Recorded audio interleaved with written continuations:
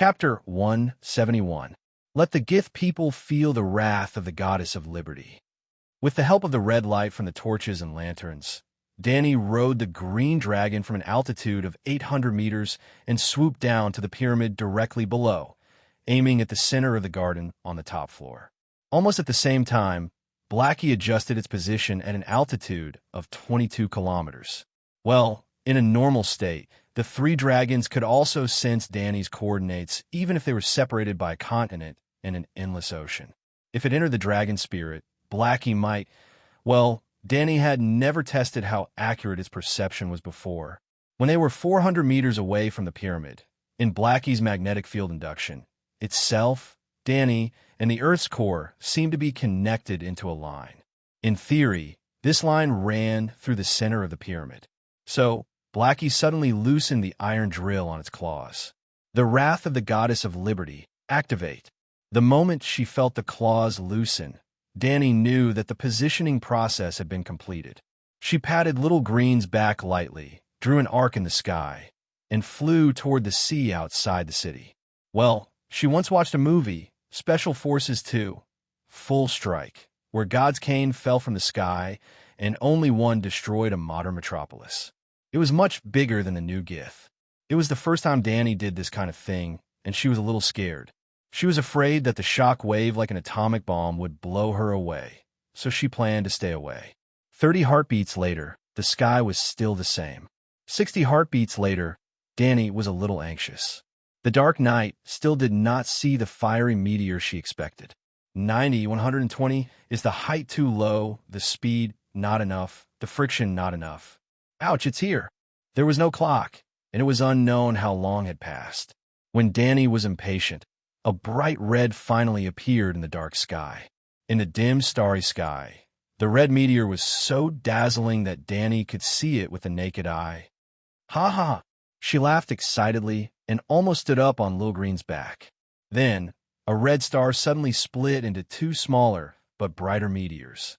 One of them fell into the sea and quickly dimmed, and the other made a rumbling sound in the quiet night and fell. Fuck this. Danny was stunned. How can the air be so big? Boom. About a kilometer to the north of Zingi's city, there was a thunderous boom, and then there was no more. What a scam. The iron staff shattered in midair. Isn't the quality of this steel too poor? It's only 25 kilometers, and it's burnt to a crisp. She couldn't help but think of the crisis she experienced at the Poplar Slope. An agile swordsman's scimitar was broken by her in a few moves. The hardness of the ordinary steel in this world was much greater than she had expected. Moreover, the direction deviation is a bit big. Even if the iron rod is not melted, it will not fall to the top of the pyramid. Danny thought in annoyance. She had seen it clearly before. When the fiery red meteor appeared, it fell towards the north of the city.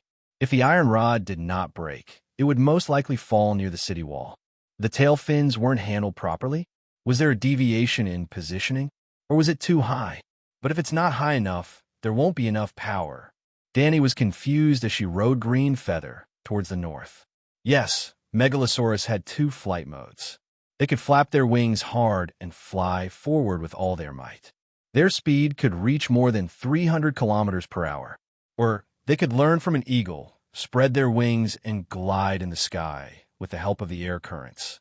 Their speed was a little slow, about 150 kilometers per hour. The former was fast, but when it exhausted their stamina, they would need to rest after 4 to 5 hours. The latter was slower, but it did not exhaust their stamina at all. They could fly continuously for 1 or 2 days. When they returned at night, Danny lay on Little Green's back and slept. The three dragons glided towards Astapor at a steady speed. Around 9 in the morning the next day, Danny yawned and landed in the garden at the top of the pyramid. It failed. Maybe I should change it to a big bronze ball, she said to Cora, who had a curious look on his face. The friction between the ball and the air was too large.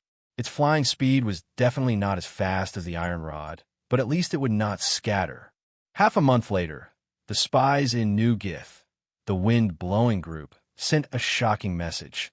On a certain day and night, at the banquet of the Anti-Dragon Mother Alliance, just as Grazdan was giving an impassioned speech about the 10 defeats of the evil mother of dragons, a fiery red meteor suddenly fell from the sky to the north of the city. Everyone was shocked, thinking that it was a bad omen.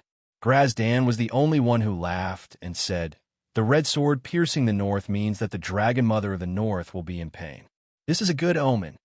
The next morning, the guards at the city gate found a piece of meteoric iron essence 1 kilometer away from the north of the city. It weighed 15 kilograms. Master Haru from Kour took a closer look and exclaimed, "Another dawn. The sword of the world's strongest, the Buddhist sword, is about to be born." 18 high-level blacksmiths spent 10 days and finally forged a giant Arak machete and a 2-handed greatsword. The machete was called Dragon Slayer, meaning the blade of the Dragon Slayer mother. The sword was called Dawn, not to commemorate the Buddhist sword, but to symbolize the victory of the Alliance army. Although it was dim now, it would definitely come. The machete belonged to Grazdan, one of the commanders of the Alliance army. The Dawn Greatsword was temporarily controlled by Zero, the representative of the 13th Prince of Queers. Recently, Nugith City had been promoting this auspicious omen. The people were excited, and the soldiers were in high spirits. Many city representatives who were originally hesitant also announced that they would join the Alliance army. In an instant, the Alliance army and the United Nations power increased crazily. FCK. Danny's eyes widened, and she could not help but curse. In the past few days, she had tested it a few more times in Slave Bay. After testing it with the copper ball, she found that for some reason, Blackie's position perception was indeed wrong. The farther the distance, the bigger the error. The iron rod would also deviate from its position in the air due to its uneven structure. When it fell from a low altitude, the ball would not deviate, but the impact would not be enough. Moreover, the copper was too soft, and it would easily burn into a pool of copper liquid. If Danny still wanted to continue the Fury of the Goddess of Liberty plan, she had to solve 2 problems: accurate positioning and forging good steel. Oh, Danny had recently started to research the steelmaking furnace in addition to continuing to lead the people to farm.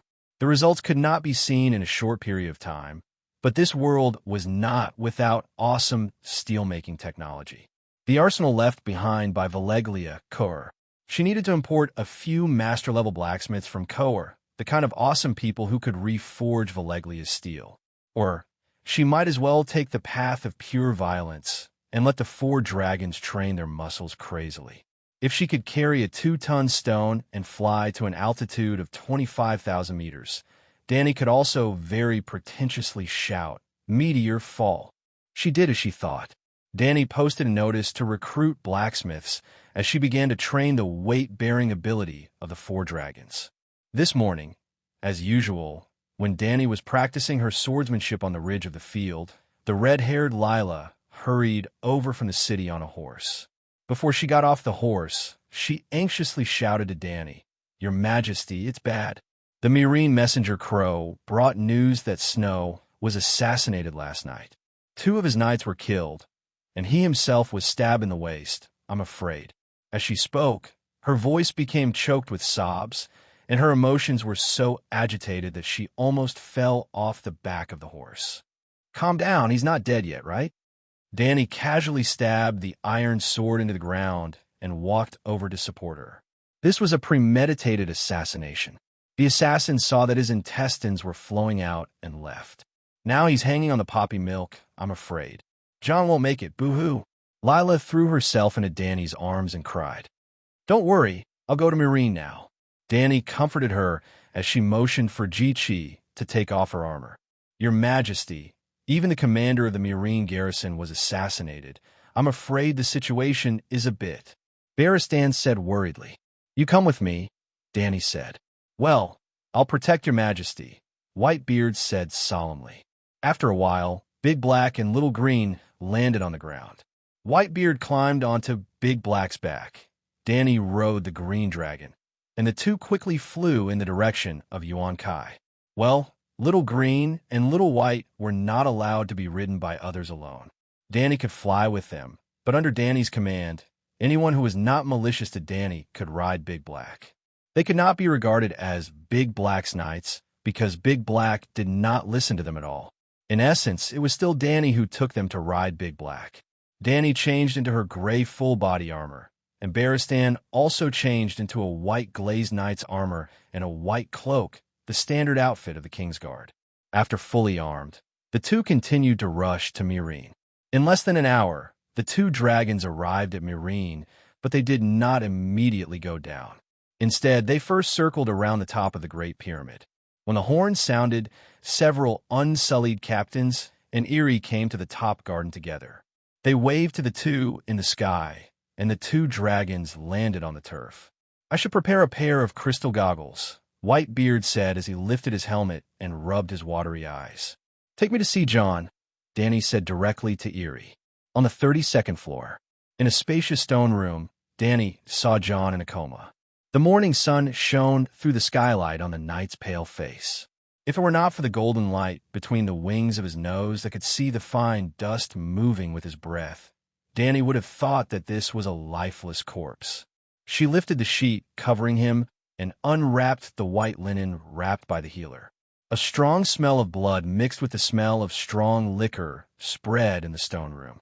Fortunately, there is no strong smell of feces. Dany breathed a sigh of relief. His intestines are not broken. Barristan, the veteran slayer, immediately reacted. "It's broken, but not too serious," Dany waved to Eyrie and said, "Go and get the box with a short dagger in my room." She then said to an unsullied, "Missand, help me take off my armor. Sir Barristan, take someone and guard outside the door. Don't let anyone disturb me." "Yes." Several people answered together. After more than a month of fighting, there were many wounded soldiers. Dany had already demonstrated the bloody scene of cutting open the stomach to save people dozens of times in front of everyone. Barristan and the others did not doubt it at all. Because Dany had long known that her surgical skills would be used one day, she began to collect medical books on anatomy as early as the time of Qualls. Don't doubt, this world anatomy was very developed. The scholars in the Old Town had studied human anatomy for at least 3,000 years. There was a great scholar named Cabin who even created a different world's version of Frankenstein. In the eyes of others, Queen Dany was a genius. With only a few medical books and the guidance of a few doctors, she became an outstanding medical scholar. Well, Barristan believed that if the queen went to the Old Town to participate in the examination, she would definitely be able to forge her own silver necklace. Chapter 172. An hour later, Dany applied a layer of anti-inflammatory ointment to the sutured wound and asked the doctors next to her, "Do you understand?" "My eyes understand, and my mind remembers, but my hands, I can't do it." An old black man smiled bitterly. Yes, this is a very complex wisdom. Although we have seen you do it many times, we only dare to treat ordinary knife wounds now." The people next to him echoed. "Hey, help him wrap the gauze," Dany said as she washed her hands. "Remember to change his dressing in the evening." After conquering Meereen and coming into contact with senior doctors, Dany was surprised to find that there were anti-inflammatory ointments in this world.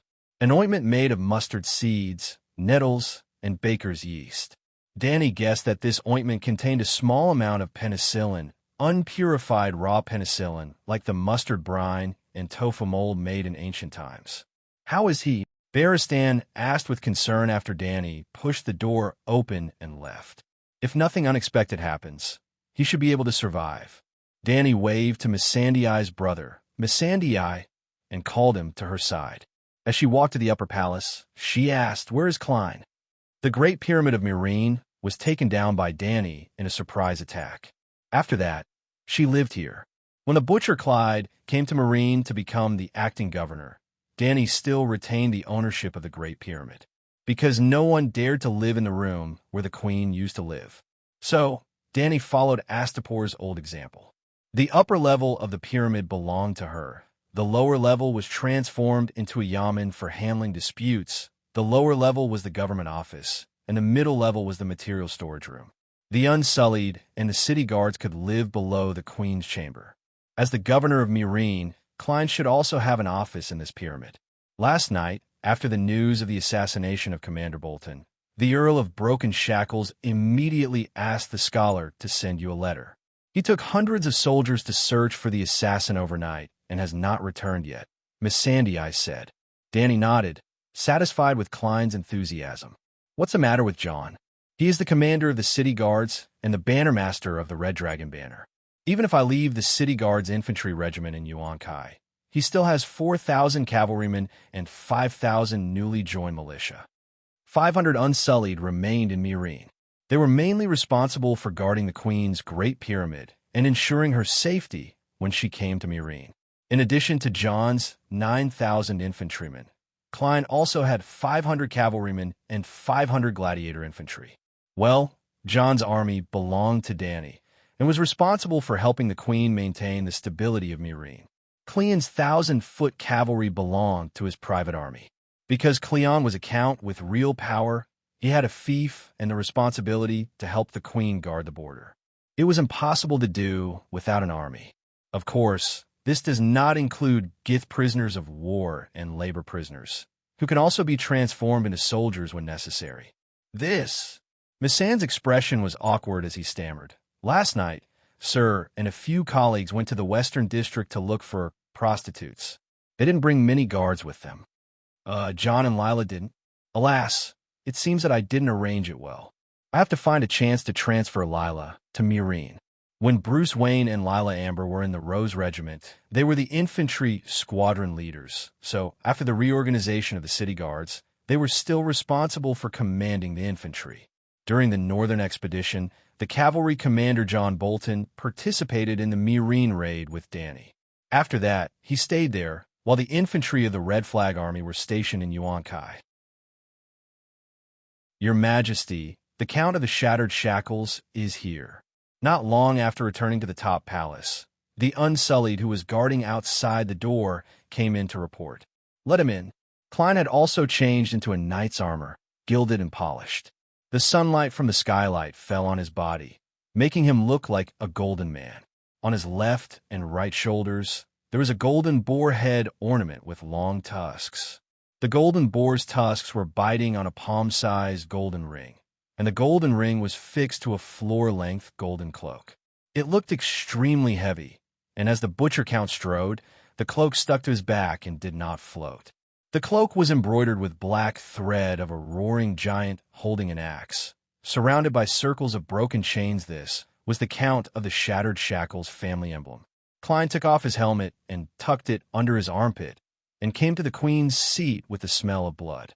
As he walked closer, Danny could see his face through the plate armor on the butcher count's chest. So shiny.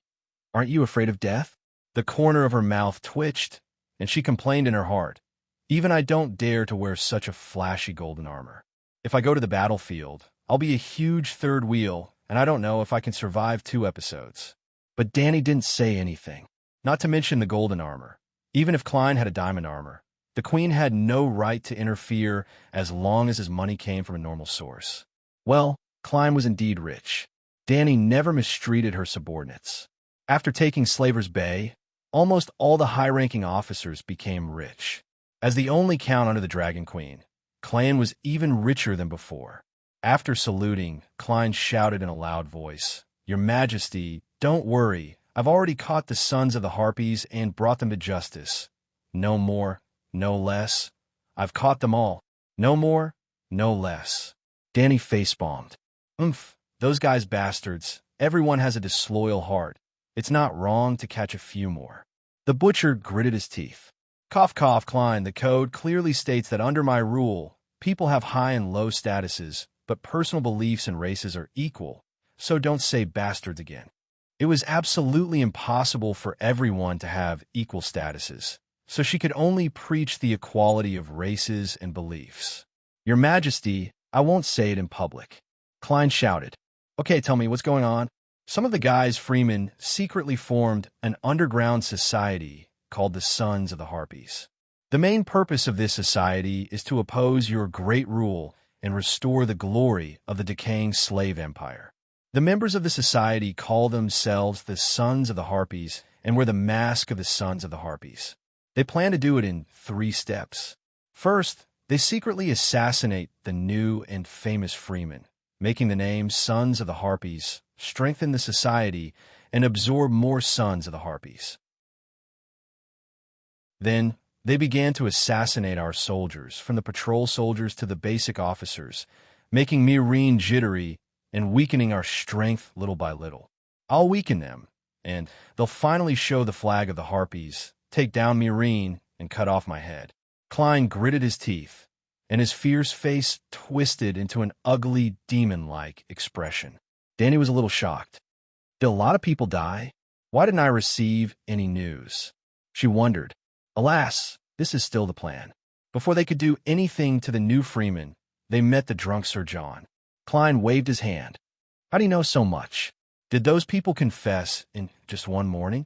Danny asked curiously. Ha, that group of cowards. Their hearts are as vicious as demons, but their bones are as soft as slugs, and their methods are as weak as children's play. Klein's tone could not hide his disdain. Then he turned to Danny and said, Of course, the reason why I was able to capture those rebels so quickly and interrogate them about their plans was all thanks to the system of household registration and the 10 households sitting together that your Majesty set up. Danny had no doubts about catching the assassins. Hearing Klein say that it only took half a day to catch all the Sons of the Harpies, she was not surprised. In the original plot, Danny Rise was badly battered by the Sons of the Harpies. Countless freemen who supported her were killed, and a large number of unsullied were killed. Even Barristan died in the hands of the Gith soldiers. He did not die in the book. She herself was forced to escape on a dragon. In the end, even the little demon Tyrion came to Mirene, but he could not solve the rising rebellion. It could be said that Danny Rise's rule in Mirene completely collapsed, and her cause of freeing the slaves was a complete failure. In the end, she could only bring the unsullied and the centaurs away from Slaver's Bay, leaving behind a devastated city, countless corpses of the new freemen, and numb and despairing eyes of the new slaves and curses. It must be known that the original Danny Rise's territory did not include Astapor and Yuan Kai, only the city of Mirene. Who knows if the director, author, cast a halo on Danny Rise and Tyrion, or if Tyrion did not do anything on purpose. From any dynasty in the Celestial Empire, any qualified rank 7 county magistrate could easily solve this small problem. But it forced Danny Rise, who had 3 dragons to her death at this very moment, a butcher who had never been to school and didn't have much experience, took less than 12 hours to catch all the assassins the first time the Harpies' son committed a crime. He even dug out all the core members of the Harpies organization. Danny Rise did not even do anything, and the rebellion was already quelled. This one could not help but sigh. The wisdom of the Chinese ancestors in the field of governance really left the foreigners behind by a few hundred streets.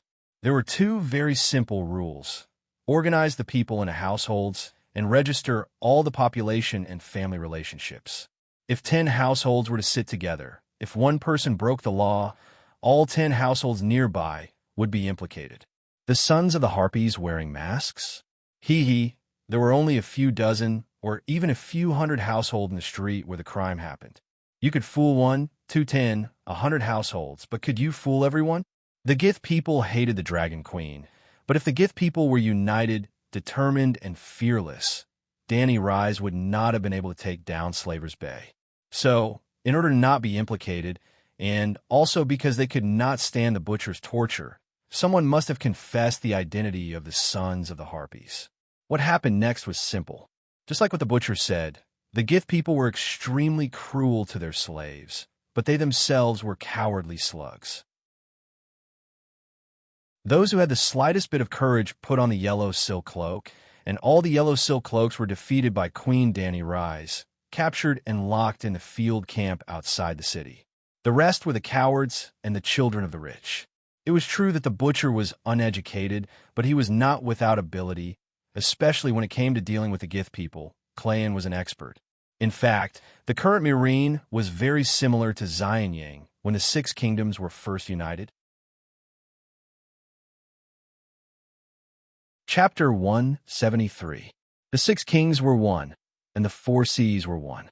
The imperial concubines, the princes, the imperial grandsons, the imperial palaces, the carriages came from the Qin, the morning songs and night strings, the people of the Qin palace, the royal family, nobles, and imperial concubines of the fallen country were all moved to Xianyang City. There were more than hundreds of thousands of people, but when have you heard of the sons of the six states assassinating the ministers of the Qin dynasty? In fact, until the death of the second king of Qin, none of the GC people of the celestial dynasty dared to cause trouble. Well, the first emperor of Qin didn't even have a dragon. Not to mention the Qin dynasty. In any of the dynasties of the celestial dynasty, even the night before the fall of the country, there was no case of internal members rebelling and almost forcing the emperor to death. In Danny's view, it was too easy to rule the Slavers Bay because the GC people were mixed race and had long lost the blood of the original race. To put it bluntly, the current GC people were a rotten and inferior race. More importantly, they didn't have an advantage in population. The GC people in the Slavers Bay only accounted for 1/5 of the total population. The 3 cities of the Slavers Bay only needed to arrange 3 qualified county magistrates. The previous owner, Danny Leasy, didn't feel the hardship at all. Instead, she spent a lot of time out of the city every day to do farm work and practice swordsmanship. The son of the Harpy just came out and did something. Danny didn't even have time to ask before the illiterate Clayan easily uprooted them. Clayan, what are the identities of the people involved? Are there a lot of people? Danny's right elbow pressed against the wide armrest, her palms supporting her chin, and asked calmly. A total of 743 people were arrested. 25 of them are GC merchants and small nobles who kept a lot of wealth. The rest are all GC citizens. But I suspect that there are descendants of great lords and even the Green Saints involved. It's just that they hid very well and didn't find any evidence of their direct involvement. Speaking of this, Count Butcher couldn't help but sigh and complain. Sigh, Her Majesty is still too kind. Other than the great lords who participated in the GC alliance, who were deprived of their property, the small and medium merchants and nobles only lost their titles and pyramids, and then were fined a sum of money. The Holy Grace Temple of the 3 cities was kept intact. It's too easy for them. I've said it before. Citizens' property is sacred and inviolable. Although those merchants buy and sell slaves, they mainly use slave workers to run legitimate businesses. As for the temple, it's a group of weak women who have no true faith. Danny sighed helplessly and asked, I can't confiscate all of a cloth merchant's property and send his whole family to reform through labor just because he bought slaves to work as weavers, right? Your Majesty, I have to say something very disrespectful. You are completely wrong, Klein said, shaking his head. Danny asked curiously, what did I do wrong? In the world, our enemies are the slave owners and slave-catching teams. But in Slave Bay, the enemy class can be accurately determined to be the Giz race. Sire, you must realize that the Gith people will not love you or like us, the new freemen, in any case. Therefore, we must always and firmly implement the policy of attacking the upper echelons of guys. As you taught me before, the guy slave owners are class enemies, and their personal composition is naturally not clean. Danny's cheeks were slightly red. She touched her nose awkwardly and whispered, Do you remember those words? Of course. I think Your Majesty's words are very reasonable. Only by completely defeating the decadent slavery system can we realize the free and beautiful feudal system. She didn't know if the revolutionary martyrs on Earth would climb down from heaven and beat her for tampering with the classics. After taking down Astapor, Danny knew that there would be a battle between herself and the Guy slave owners.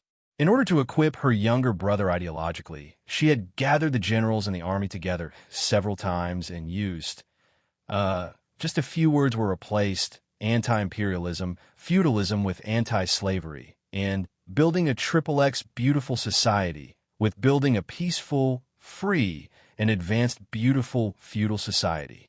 She didn't remember much. She just said what she thought. Now that she thought about it, Danny herself was not in a hurry to say anything. But she didn't expect that after almost a year, Klein still had an epiphany. Does this guy really have the talent of singing? Klein, your thinking is very advanced and radical. Danny racked her brain to find the right words. But we're surrounded by enemies, and there's a whole world waiting for liberation outside. If we slaughter the guy's people for no reason now, will there be anyone who will surrender to us in the future? Therefore, we must insist on implementing the concept of development with the code as the core. Neither the Lord nor the Queen can violate the code at will. Finally, Danny winked at the Butcher Earl, who looked thoughtful, and said in a voice that only the two of them could hear, "So, do you understand?" "A little, but I still don't quite understand." Klein also whispered, "Hey, why are you so unenlightened? We can't violate the code. Naturally, the guy's nobles and rich merchants can't. If they dare to violate it, you can judge them according to the code." Danny said resentfully.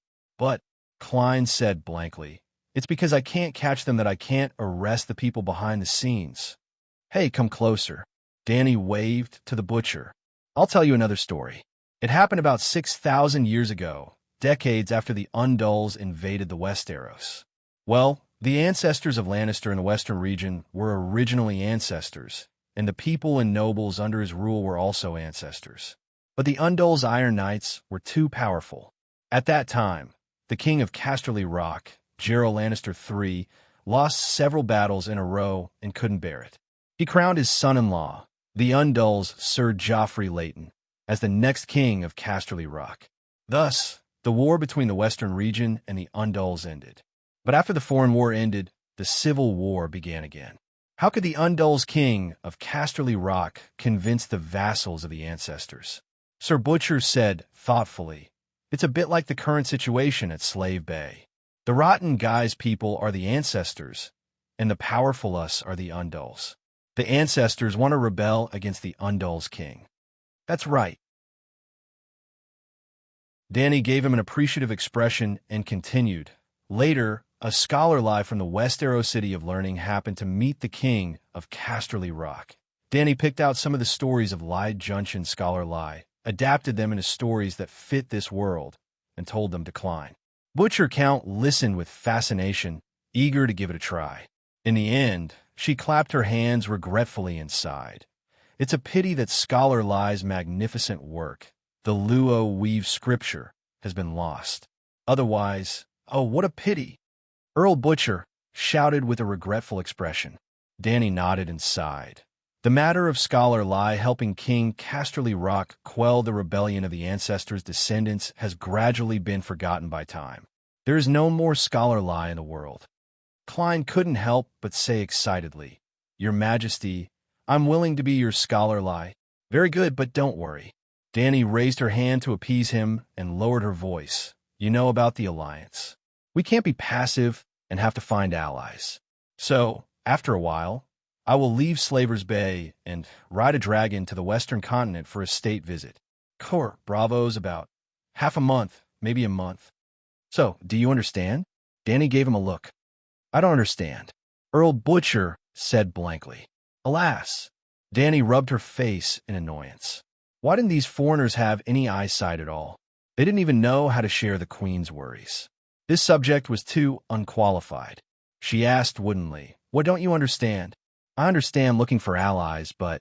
Klein's shiny fat face was full of confusion. "What does this have to do with the trial of those Gith rebels?" Crash! Danny's right hand, which was wearing a lobster-shaped iron glove, reached out and grabbed the golden boar buckle on Klein's shoulder. She pulled hard and pulled the confused Butcher closer. She whispered into his right ear, "Do you know why Scholar Lie launched the purge when King Cayenne was not around? Because His Majesty is benevolent and noble. I can't wait to exterminate those Gith people, but I can't do that. Kind, innocent, noble, and elegant. I'm not suitable for those things. When Scholar Lie does those things, I'd better not be there. Now, Scholar Lie, let me ask you, do you understand?" Sir Butcher's eyes dodged, and his voice trembled as he said, Understood. Too terrifying. Previously, he had secretly mocked the Queen for being a soft-hearted little woman. Now he understood why she was the Queen, And he worked so hard, but he was only a count. Ding dong. Your subordinate client's fear of you plus 40, full value. Loyalty plus 20, full value. If Danny had an Emperor system, she would definitely hear such a prompt. Danny's iron hand exerted force, and the wild boar head made of pure gold was deformed. She asked calmly, "You're the only one who knows about this. Even I don't know about it. Do you understand?" "Understood. I can't understand more." Sir Butcher nodded like he was pounding garlic. Count Klein, I'm very happy that you caught the assassin." Danny smiled and patted his shoulder a few times. She invited softly, "It's almost noon. Let's have a drink together to celebrate." Half a month later, the Volantis merchant who came to Astapor to buy white sugar brought a message from the Westeros. Renly, Robb, and Joffrey had fallen one after another. Prince Renly died in the first half of last year. The sausage-mouthed fatty fought Doxim had a strange expression. He lowered his voice and said, "It was said that his soul was taken by his brother's blood magic." Yes, the grain merchant who was captured by Danny at Poplar Slope came to Astapor to buy goods again. At first, when the merchant heard that the queen was willing to buy their cattle, horses, grain, oil, and other goods at the battlefield price, they were all excited and shouted, "Long live the queen!" Later, when they found out that the difference between the battlefield price and Astapor's market price would be paid to the merchants in the form of subsidies, they all gritted their teeth and cursed. Damn the female butcher. In the end, they reluctantly rushed for more than 20 kilometers and came to Astapor's commercial street. Gods above, this is sugar, premium white sugar. So fine, so white, so clean, so pure, such white sugar. I want it all. What? My subsidies have been used up? This, such fragrant liquor, as pure as water. 1 bottle can exchange for 10 bottles of fruit wine. It's so worth it. I want it all. Why are your bronze wares so shiny? Are they gilded? What's so cheap? I want all. Astapor also has glass. The purity is not as good as mill. What's so cheap? I want it. A group of merchants rushed into the shop like mad dogs and spent the last copper coin in their pockets. The quota that Danny set was completely useless. In just one time, the merchants used up all the quota. The law of fragrance was too powerful. It was useful in another world.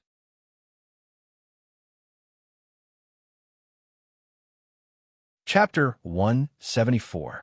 Barristan's eyes widened as he looked at the fat merchant in disbelief. "Are you sure that Duke Renly died at the hands of Stannis?" Ever since Slaver's Bay began to gather information, they had already known about Renly's death. However, other than Danny, the others were not sure about the cause of Renly's death. Danny had also vaguely mentioned that the one who benefited the most was the murderer. Obviously, Stannis, who had gained the 20,000 troops of the Stormlands and the sole right to inherit the Iron Throne, benefited the most from Renly's death. Renly was the Duke of the Stormlands, and Stannis' fief was Dragonstone Island, the land of the Targaryens. However, neither Barristan nor Jorah Mormont agreed with her conjecture. Stannis was an upright man to the point of being rigid. It was hard to imagine why Eyed Stark did not become sworn brothers with him. Jorah said with a complicated expression. Stannis was not popular because of his adherence to the law and traditional morals. If not for the fact that he was married and had a daughter, many people would have thought that he was the reincarnation of Saint Burleigh. This was Barristan's evaluation of Erlu. In any case, in the hearts of the people of Westeros, Stannis was a man of integrity, tenacity, and bravery. He was not a sly person, and he would never commit the crime of killing his own family. Well, there were 3 unforgivable crimes in Westeros: violating the rights of guests, not following the sacred oath, and being stained with the blood of family members. The fat merchant pursed his sausage-like lips and said with absolute certainty, "I have received news that Catelyn Tully, Duchess of Stark, saw Stannis' shadow slash Renly's throat with her own eyes. Even his laryngeal armor was cut open like tofu. This magic power, how is it possible?" Jorah Mormont said in a daze. He did not want to believe the words of the Volantis merchant, but he understood that in order to get a discount from the queen, he would try his best to get the most accurate information. Well, this fat man was one of Danny's intelligence personnel. He was in charge of collecting information west of Volantis, especially information related to the Westeros. There were ships from the Seven Kingdoms docking at the port of Volantis almost every day. You're making a fuss over nothing. Her Majesty has dragons. Faust didn't think much of it. Then he went on. Not long after Renly's death, Renly's new wife, Marjorie Tyrell, the Little Rose, remarried Joffrey in a secret arrangement that no one knew of before. In other words, Gao Ting, who had once supported Lannister, had changed his allegiance to Lannister. Duke Tywin, good move. With a flip of his hand, he could create clouds and rain with a flip of his hand. He had almost single-handedly changed a situation where Lannister was fighting 1 against 5. Stannis attacked the King's Landing from both land and sea. In the end, the imps set fire to all the warships, and the allied armies of Tywin and Tyrell cut off their escape route. In the end, they miserably fled back to Dragonstone Island. Theambera is out. They haven't even shot down the wild goose yet, and they're already arguing over whether to braise it or steam it. Isn't Erlu too stupid? Danny, he said with disdain. If Erlu and Sanlu work together, with Dragonstone Island's huge navy and Renly's 70,000 infantry and cavalry, who in the Westeros would be their match.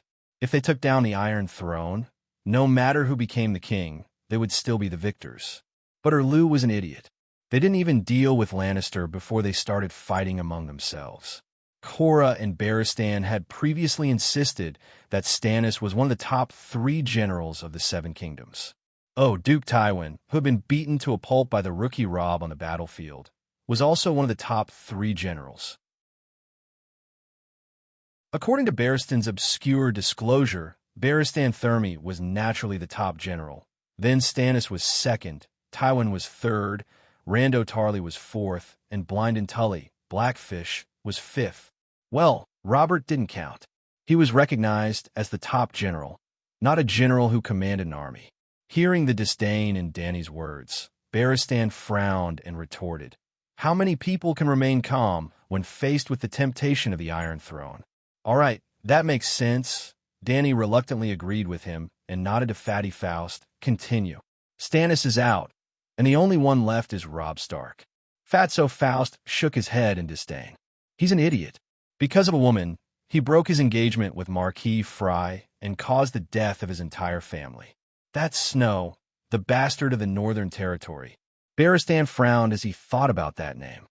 "The captain of the Ginkgo Maiden, Jordan Snow," Mormont said with a gloomy face. "Yes, that's him. What's that guy doing? Did he encounter a shipwreck?" Whitebeard was confused.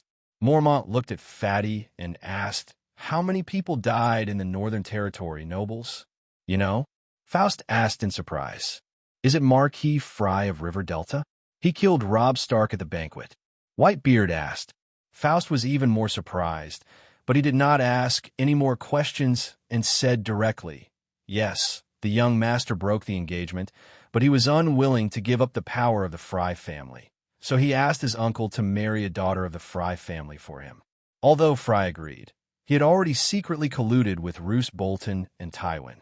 On the night of the wedding, 5,000 drunken Northern Territory soldiers were all dead. Smack! Jorah Mormont clapped his hands and cursed with a terrible expression. "I told you, that red-haired boy will kill everyone.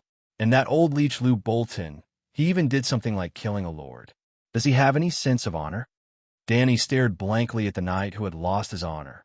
"Oh, you're also a noble of the Northern Territory." Faust came to a realization and comforted him. "Don't be agitated.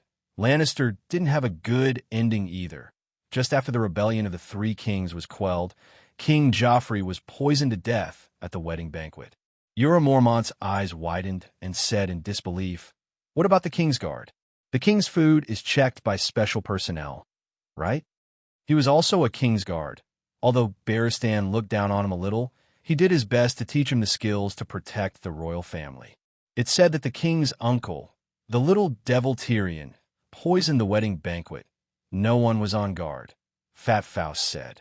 Barristan said, sadly, "I didn't expect that the 7 Kingdoms vassals would fall to such a level, killing their own kin, violating the sacred marriage contract and murdering the guests at the wedding.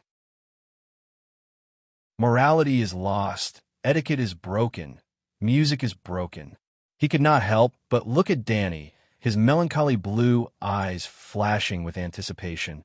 Your Majesty, only you can save the Westeros now. Why don't we find a chance to return to the Westeros? Ha! The Alliance is organizing an expeditionary force. If you return to the Westeros now, don't you want Slave Bay anymore? The fat merchant glared. Danny smiled and said to the merchant, Faust, the news you brought is very valuable. I'll give you a 15% discount on the sugar. How about it? Haha. Thank you, Your Majesty. The fat man was also tactful. After a few words of thanks, he immediately took the initiative to say goodbye. After all the outsiders left, Danny frowned and said to Whitebeard, I don't care about the Alliance, but there are only a few months left in autumn, and then there will be years of cold winter. If we return to the Westeros, what's your plan, sir? I don't know. The current situation of the Seven Kingdoms is beyond my imagination, but there's one thing I'm sure of. The old man's eyes were like a mother who had just lost her child. There was confusion and pain. The Seven Kingdoms must not have prepared for food storage. It was also when he saw Danny frantically farming that the old man realized that 11 years of long summer meant that there would be at least 4 years of severe winter. But the Westeros, who had been ravaged by war, did not prepare for winter at all. Well, regarding Danny's slogan, prepare for 10 years of long nights, he only thought that the Queen was lenient in anticipating the enemy. He did not really think that there would be 10 years of cold winter. Sir Yura, what do you think? Danny turned to the miserable man who seemed to have lost his father. His father was really dead. Not only was his father dead, he did not know how many members of his aunt's family were left. I think, if it's possible, I would like to go home and take a look. Yura's eyes emitted a strange light. Your Majesty, how long does it take to fly from Slave Bay to Bear Island? Danny crossed her arms in front of her chest, tilting her head and thinking. The Megalosaurus's fastest speed was over 300 kilometers per hour, but could not last long and was not suitable for long-distance travel. If it glided at a high altitude, perhaps it could last a day and a night. She had not tried it. If it glided at a high speed, that was flapping its wings from time to time, accelerating and gliding again, it should be able to reach 200 kilometers per hour. Then, she asked Elisa to return to her room and take out the world map, preparing to estimate how big this world was. Slave Bay was 2,200 kilometers away from Volantis, more than 4,000 kilometers away from Pentos in a straight line, and from Bear Island, separated by 2 continents and an ocean, about 9,000 kilometers. Danny lay on the map, measuring with a ruler little by little. If there are no major problems with Blackie's physical fitness, we can reach Bear Island in about 4 days, she said. 4 days? The 2 Kingsguard were shocked at first, then turned into ecstasy. Oh my God, the Megalosaurus is too strong. No wonder Valeglia can rule the world. Let's take a trip back to the Westeros before the Allied forces attack, Barristan said energetically. If we go to Volantis, or even Coer or Pentos, it's not a problem, but Westeros. Danny looked hesitant. Because of the sea route? Barristan asked. Danny walked to the northern wall of the pyramid. Under the warm morning sun, white sails dotted the blue sea. There were ships sailing along the coastline towards Astapor. There were also merchant ships carrying sugar, copper, liquor, olive oil, and other goods slowly leaving the dock. In the past, only a small number of ships came here to buy the Immaculate. But now the port area's sea trade seemed to be the same as the city, as if it was reborn with infinite vitality. Even if the Githas United Nations had been trying to block the sea trade at Slave Bay under the deterrence of the Megalosaurus, their fleet did not dare to enter Slave Bay. If they did not enter Slave Bay, they would not be able to block the trade of Astapor, Yuan-Kai, and Meereen. The reason was simple. The United Nations could not stop the merchant ships leaving Slave Bay. First of all, they could not stop them. Slave Bay's estuary was very wide. To completely block it would require too many ships, the price was too high, and the Allied forces could not afford it. Secondly, what could they do if they blocked it? Most of the merchant ships coming to Astapor came from Volantis. With the introduction of sugar, high-concentration liquor, and other products into the world market, Queers also had merchants coming to Slave Bay to buy goods. Queers and Volantis were important members of the alliance. They could not rob their own merchant ships, right? As for the strict verbal warnings for the sake of the slave trade, they dare to fight the dragon. For the sake of the goods in Slave Bay, why would the merchants who made huge profits not dare to fight their own government? But the premise of all this was that the Megalosaurus was in Slave Bay. Barristan thought that Dany was worried that the United Nations fleet would rush into Slave Bay if the Megalosaurus did not appear for a long time. After all, the Westeros were too far. A round trip would take half a month. It's not just because we need to protect the sea route. The Westeros are very special. Chapter 175. What's so special about Westeros? The two white knights looked at Dany curiously. Westeros had deviant ghosts, three-eyed crows who could observe the timeline, and a group of real old gods. As long as Dany stepped into the range of Westeros, all of her words and actions would be under the Bran surveillance. The future Bran, the current three-eyed crow. However, she could not tell these reasons to the two Kingsguard. After I show up, Duke Tywin might. Sigh, forget it. Even a faceless one is here. What am I worried about? Would Tywin be able to drag Westeros into joining the alliance? Dany shrugged and laughed as she let the matter slide. Just now, she suddenly understood.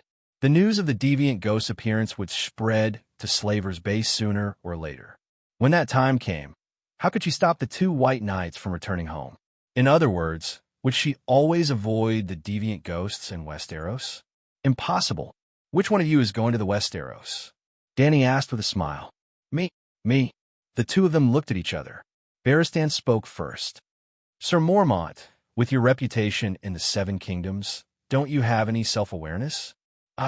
Cora's face turned red. He argued, I'm now a Kingsguard. The Kingsguard's glory came from the Queen, but they could not bring glory to the Queen. I can provide more help to the Queen, sir. Do you admit it? Whitebeard said calmly. Without a doubt, if they saw Barristan standing behind Dany in a white robe, 90% of the nobles in the Seven Kingdoms would look up to her. She could even get hundreds of people to respond to her call. Cora, on the other hand, had an extremely bad reputation. He could only bring negative influence to Dany. How about this? After all, this is the first time we're trying to fly a long distance. Let's check out the situation in the Seven Kingdoms first. We'll go to the north next time. Bear Island is really far. Dany looked at Mormont and said, it was about 6,000 kilometers from Slavers' Bay to King's Landing, which was 3,000 kilometers less than Bear Island. Okay, Cora said unhappily. 3 days later, on a sunny morning, in the top garden of the Great Pyramid of Astapo. One of them had long and slender limbs, while the other was tall and muscular. The two strange-looking armored knights nimbly climbed onto the dragon's back. Well, a knight in medieval armor with a modern mountaineering bag. Two tall megalosaurus, one white and one black, spread their wings and leaped off the half-meter-thick granite wall, gliding towards the west. They flew all the way over the low mountains that were covered with shrubs and the Long Island Strait. They arrived at the abandoned island that Dany had named herself Long Island. It was another strait that was 150 kilometers wide. Dany stared up at him. Deep green forests covered the sea cliffs, and the sky was shrouded in a layer of gray mist.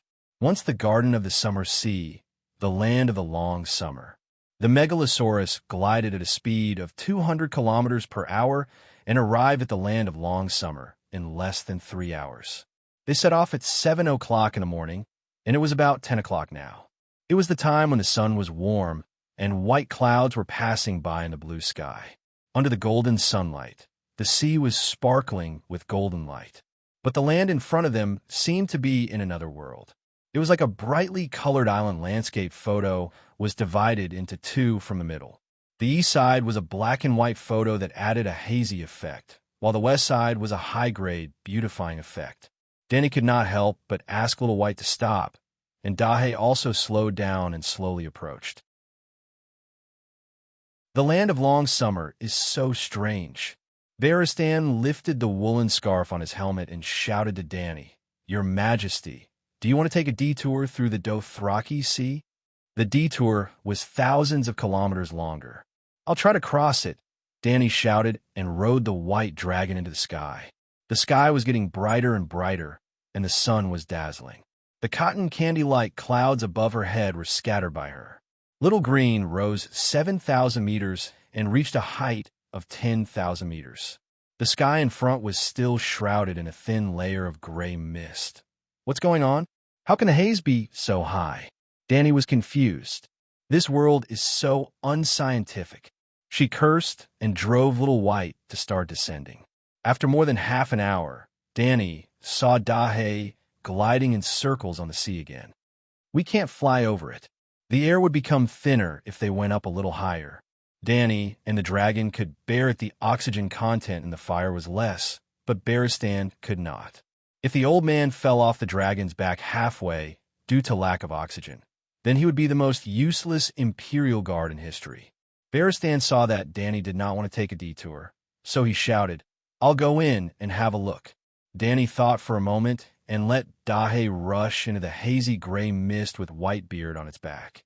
It was not that she deliberately let the old man explore the pit, but the key was that her resistance to all kinds of negative damage was obviously much higher than that of ordinary people. A giraffe could cross the river, but a pony could drown in the river. She let Whitebeard, the pony, try it on its own. If it could do it, it would leave. If it felt a little uncomfortable, it would leave immediately. Danny also entered the tightest dragon spirit state and carefully observed every fluctuation in Dahe's spiritual sense. There was a change. There was a slight fluctuation in the magnetic field perception, but the fluctuation was not big. Dahe did not lose its direction. Crisis perception flashed almost imperceptibly. What was this? Where did the danger come from? Danny was a little confused. Dahe's crisis perception often fluctuated. For example, on the battlefield, even if he flew more than 800 meters high in the sky, there was absolutely no arrow that could have such exaggerated attack power, but there would still be a relatively large vibration. The lower the flying height, the greater the vibration. What was magical was that if there were no archers or dragon crossbows below, even if he was hovering at a height of 10 meters, he would not feel the slightest vibration. Well, when he saw Danny with a dragon whip and a face full of anger, Dahe would also feel a sense of crisis. Although most of the time, it was not the dragon that was being whipped. Dahe was a top student. Varistan stayed in the mist for 5 minutes. Danny called Dahe back and asked the White Knight, "Do you feel any discomfort?" As a top Grand Knight who had stepped into the Third Realm, he could know the slightest changes in his body like the back of his hand. He narrowed his eyes and sensed, then shook his head and said, "My limbs are strong. I'm not poisoned. I don't have any breathing abnormalities. My heartbeat rate is unchanged, and the mucous membranes in my eyes, mouth, and nostrils are not itchy, tingling, or other reactions. I'm probably fine." "Then let's try to rush over in one breath." "About an hour and a half," asked Danny. "If your Majesty is sure that the dragon won't get lost, we can try." Danny thought for a moment and took out a water bottle from her backpack. She wet the wool scarf outside her mask and wrapped it around her nose. Whitebeard followed suit. After that, Danny kept adjusting the altitude and carefully observed the mist above the continent from top to bottom. Damn it, the higher the altitude, the thicker the mist. "Newton, where are you? Come out and explain to this king." Starting from an altitude of 800 meters, the closer they were to the ground, the thicker the mist was. Danny flew back after descending to 500 meters. "Hold on tight, let's go." On the hills behind the sea cliff, there was a dark green forest. Behind it was an endless green plain. The brown earth was sparsely covered with clusters of green weeds. At an altitude of 800 meters, Dahe and Little Green were moving forward at the highest speed. Dahe almost shot up to 350 kilometers per hour like a cannonball. With a hissing sound, it pulled Little White away in a few breaths. After another 2 minutes, Danny couldn't even see Dahe's shadow. "Little White, why are you so weak?" Danny patted the white dragon's neck and laughed. Squeak! Little White screamed and flapped its wings harder. After flying for less than 10 minutes, Danny's face suddenly froze. A straight great path that was as sharp as a sword split the ochre wilderness into two. Dahe lowered its head and adjusted the focus of its eyes. The gray-white road enlarged in front of its eyes. Danny was in a trance for a moment. Did they encounter a national road? It was no less than 12 meters wide and a palm high above the ground. It was completely unaffected by the rain and snow, and the road was flat to the extreme. Was this a cement road? No, it wasn't a cement road. Danny had seen it in the memory of the original owner. On the Great Plains in the east of Pintos, the ancient Valeglia Road. After more than 400 years, this Valeglia Road was not damaged at all. Even the stone road high above the ground was not damaged. It was as immortal and solid as the steel sword of Valeglia. For 100 years, no, more than 400 years, the Valeglia civilization had a history of 6,000 years. This spacious stone road should have existed for thousands of years, but hadn't been maintained in the past 400 years. Maybe it didn't need maintenance. Danny sighed again. Compared with the immortal buildings of thousands of years in this world, the real estate developers on the earth should be ashamed. Hey, is that a human? With 4 limbs on the ground and a tattered gray cloth wrapped around its waist, it was running on the stone road like an ape, chasing the fleeing elk in front of it. Was that a human? An elk? A human with dark red scales on its skin and 7 or 8 uneven bone spurs on its back. But it had clothes, although it was just a piece of rags. An elk. Maybe it wasn't an elk at all. How could there be an elk with half a face on its butt? And it was bloody all over as if it had just been skinned, but it was not slow at all. But it did have antlers like branches. Blackie was very fast. The scene in her vision flashed by, and Danny didn't see what happened next. But she wanted to know. So Blackie slowed down and slowly circled around. But when they returned to the original place, they couldn't find the 2 monsters anymore. Why did you stop? This is Valerian Avenue, Baristan explained when he saw Danny peering down from the sky. I know. I've seen this stone road in the Pintos Plains. Danny replied absent-mindedly. Let's go south along the stone road. Danny let the 2 dragons change direction and explained to the White Knight, I think I saw a person just now. Are you mistaken? As we all know, there are no villages in the land of long summer, only demons. How can you be mistaken? That person had rags wrapped around his waist, which means he has a sense of shame and reason. Danny shouted casually. She then asked Blackie to speed up and fly towards the south along the straight path. But soon she had the intention to retreat, because the further south they flew, the thicker the grayish-black haze, and the more frequent the warning in Blackie's sea of consciousness was. While hesitating, she let Blackie and Little White increase the altitude because 800 meters was no longer the area where the gray haze was thin. Village. After more than half an hour of hesitation, Danny, who was in the dragon spirit state, suddenly heard Baristan's exclamation. Under the gray and gloomy sky, a pale stream flowed through the mottled fields. Beside the stream, there were 7 or 8 low-gray huts that formed a small village, and more than a dozen vague hunched figures were moving around the stream.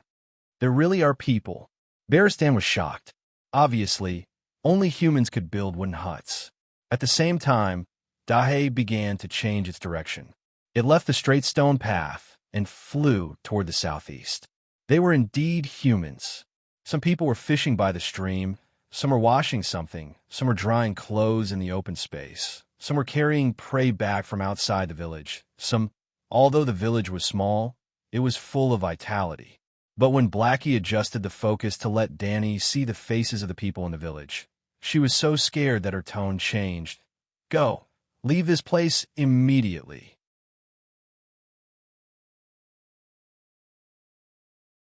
Chapter 176. There was a bald woman with 2 faces squeezed on her narrow head, a man with 2 heads, one big and one small, a 3-legged hunchback child, a girl with a crooked mouth and slanted eyes, and her nose pointed to the sky. Even the wild boar that was captured had protruding lips, like a crocodile that had been run over by a car. Go leave this place immediately. Before Whitey could fly to the village, Danny's face was distorted as she urged him to turn east. Damn it, isn't this a magical world? Why is there nuclear radiation? She cursed loudly, venting her crazy emotions. Danny suddenly looked up and realized that the dust in the sky was all radioactive dust. No wonder it hadn't disappeared for hundreds of years. Are the people of Valeglia so awesome that they even build a nuclear power plant? Or was it because the aliens invaded, the technological civilization fought the Dragon Knights, and the people of Valeglia were neutralized? Danny's head was filled with question marks, but at the same time, she was also very curious. What secret was Valeglia hiding? What's going on? Your Majesty, why did you suddenly turn around and leave? About 20 minutes later, Blackie met up with Danny at the Bay of Sorrows. We'll talk about it when we get back. We're not going to the Westeros anymore. Si, let's go back and change first. No, throw away the backpack, scarf, and cloak immediately. As she spoke, she sat up on the dragon's back, took off the hiking bag sewn with blue canvas, and took off the wool scarf covering her face. Finally, she took off all the parts that could be taken off, such as the helmet, lobster gauntlets, and skirt armor, and threw them into the sea. Although Barristan didn't understand what she meant, he could only follow suit under the queen's repeated urging. As he took off his clothes, he muttered, "Fortunately, that guy didn't lend me the Valeglia steel armor." Before leaving, Whitebeard had tried to borrow armor from Cora. Wearing the Valeglia steel armor will protect the queen better, the old knight said righteously. Although Cora had never heard of the story of Liu Bei borrowing Jingzhou, he knew that the old man had been eyeing his armor for a long time. This armor is too eye-catching. It will expose the queen's identity, he refused. Screech. The afternoon sun was blocked by two shadows. Jorah Mormont supported his forehead with his right hand and shouted to the sky, "Your Majesty, why are you back in less than a day? Could it be that you saw the allied army marching towards Slave Bay? Help us take off our armor and put on deerskin gloves." Danny, he said to Unsullied.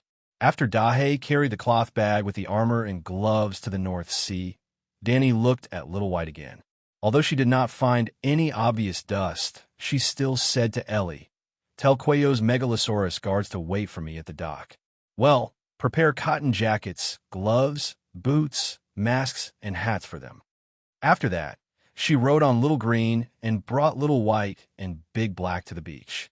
She let dozens of tightly wrapped centaurs wash the two dragons with sand. Even his armpits were not spared.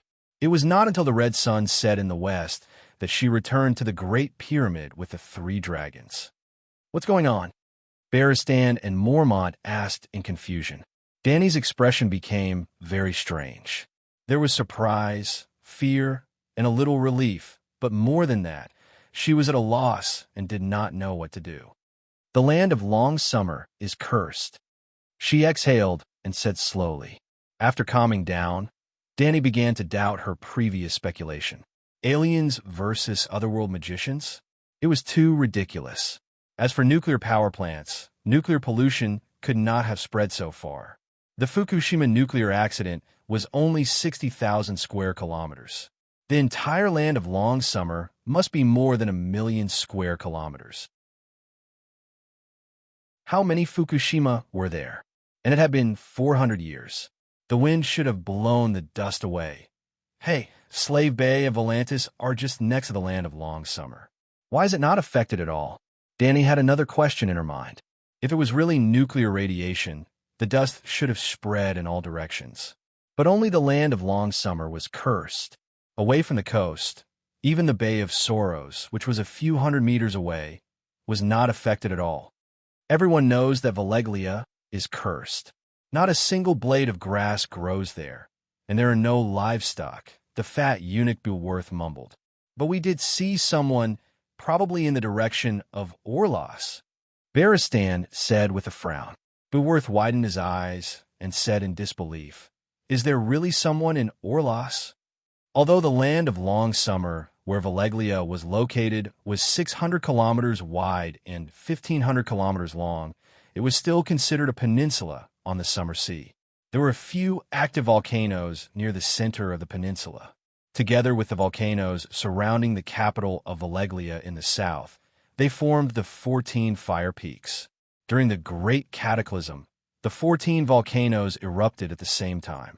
The Valeglia civilization was instantly reduced to ashes, and even the long summer peninsula was broken into 4 large pieces. The upper half of the long summer was relatively intact, and in the middle was a chain of islands that were as small as Bean's the Smoke Sea. The complete continent below was split into 3 large islands along the traces of the 14 fire peaks. The island with the most exploration value was naturally Valeglia Island in the middle. However, in the past few hundred years, other than Yulun, no ships that passed through the Smoke Sea returned. Some explorers thought, even if I can't eat meat, I can still drink soup. Thus, many explorers began to enter the long summer through the ancient Valeglia Highway. They hoped to find the cities of Valeglia that had been destroyed during the Great Cataclysm. For example, Materis and Orlas. Looking at the prosperous Volantis, one could imagine how wealthy Valeglia cities were. However, the explorers encountered countless terrifying monsters in Materis, and less than 10% of them returned alive. The explorers who entered the depths of a long summer had it even worse. Only a few of them who had gone mad returned alive to Volantis. The madman revealed that there were still survivors in Orlas. However, very few people believed this rumor because too many people died while exploring the long summer. Even though there was water and food, and the temperature was within an acceptable range, no matter how strong a person was, they would still mysteriously lose their life. Coughing up blood, vomiting, skin ulcers, nose, ears, tongue, eyes, and other organs rotting and falling off. Even if one was cursed by all the sorcerer-related curses in the mortal world, it was still not as good as taking a stroll in the long summer. Gradually, even the Valyrian roads were filled with monsters of terrifying shapes and sizes. The sorcerers who were sent by Volantis to investigate almost broke down. The Valeglia people had opened the gates of hell, and demons and ghosts were crawling out from the Valeglia Highway. After a few hundred years, people realized that the monsters in Materis were just freaks that were born with deformities. They did not eat humans. Well, there were people who were eaten by those deformities, but they were still mortals who did not possess any demonic powers. Even so, the Golden Highway that once connected Slaver's Bay and Volantis had become the demonic highway that everyone feared. Even Dany did not think of stepping onto the ancient Valeglia Highway to conquer the neighboring Materis. Well, Materis was not far from Slaver's Bay. So this is what the so-called demons are all about. But where did the nuclear radiation come from? Or is it really nuclear radiation? Dany sighed and sympathized with the residents of Valeglia in the long summer. They might as well have died in the cataclysm. You mean the people in that village are not humans, but demons? Barristan was shocked. At that time, Blackie was flying at a height of more than 1,000 meters, and human vision could only see the huts and figures on the ground. They could not adjust the focal length like the Megalosaurus and see the detailed appearance of the figures. Something like that. I wonder if they have preserved the legacy of their civilization. Dany pondered and said, "Are we still going to the Westeros?" Yura Mormont frowned. "Go to the warehouse and get some lead ingots. I want to make a set of fully enclosed lead armor." Dany ordered Ellie. Astapor had lead. Like the ancient Romans, the Guises built the pyramid water system with lead pipes. After Dany took over the city, she melted all the lead pipes into lead ingots and stored them. Well, although lead pipes could last for thousands of years, lead itself was harmful to the human body. "Are you going to explore the long summer?" Barristan was surprised. "Let's put aside the Westeros for now. I want to figure out a few things. The curse. As long as the dragon is fine, I won't be cursed. In Blackie's spiritual sense, the cursed fog suspected of radioactive substances was not a big threat to him, unless even the Megalosaurus' spiritual sense was blinded. Lead was very soft, and 2 sets of fully enclosed plate armor were made in 2 days. Even the eyes were inlaid with a crystal lens. The silver light shone like toucans. In addition to the lead armor, Danny also asked the textile workers in the city to help sew 2 sets of gold underwear and 2 sets of gold cloaks. Weren't the radiation suits on Taba woven with metal fibers? At first, Danny didn't plan to take Whitebeard with her, but the 3 white knights and her blood guards dissuaded her. Barristan himself also said bluntly, "For the safety of the queen, I don't care about my own life." On the morning of the 3rd day, the 2 people and the 2 dragons came to the village near Valeglia Avenue again. This time, Danny deliberately brought the Dragon King identity card that was excavated in the Red Wasteland. She didn't know if it was a psychological effect, but after wearing the medieval DIY version of the nuclear suit, she felt much lighter. It seemed that she was not afraid of a magic nuclear power plant leak. "I suggest that we move forward," Barristan said with a solemn expression. "None of them are normal. I'm worried that not only will you not get the information you want, but you won't even be able to communicate with them."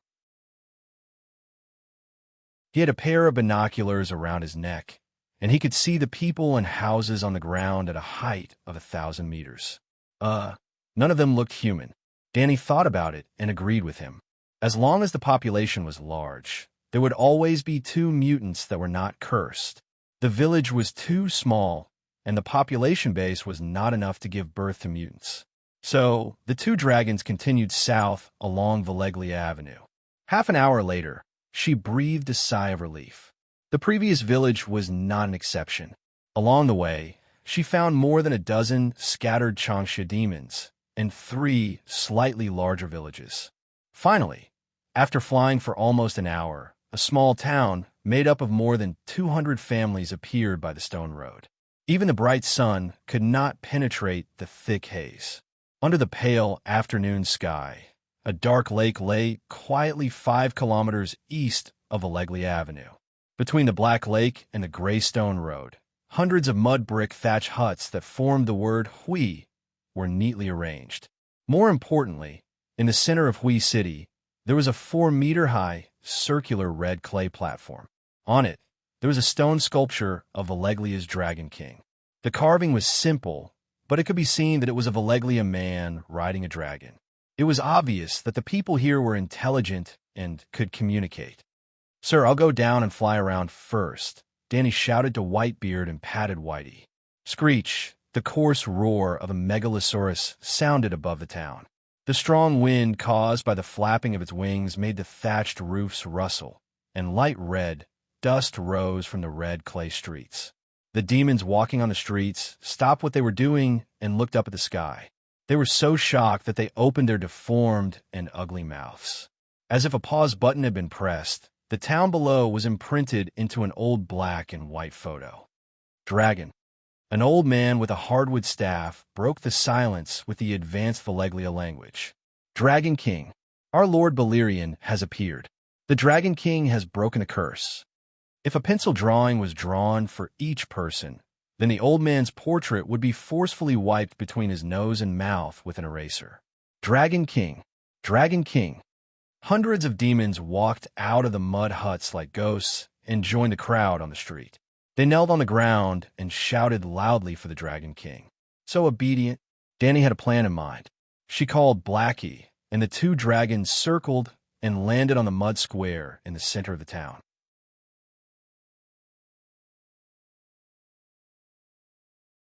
Chapter 177. Thud, thud. 2 dull thuds were heard. 2 shining knights in silver, armor and golden cloaks jumped onto the brown ground, causing a choking cloud of dust to rise. All the devils were squeezed at the edge of the dirt square, cowering on the ground. "Who was the mayor? Priest?" Danny took a step forward and asked in a clear voice. After a year of commanding loudly on the battlefield and countless great speeches, her voice had been trained. "I am the priest of Blackwater Town. May I know which family you are from?" "Dragon King?" The old man who spoke first carefully got up and did not stop when he was 5 meters away from Danny. It was as if he was afraid of scaring the visitor, or was he afraid of the 2 dragons that were spewing white smoke from their nostrils? Danny did not answer his question. Instead, she asked in standard Valeglia, "Are you the survivors of Valeglia? We do have the blood of Valeglia's nobles, but now." Touching his twisted nose and mouth, the old man lowered his head sadly. Dany Liz Targaryen. I'm a Targaryen, Dany said. Targaryen? The old man's blue eyes flashed with a hint of confusion. The Targaryen that moved out of Aleglia with his family on the eve of the Great Calamity, the descendant of Innar Targaryen. Dany reminded a little awkwardly. The Targaryens were powerful in the Westeros and were known as the noblest royal family. But in Valeglia, they did not even have the qualifications to approach the center of power. Their bloodline was even worse than most of the Volantis nobles. Although those fellows did not have dragons, they belonged to the side branches of the 14 Fire Peak families. I'm sorry, I'm too old. The old man with a ghost face was also embarrassed. He took a few steps back and gave a few instructions to a young man with 3 arms beside him. That person quickly ran to a 2-story building opposite the square. After awkwardly looking at the hundreds of strange, deformed people for a while, the young man with an extra arm under his ribs ran over with a stack of yellowed goatskin scrolls. The old man with a ghost face flipped through the goatskin scrolls for a while before he realized. So, it's the exile in our.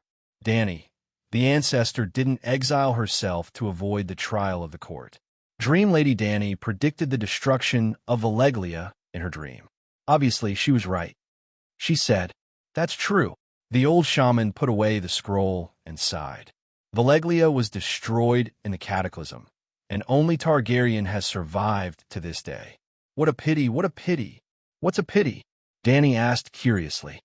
Unfortunately, you're not the one we are waiting for, the old man said. Who are you? Who are you waiting for? All the cursed people of Valeglia in the land of long summer are waiting for a noble dragon king who can break their cage.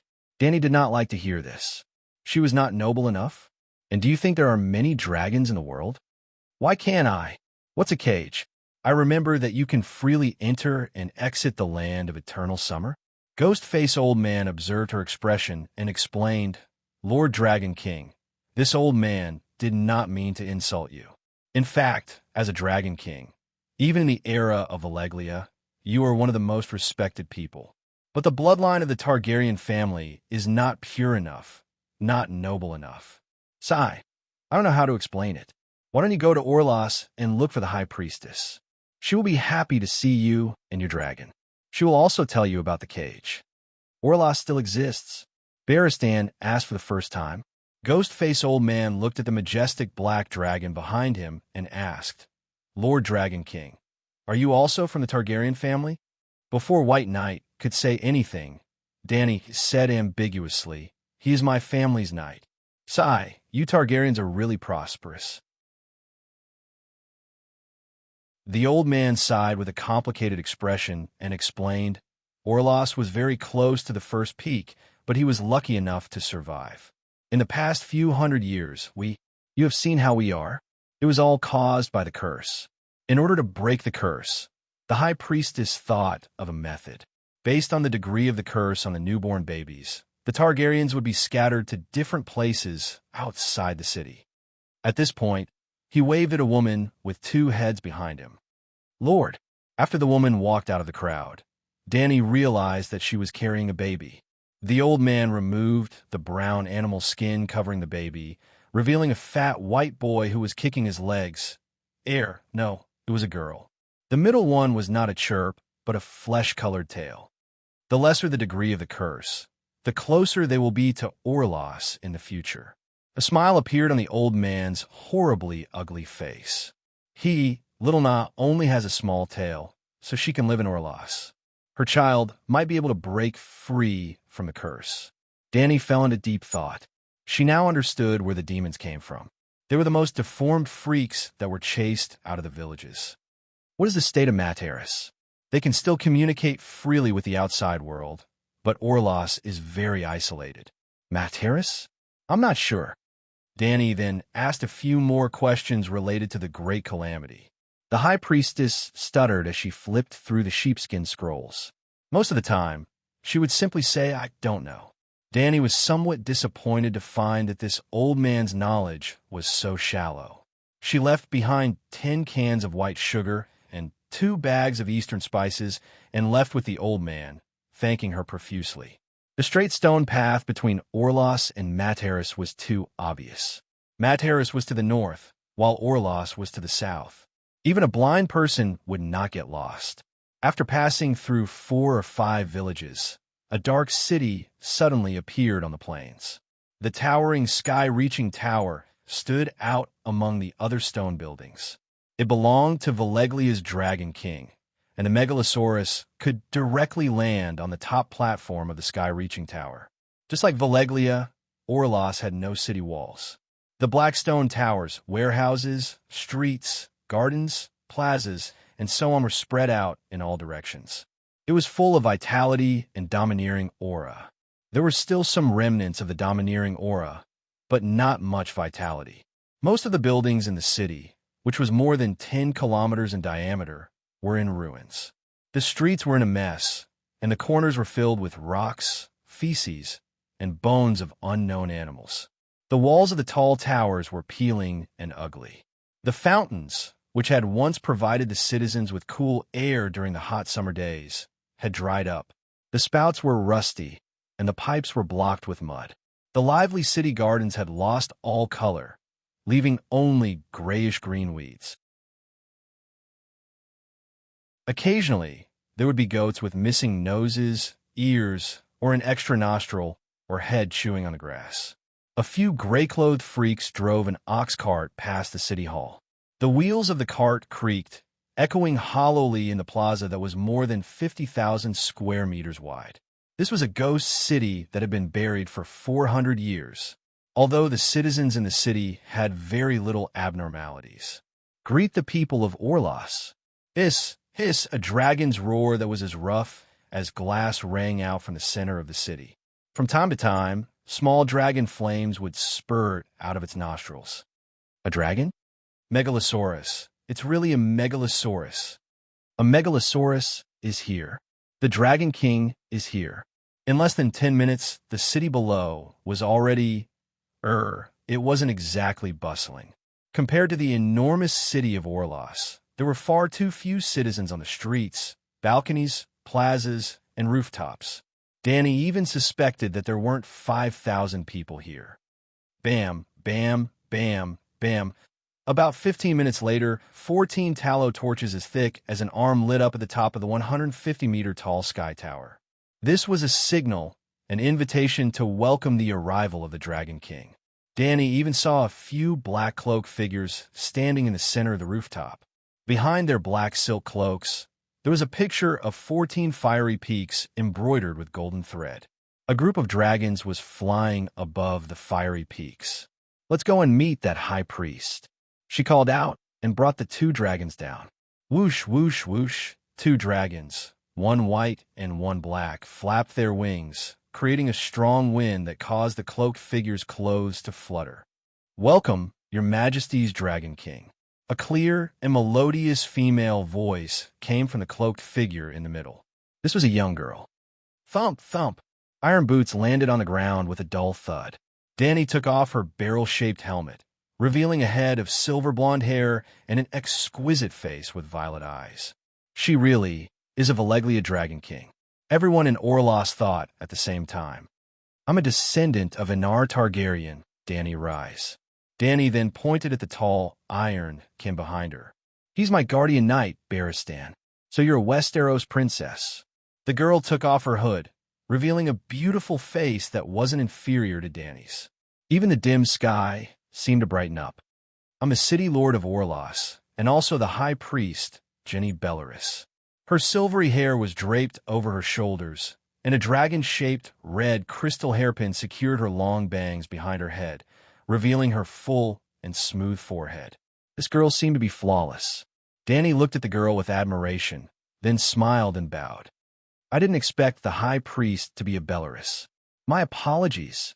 Barristan was shocked by her actions, but he quickly followed the queen's knight's salute. The queen of Slave Bay had to salute Bellerus as well, because Bellerus was the leader of the First Peak, the true royal family of Valeglia. It was just like meeting Liu Bei during the Three Kingdoms period. No matter what Chow Chow and Yuan Shao thought, they had to give him the basic courtesy. "High priest, You know that the Targaryens have united the Westeros? Did outsiders come here? Dany asked curiously. Yes, we have contact with Matron in the north. I see. Dany sighed. The Targaryen dynasty has been destroyed for almost 16 years. The ruler of the Westeros is someone else. I know, but you have dragons unsullied and countless soldiers willing to fight for you. Sooner or later, you will take back the Iron Throne that belongs to you. Ginny smiled. Dany's heart sank. It seemed that she had guessed wrong. Orlos was not a sealed city at all. This was going to be troublesome. Not everyone was a noble of Valeglia and could live in harmony with each other. Of the people who were clamoring to kill the evil mother of dragons, more than 30% had the blood of the noble Valeglia Dragon King. The other 40% were mixed bloods, but their ancestors were the most orthodox nobles of Valeglia. The remaining 30% belonged to the merchants, lords, and foreign kings who had risen to power in the past 400 years. Orlos might be like Materis and Volantis, but he did not feel close to her, the only dragon king. He even hated her, the rule breaker.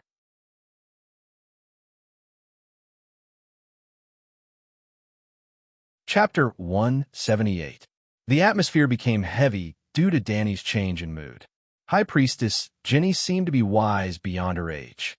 She seemed to have seen through her worries and said with a smile, Orlos welcomes the arrival of the Dragon Queen very much. Your miraculous feat of bringing dragons back to life made His Majesty Balerion very happy. He even prophesied that you would become the only king of the world and break the cage that imprisoned Valeglia. However, not only did Ginny's words not dispel Dany's doubts, they instead made her even more cautious. High Priestess, you can communicate with His Majesty Balerion, but I heard that the great calamity destroyed everything, she said in surprise. Yep, she didn't reveal any negative emotions. Instead, she vaguely revealed some joy. The true gods are eternal, Ginny said with a serious expression. The true gods are eternal, the few old priestesses behind her said together. What true gods? Do you think I don't know the bottom line of the gods of Valeglia? I'm afraid that Faith Spirit situation is even worse than the Undying. True gods will never be destroyed. Dany nodded in agreement with a solemn expression. Then, before the High Priestess could invite her to meet Balerion, she said, High Priestess Balerion, I'll be honest with you. I had no choice but to come to Orlos this time. Defeating the Gith Alliance is just the beginning. The trading city is building an alliance army. Tens of thousands, hundreds of thousands of soldiers, hundreds of thousands of ships. I need Valeglia's secret arts, magic that can make my 4 dragons obedient. Valeglia is also a slave city. The Targaryen ancestors also enslaved countless inferior races. Why do you have to free the slaves? Ginny asked, because I can't bear to see slaves being whipped, enslaved, mocked, and treated like lowly bugs. When I cut off the slave master's neck with my 2-handed greatsword, the blood gushing out from his neck splashed onto my face. What I smelled was not the stench of blood, but the fragrance of vengeance. An inexplicable sense of satisfaction and joy rose in my heart, as if the whole world had been cleansed, Dany said honestly. In her previous life, she had also eaten chicken dinner, but it was completely incomparable to personally leading thousands of troops to break through enemy lines. She had heard countless people say that killing someone for the first time would be very uncomfortable, even to the point of vomiting. However, Dany had completed First Blood, single kill, godlike, holy shit, and even 100 kills in a days. The whole process was hearty and exciting, as if she was a born demon. High Priestess Ginny could no longer maintain her pure and holy expression. Her face was almost twisted as she said, Dany Leezy, you are really unbelievable. Fortunately, the High Priestess did not swear. The old priest behind her breathed a sigh of relief. High Priestess, is there any secret dragon controlling technique similar to the dragon's horn? Dany asked directly. She decided to throw caution to the wind. She did not care what the other party thought of her, nor did she want to waste too much time in this cursed land. You know about the dragon's horn? A gray-haired old man behind Ginny asked in surprise. The old man was the same as Jenny. His skin was smooth and clean, and his facial features were well-defined. He was an old, handsome man, and one could not see any flaws in his body from his appearance. "You don't know about Yulun?" Danny was even more surprised. She then told them about Yulun's exploration of Traya. That should be the horn of the second Fire Peak's Vargas family. At that time, the heir of the second Fire Peak, Tyron Vargas, was the city lord of Traya. I did not expect him to bring the family's treasure out of the family's land. Jenny muttered. Could it be that the dragon's horn is very rare? There are only 3 great horns in this world: the Dragonbinder, the Dragon Slayer, and the Belarus family's Dragon Slayer. There are countless inferior imitations, but their effects are far inferior to the 3 royal families' heirloom treasures, Jenny said proudly. Hee, didn't that ghost Dragonbinder get destroyed by us? The Dragonbinder can control my dragon. What are the effects of the Dragon Prisoner and the Dragon Slayer? Jenny hesitated for a moment, then explained softly. All 3 great horns can control dragons. The Dragon Prisoner can punish disobedient Megalosaurus with the sound of the horn, and the Dragon Slayer can kill disobedient evil dragons and wild dragons with the sound of the horn. Killing dragons by blowing the horn? Oh my God! How powerful is the Dragon Soul in the Dragon Slayer's horn? Are the Dragon Slayer and the Dragon Prisoner still around? Danny asked. They were destroyed in the Cataclysm along with the 14 Fire Peaks. Jenny said sadly. What exactly is the Cataclysm? Why don't we go to the temple? Jenny looked at Danny expectantly. Danny, Liz, you are a Valeglia citizen, and you even hatched a true dragon from a stone egg. This shows that your bloodline is still pure. Why don't you return to the faith of your ancestors?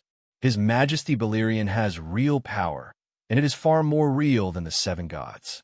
For Danny, faith was not about whether the gods were real or not, but whether their teachings were meaningful to humans. She thought for a moment and said, I've read the 7 Stars Bible, but I don't know any of Balerion's teachings. How can I become a follower of His Majesty? In a world where there were true gods, ignoring religious beliefs was undoubtedly extremely stupid. Danny planned to promote a new church of the 7 gods that matched her values in Slave Bay. The 7 Stars Bible was the classic teachings of the Church of the 7 Gods, and the principles and stories in it were still somewhat positive. Danny planned to revise the original version. Yep, it was just like how the Confucians after the Han Dynasty used the classics of Confucius and Mencius. They used the name of Confucius to say their own words and created a set of Queen Danny's version of the new 7 Stars Bible. Anyway, no 7 gods would come down to punish her, because there were no 7 gods in this world. The Orlos Grand Cathedral is in the south of the city. Why don't you come with me and live there for a while? I'll explain to you about the sacred teachings of ancient Valeglia and part of the Grand Wizard's legacy there. Jenny smiled sweetly, and her sky-blue eyes were like crescent moons. Her head was slightly tilted, and she looked extremely cute. Danny hesitated. If the other party had not revealed that Balerion was still alive, she would have gone to the Holy Cathedral without the temptation of the legacy, because it was basic etiquette to follow the Grand Priest to the Holy Cathedral to worship the ancestors. But Balerion was not completely dead. In Queers, the Immortal had let her see a fragment of the River of Time. The Grand Wizard had once disdainfully said that compared to the 3 demigods of Valeglia, the Immortal was trash. And the reason why she could defeat the Immortal was 20% due to her strong will and 80% due to Blackie. The dragon could protect the Dragon King from witchcraft, but Balerion was the god of the Dragon King and the Megalosaurus demigod. How effective would the Megalosaurus be on Balerion? At the same time, Danny had seen the power of the great wizards in the River of Time. They could communicate with the glass candles of the free cities of Valyria all over the world through their own consciousness, and they could even see themselves after 400 years. How powerful would his legacy be? If she could learn a move or 2, would she be able to cultivate both magic and martial arts and be invincible? Previously, she had used an incomplete soul strike to defeat the legendary strongest assassin, Faceless. Although she had to sacrifice 800 of her own to kill 1,000 enemies, the power of witchcraft was not to be underestimated. She had also been proven that she had the qualifications to wield such power. It was too tempting. Why would there be a grand wizard's legacy here? Danny asked suspiciously. The territories under the rule of ancient Valeglia were divided into two types, the direct cities and the colonies. Orlas, Tria, and Materis in the land of long summer were all direct cities. You know that, right? Danny nodded. I wasn't too sure before, but it's easy to understand. The land of long summer was the main camp of Valeglia. The colonies were managed by the collateral bloodline of the 14 Fire Peak families, while the direct cities were ruled by the direct descendant of the Dragon King himself. But I've never heard of any other Targaryen in Volantis and the other cities. Danny was puzzled. A proud look flashed across Jenny's face, and she said calmly, "The 14 Fire Peaks have 14 great noble families, even if each family has 2 colonial cities. Think about it. Is this world enough to divide?" Currently, there were 9 free trade cities in the continent of Ursos, 4 cities of Gith, and 1 city of Kaz. It seemed that it was not enough to divide. Even the top nobles did not have enough to eat. How much meat could the small Targaryens get? Well, only a small Dragonstone island. What does this have to do with the legacy of the Grand Wizard? Every direct city's Templar has part of the legacy of the Grand Wizard, because the Templar and the city itself are managed by the direct bloodline of the 14 Fire Peak families, and the Grand Wizard can only come from the 14 Fire Peak families. Danny smiled bitterly and shook her head. She did not expect Valeglia's hierarchy to be so strict that it did not give others a chance to advance. For example, the virgin girl, Dreamwalker Danny C. It was obvious that even though she did not have the talent of a dragon mother, she was definitely a dragon spirit and had the potential to become a grand wizard. However, Danny C. did not have much status in Valeglia and was not focused on as a wizard. She was exiled along with the Targaryen family. An exception is being made now. Danny could not help but have a hint of mockery in her tone. The young female high priestess looked deeply at Danny and asked, "Why didn't the Targaryens divide Valerian into a single dragon?" A single sentence left Danny speechless. Valerian could also control dragons, but before the dance of the blood dragons, the Targaryens would rather have the 3 extra dragons become wild dragons than have the little brother next door help share the burden. Is it far? Danny looked towards the south. It was as if the god of night had been stabbed with a knife, and blood was spilling from the sky. The depths of the sky were dark red, as if something ominous was hidden. Even from 2 to 3 kilometers away, one could see steam rising from the surface of the sea, like a Titan's fish tank. Waves of heat and the sulfuric sea breeze swept past Orlas. That was the Smoke Sea, a dangerous place that had devoured countless exploration fleets. A black tower at the edge of the city attracted Danny's attention. Against the dark gray of the ancient city, the bright golden pattern on the tower was exceptionally eye-catching. The 50-meter-tall tower had an ancient Valeglia god engraved in gold Beleriand. That's the Templar? Danny pointed at the black tower and asked. Yes, perhaps you can gain His Majesty's favor. Best not. How are we going to get there? Danny asked. She had to admit that she was tempted by the great wizard's legacy. As for Beleriand, she was hopeful. Beleriand's main body was definitely in Valeglia. Orlas was 500 kilometers away from Valeglia, with the city of Tria in between. The city ruins that Yulun had once explored were in Tria. If Beleriand couldn't even find Yulun, there was no reason for him to harm her, right? Even the Undying Ones had to lure her into the Undying Hall before they could cast their spells. They wouldn't be able to affect her even if they were a few streets away. Beleriand might be stronger than the Undying Ones, but he had been hit by a great destruction spell. Danny thought and looked forward to it. You can ride a dragon over, or you can walk over with me, Jenny Beleriand said. Let's walk over. No matter how much she feared the high priestess in the city, before a real threat descended, Danny still had to follow basic etiquette.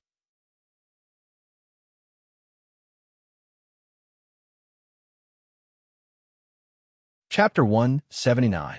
Why don't you move to Mad Eris?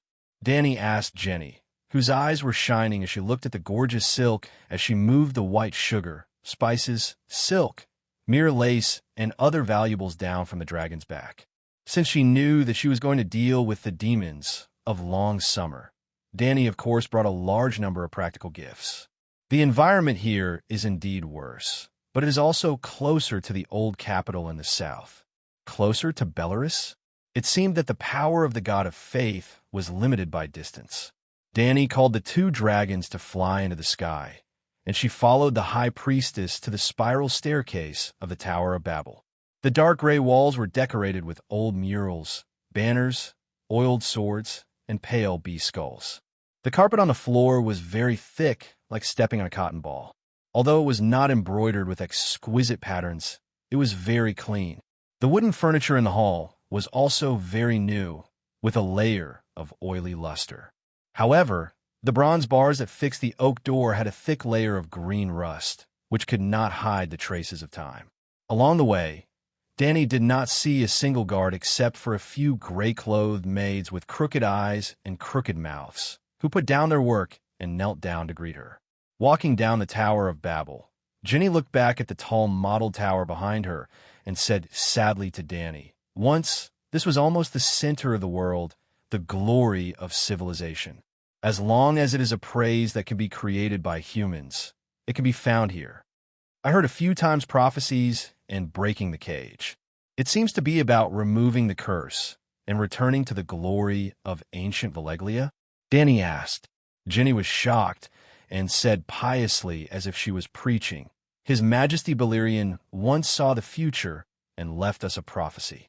An ancient and glorious noble descendant will awaken the blood of the first Dragon King. He will help His Majesty break the shackles and return to the human world from the abyss." Danny frowned. "I see. I thought it was about breaking the curse of the land of long summer. Haha, when His Majesty returns, the curse will be nothing." The priestess chuckled. Although the road connecting the Tower of Babel and the Holy Church was old, it was not littered with garbage. On the street, there was a group of children fighting for a rattan ball. Their innocent and romantic laughter injected a fresh color into the bleak black and white city. Orlas's deformed individual's relocation plan had been carried out quite well. From a physical standpoint, these children could be considered normal. "Greetings, Your Excellency High Priest." The thin crowd on the road stopped and bowed to Jenny. They also cast curious glances at Danny, who was wearing silver armor and a golden cloak. Jenny also smiled and nodded to the passers-by. It could be seen that she was very popular with the citizens and loved her people very much. "Could I be the person in the prophecy?" Danny asked, licking her lips. "If it were you, I would have sent someone to look for you." Jenny laughed. Danny purposely revealed a disappointed expression and indignantly asked, "Why? Is my bloodline not noble enough? I hatched a dragon. You don't belong to the 14th peak, and you don't have the bloodline of the first peak master." Jenny tilted her head and looked at Danny. "But your bloodline is indeed pure. If I were a man, the two of us might be able to give birth to the child in the prophecy." "Give birth to a deformed child?" Danny sneered in her mind. "That's a pity. Volantis also has noble Belarus. You can marry into Volantis. Not only will it solve the current situation at Slaver's Bay, but it will also improve the bloodline of the Targaryen descendants. After conquering Volantis, I'll kill all the nobles behind the Black Wall. Yes, I'll let my maester cook them up." Why only the families of the 14th peak can do it? It's the will of the gods. But why would Balerion make such a request?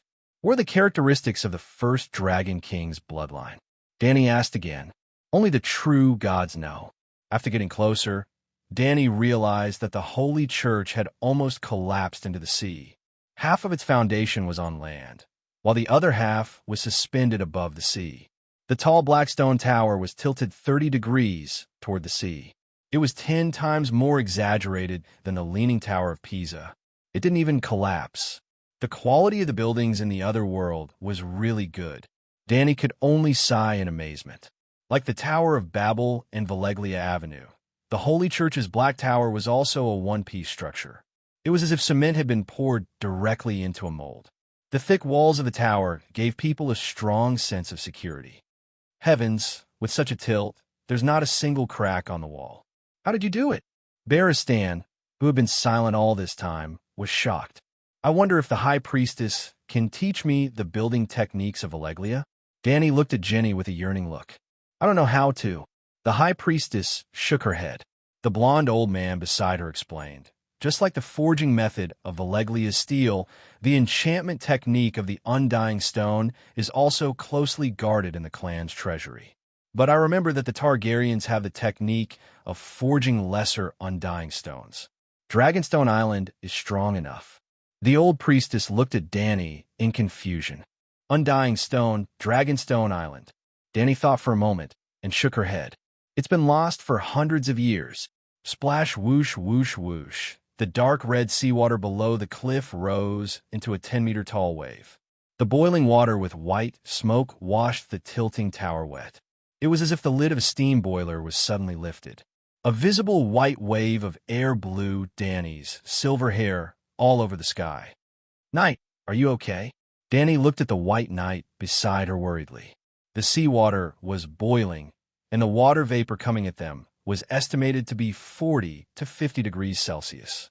An ordinary person would not be able to withstand it. Well, Baristan was the only ordinary person here.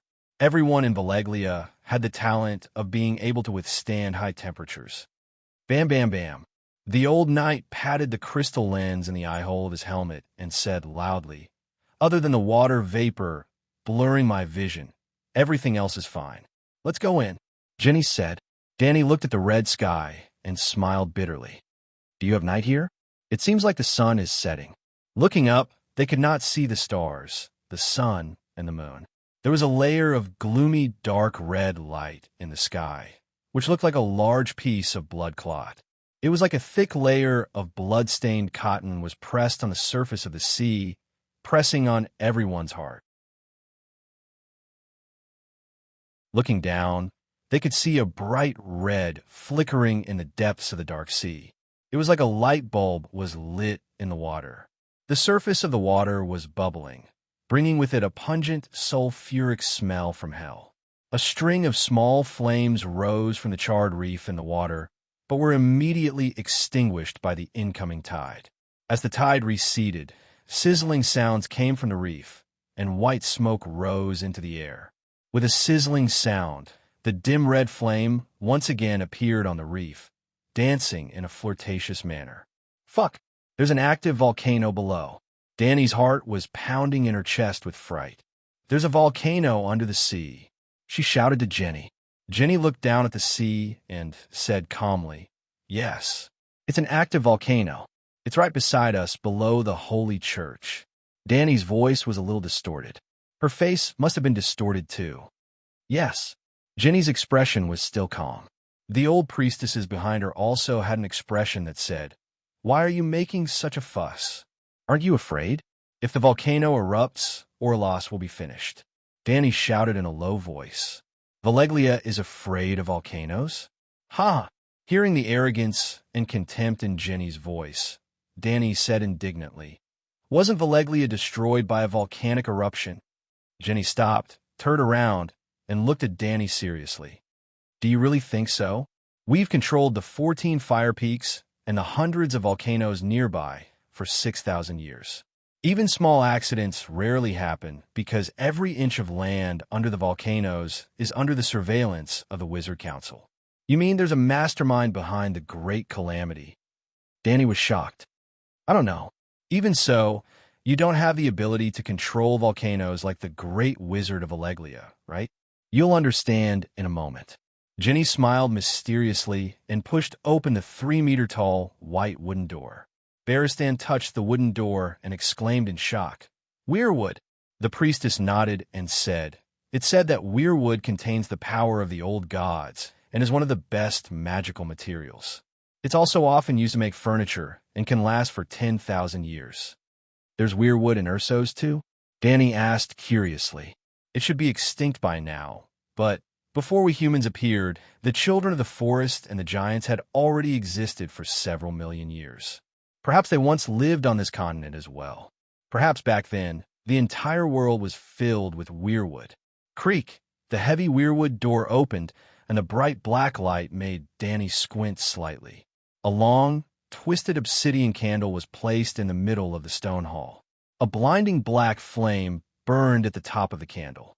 The black light could not dispel the darkness in the room, but it strangely allowed everyone to see everything around them clearly. It was a gray vision. A glass candle, Barristan exclaimed. It's 100 times bigger than the one in Queers. The male wizard, Urizen, could also light a glass candle. It was as dazzling as the reflection of snow under the sun, but it was only the size of an egg yolk. The glass candle in the hall of the Orlos Holy Church was like a bonfire. Danny looked at the exquisite carvings on the walls and pillars. They were all scenes of the Dragon King of Alleglia conquering the world. She could clearly see the flag of the Harpy and the warriors with spiked helmets wielding spears in 5 of the carvings. Obviously, these are the 5 wars of guys. She looked back at the glass candle and asked curiously, "Why is the black flame not blocking our vision? What color do you think the sun is?" The priestess asked. "Colorless?" Danny asked. Jenny glanced at the stupid mortal proudly and chuckled. "Ha! You could try it with a prism under the sun." It was not easy. The Valeglia people's knowledge of the world was far beyond the scientific level of this era. "I'll try," Danny said with a straight face. Barristan was on high alert and looked around carefully. Suddenly, he looked down and said in horror, "We don't have a shadow." Danny looked down. Sure enough, the joints of the blue marble floor were clearly visible, but there was no shadow. It should be the effect of the glass candle. She looked at Jenny. "Shadows are ominous things," the priestess said solemnly. Locke, the 4 old priests, quickly interrupted Danny. "Holy Land, don't say that name." Danny nodded thoughtfully and asked, "Where is the statue of His Majesty Balerion?"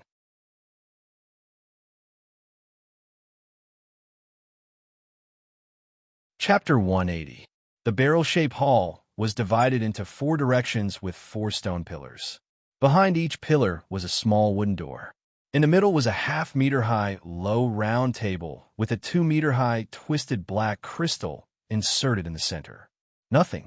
There were no statues, no altars, no candles, not even a central hall. Jenny frowned and looked at Danny. She sighed. "You don't know anything. The Dragon King of Alleglia is a citizen of the sky, living high up in the Tower of Babel. Many people almost never set foot on the ground. So, do you understand? In Valeglia, the highest floor of the tower is the main hall. If I had a dragon, I would take you directly to the top of the tower. Unfortunately, you don't have a dragon. A nobleman of Valeglia without a dragon dares to laugh at the only female Dragon King in the world." Danny showed a flattering smile and asked, "What about the inheritance of the high priest?" The high priest's eyes became serious. "Don't you go worship the ancestors?" "Your Excellency, my mind is now full of the magical witchcraft of Alleglia. I can't calm down. It's too impious to worship His Majesty Balerion in this situation." Danny sighed. Jenny's eyes flashed with a trace of dissatisfaction, but she suppressed her anger and pointed to the wooden door on the south side of the hall. "Go through that door. I can't guarantee how much you can get. It all depends on your bloodline." The black tower of the Holy Church tilted to the south, almost forming a small slope. Danny went down a few steps and held on to the black stone pillar in front of the wooden door. "Can I go in?" "Yes." Jenny nodded slowly. Danny looked up and found that the stone pillar in her hand was also engraved with war diagrams. Countless megalosaurus covered the sky, and below, a giant turtle floated in the monstrous waves. Compared with the waves, the city below was like a child's toy building blocks. She stopped and walked around the stone pillar. "This is the war to conquer the Loinars 2,000 years ago." "That's right." Jenny came to her side and pointed at the largest dragon in the group. "Look, the dragon-slaying horn." He had to admit that the artistic value of this stone sculpture was extremely high.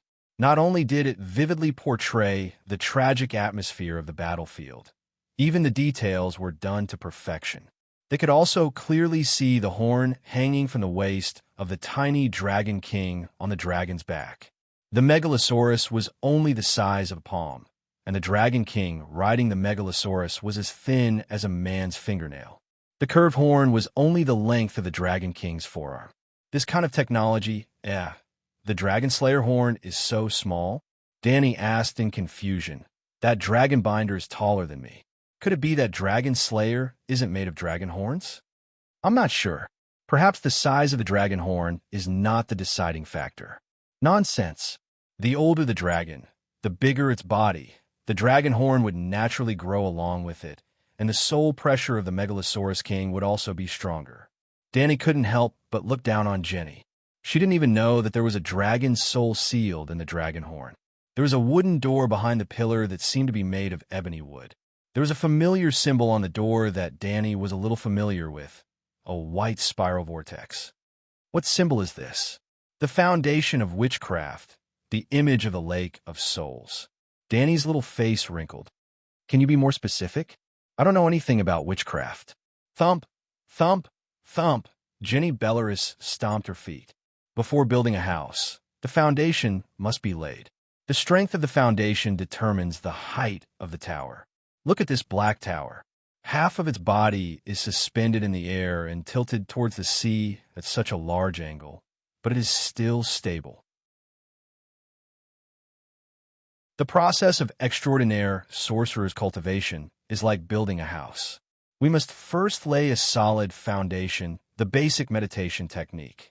Sai, can you just tell me about the meditation technique? I'm confused by all the nonsense you spouted. Danny complained in her heart, but her face showed that she was listening seriously. If you have the talent to become a sorcerer, you will be able to open the sea of consciousness or the lake of souls. The origin of the soul, the source of the spiritual power, is like a starry lake. Sorry, I don't have a lake of souls. It's a boundless sea. Danny's eyes showed admiration and said respectfully, I see. The high priestess has enlightened me. Jenny was only a few years older than Danny. After being complimented by the mother of dragons, she felt a little smug and continued. The basic meditation technique is not the power to create miracles. It mainly gathers the scattered spiritual power in your lake of souls into a bundle. Just like the power of a punch comes from thousands of small. The high priestess was a little stunned. The old priestess immediately whispered, Genes. Yes, our body seems to be a whole, but it's actually made up of countless small genes. The process of exerting force depends on the cooperation of countless genes. The so-called witchcraft is the punch on the spiritual level. The basic meditation technique helps you assemble the scattered spiritual genes into a whole. Seeing that Danny's eyeballs were about to pop out, Jenny sighed with a superior face and waved her hand. Sigh. It's okay if you don't understand. People are ignorant. There's no need to understand the theory of genes in theory to become a master swordsman. Danny recovered from the shock and asked, High Priestess, how did you discover the cells? Oh no, the genes. How did you discover the genes? Damn, do you have to be so awesome that you even know about the cells? Sigh, you're asking more and more questions. How can I explain the principle of light to you? You must have never seen a lens, right? Danny couldn't help but take advantage of her. Is it this thing? She pointed at the binoculars on Barristan's neck and asked.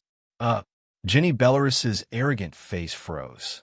She nodded stiffly and said, The glass factory in Mir and the steel factory in Kalweg all use the technology from Valeglia. The nautical telescope and the large stargazer were also invented by us. Through similar principles, we can also create a witchcraft lens to observe human organs. The smallest organ discovered is called a gene.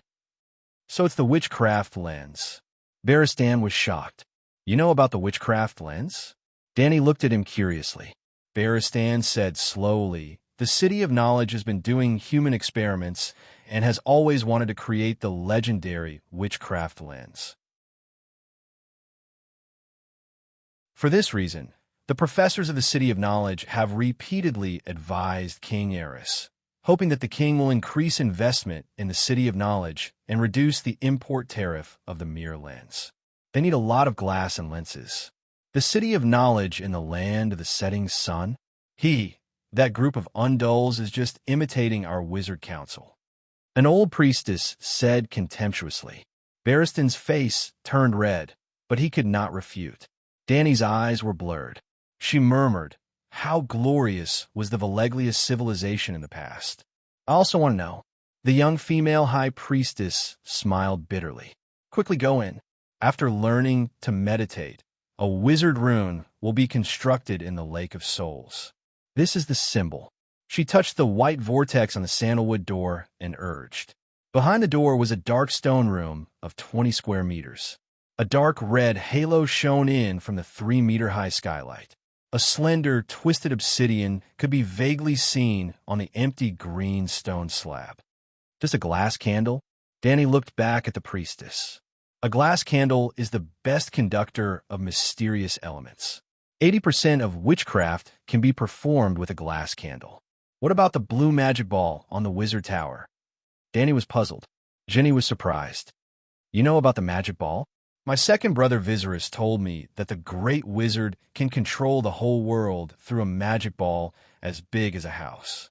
Her cheap second brother once again became her shield. The magic ball is the advanced version of the glass candle, just like the difference between a torch and a candle. The wizard's methods were too simple, right? What should I do? She asked again. Light the glass candle. You can find the knowledge you want in the flame, Barristan said.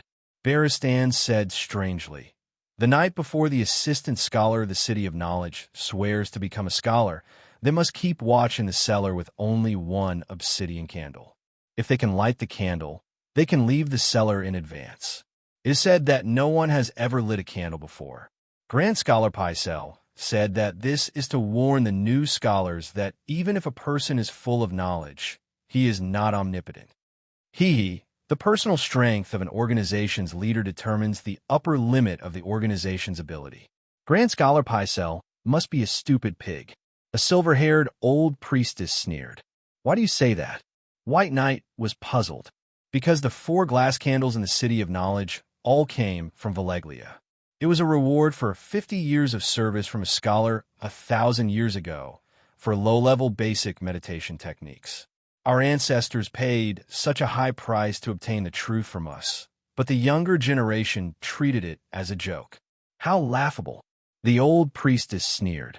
So, the last test of a scholar is actually to test their witchcraft talent? Danny thought. This test may have been useful in the past, but in the last 100 years, it had been the age of magic, and no one could light the candle, so it gradually became a joke. She looked at the priestess and asked, High Priestess, do you know about the magic tide? A Yashai wizard told me that the appearance of the dragon brought magic to the world. This question seemed to be troubling the priestess. She hesitated and looked at the silver-haired old priestess who mocked the City of Knowledge. The old priestess thought for a moment and said, This statement is not wrong.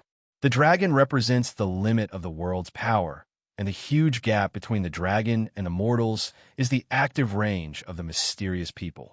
But in the world, other than the dragon, there are gods, and gods can also increase the upper limit of the world's life force. So, in the place where the divine power is active, the activity of the magic factor is enough to give birth to a wizard. There must be true gods in the world, but why was there the age of magic more than 100 years ago? The gods do not belong to the human world, and they are too far away from the real world. They can only affect a very small area, such as Yashai in a Shadowland. But the dragon is in the human world, in the real world. After the explanation, he did not care whether Danny understood or not. He impatiently urged, Go in. You have already delayed our afternoon prayer, and we still have to do the evening class later. Oh, sorry, but what should I do? Focus on the top of the candle, or rather, just stare at it. There is enough time for you to use for one night. When the door of the inheritance room closed, High Priestess Jenny brought the few old priestesses upstairs for evening prayer, leaving White Knight alone outside the door.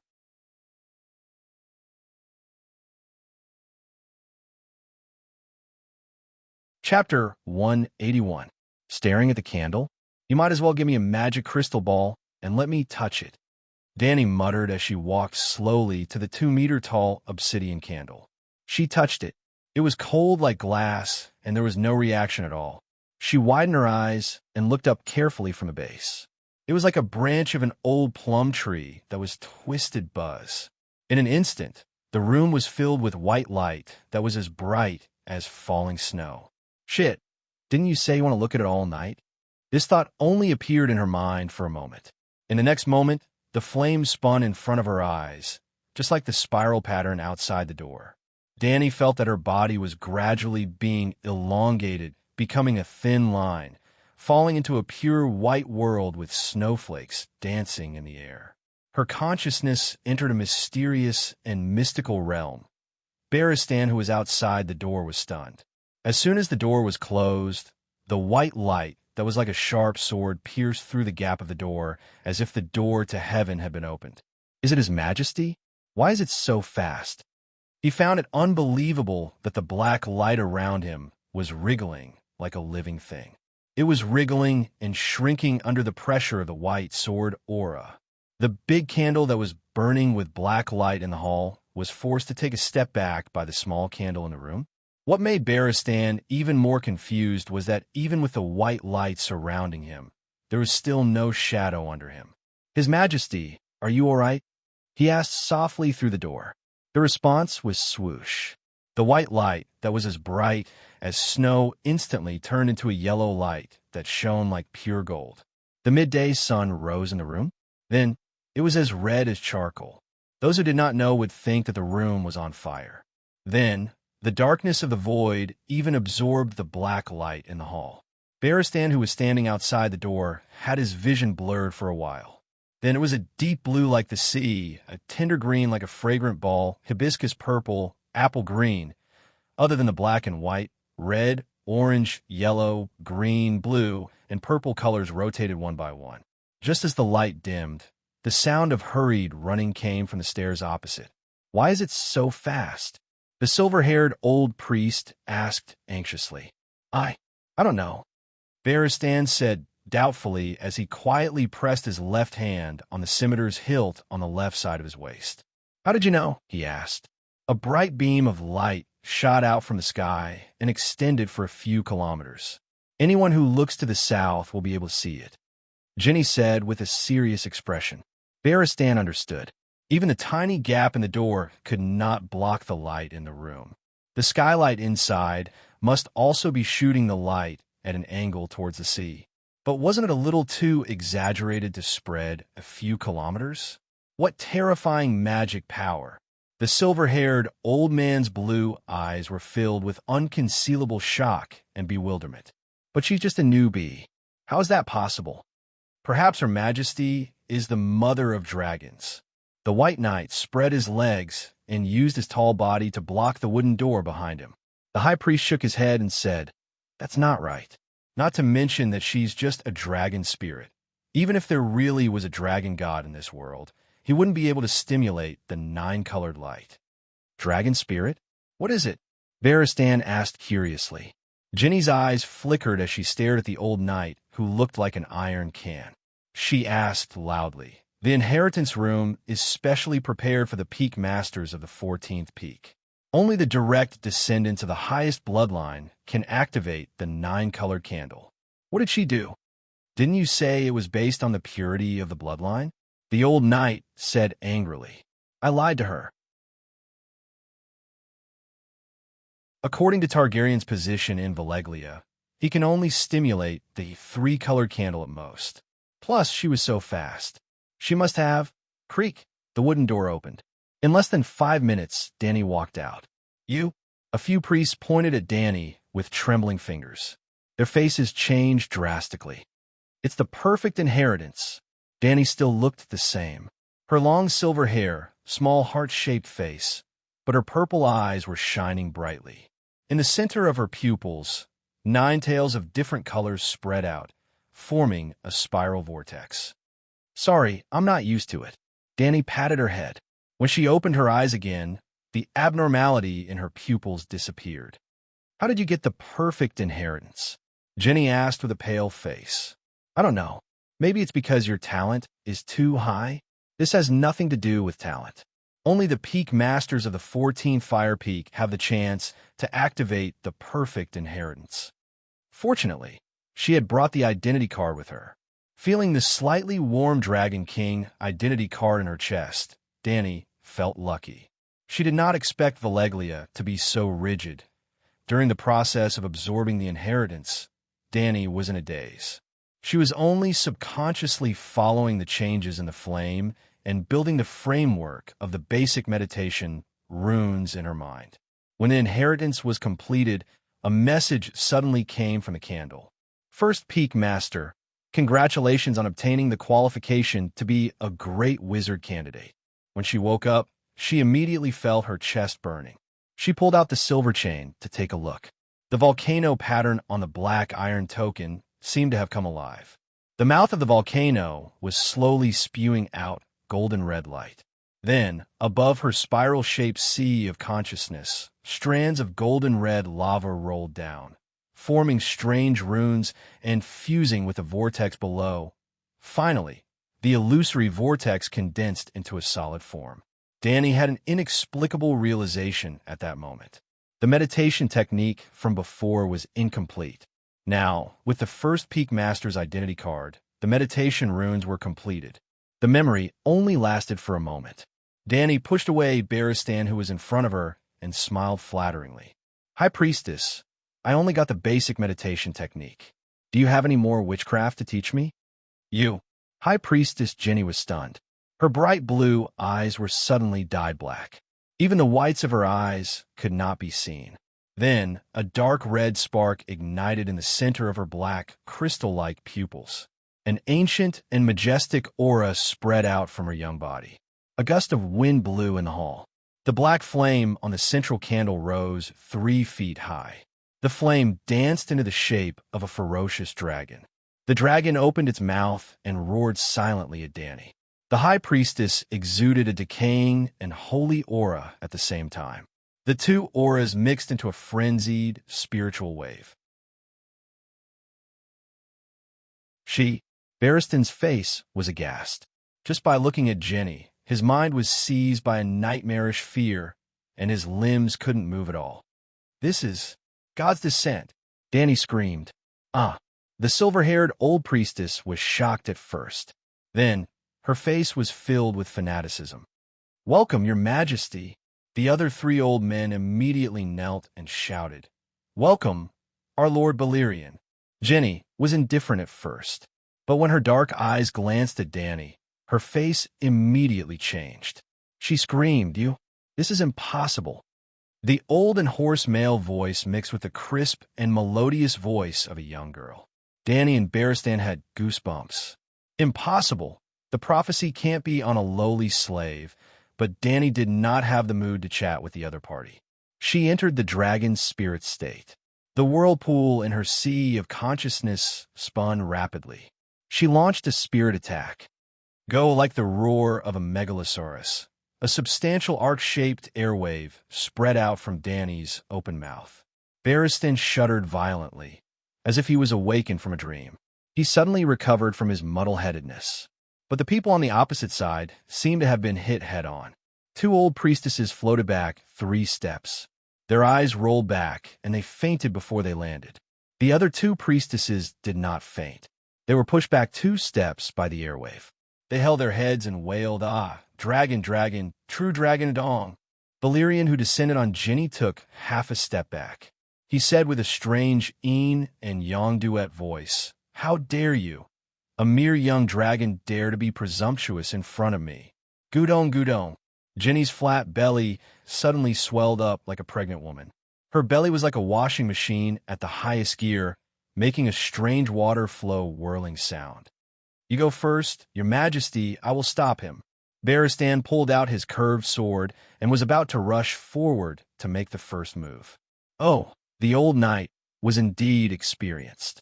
Although it was the first time he encountered such a magical scene, he instantly reacted. The opponent was preparing for a big move.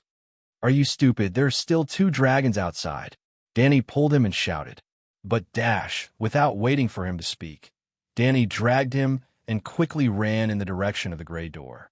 Don't worry, I am familiar with this kind of scene. It's nothing. While running, she comforted him. Baristan, 7 gods above, your majesty, what have you experienced? A dash. Jenny suddenly bent down. Her mouth was like an open faucet. Black and red smelly juice flowed onto the ground. In a sticky vomit, dark red, earthworms the length of a little finger struggled to crawl out. They did not have wings, but gradually floated and gathered into a group. Like a phalanx of drones, they formed the appearance of a roaring black dragon. Buzz, buzz, buzz. The sound was like a swarm of bees flapping their wings. Danny and Baristan had already run to the door, but the swarm was too fast. It was almost like an arrow shot at them.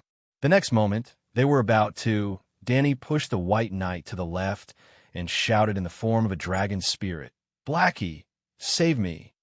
Boom! Wood chips flew. Blackie was like a plane that had crashed. Half of its body was stuck outside the door. Its long head plunged into the hall. Almost at the same time. Boom! The scarlet dragon flame column swept through Danny's body and raged wildly in the hall of the sacred hall. The lead armor was melting.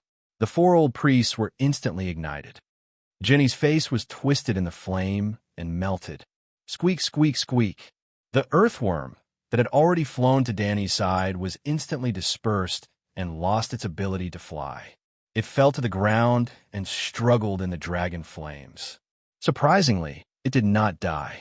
Its dark red body seemed to have been recharged and gradually turned red. Its body was also visibly elongating and thickening, like a snake that was slithering towards her. Not only were they not burned to death by the nemesis of all monsters, the Megalosaurus, but they were also absorbing the magic in the dragon flame to grow rapidly. Damn it, what is this? Danny covered her face and stepped back. Blackie had been ordered to stop spitting fire, but there was already a 10-centimeter-long earthworm crawling on her molten and deformed boots. Tisk-tisk, white smoke rose. The lead boots where the earthworm crawled on began to melt. It seemed to be consciously drilling into the boots. It wanted to bite her feet.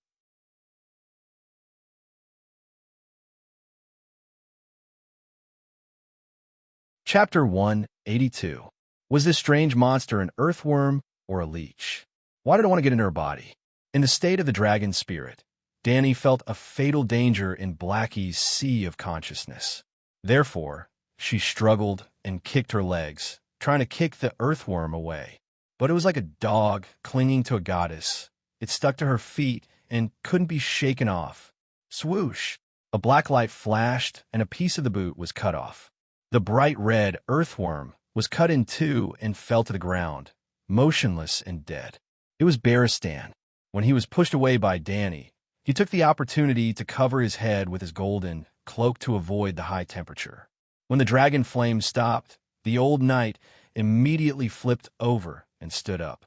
The curved sword in his hand, antelope's horn, left a brand new silver cut on Danny's boots. "It works!" The white knight shouted excitedly and waved the scimitar in his hand. The bright red earthworm on the ground was cut in two without any resistance. The charred body on the charred ground of the hall struggled to get up. The vicious, bloodshot black eyes looked at the scimitar in Baristan's hand and cursed with a mixed male and female voice. Walelia steel. Damn it. Valeglia's steel breaks evil. Danny suddenly understood and then felt annoyed. Didn't they say that Megalosaurus had the best anti-magic effect? Don't get close to it. She stopped the white knight who was about to rush over and behead Jenny. Let's leave the hall. It was not that she was scared. The other party was hit by the dragon flame, but did not suffer much damage. Only her hair, clothes, and skin were burned. Well, her face was also a little like plastic that was melted in high temperature. The white knight calmed down and realized that she was a little impulsive. She immediately retreated to Danny and helped her out of the door. Seeing this, Jenny jumped up like a carp and staggered over to them. Come back. Come back. This is your mission. You can't escape. Together with me. Become immortal. Boom. After Danny and Selena left the hall, Dahe began to unscrupulously release the light and heat in the dragon flame. Jenny, melted and burned like a candle in the bright red flame. But immediately, a pair of invisible hands seemed to appear and knead the plasticine into the shape of a woman again. Her previously deformed and shriveled face actually became plump again. Then, the new humanoid figure was once again roasted into a puddle of water. After 7 or 8 cycles, Jenny recovered faster and faster. She even had the energy to let out a terrifying laugh. The dragon from the east can indeed hurt me, but I am Balerion, the ancestor god of the Dragon King. When I get used to the new magic factor, your dragon will no longer have any effect on me. Holy shit! Is this the 8 trigrams furnace to refine Sun Wukong? Also, dragons of other races. What the hell is this? Barristan was shocked. Your Majesty, what should we do now?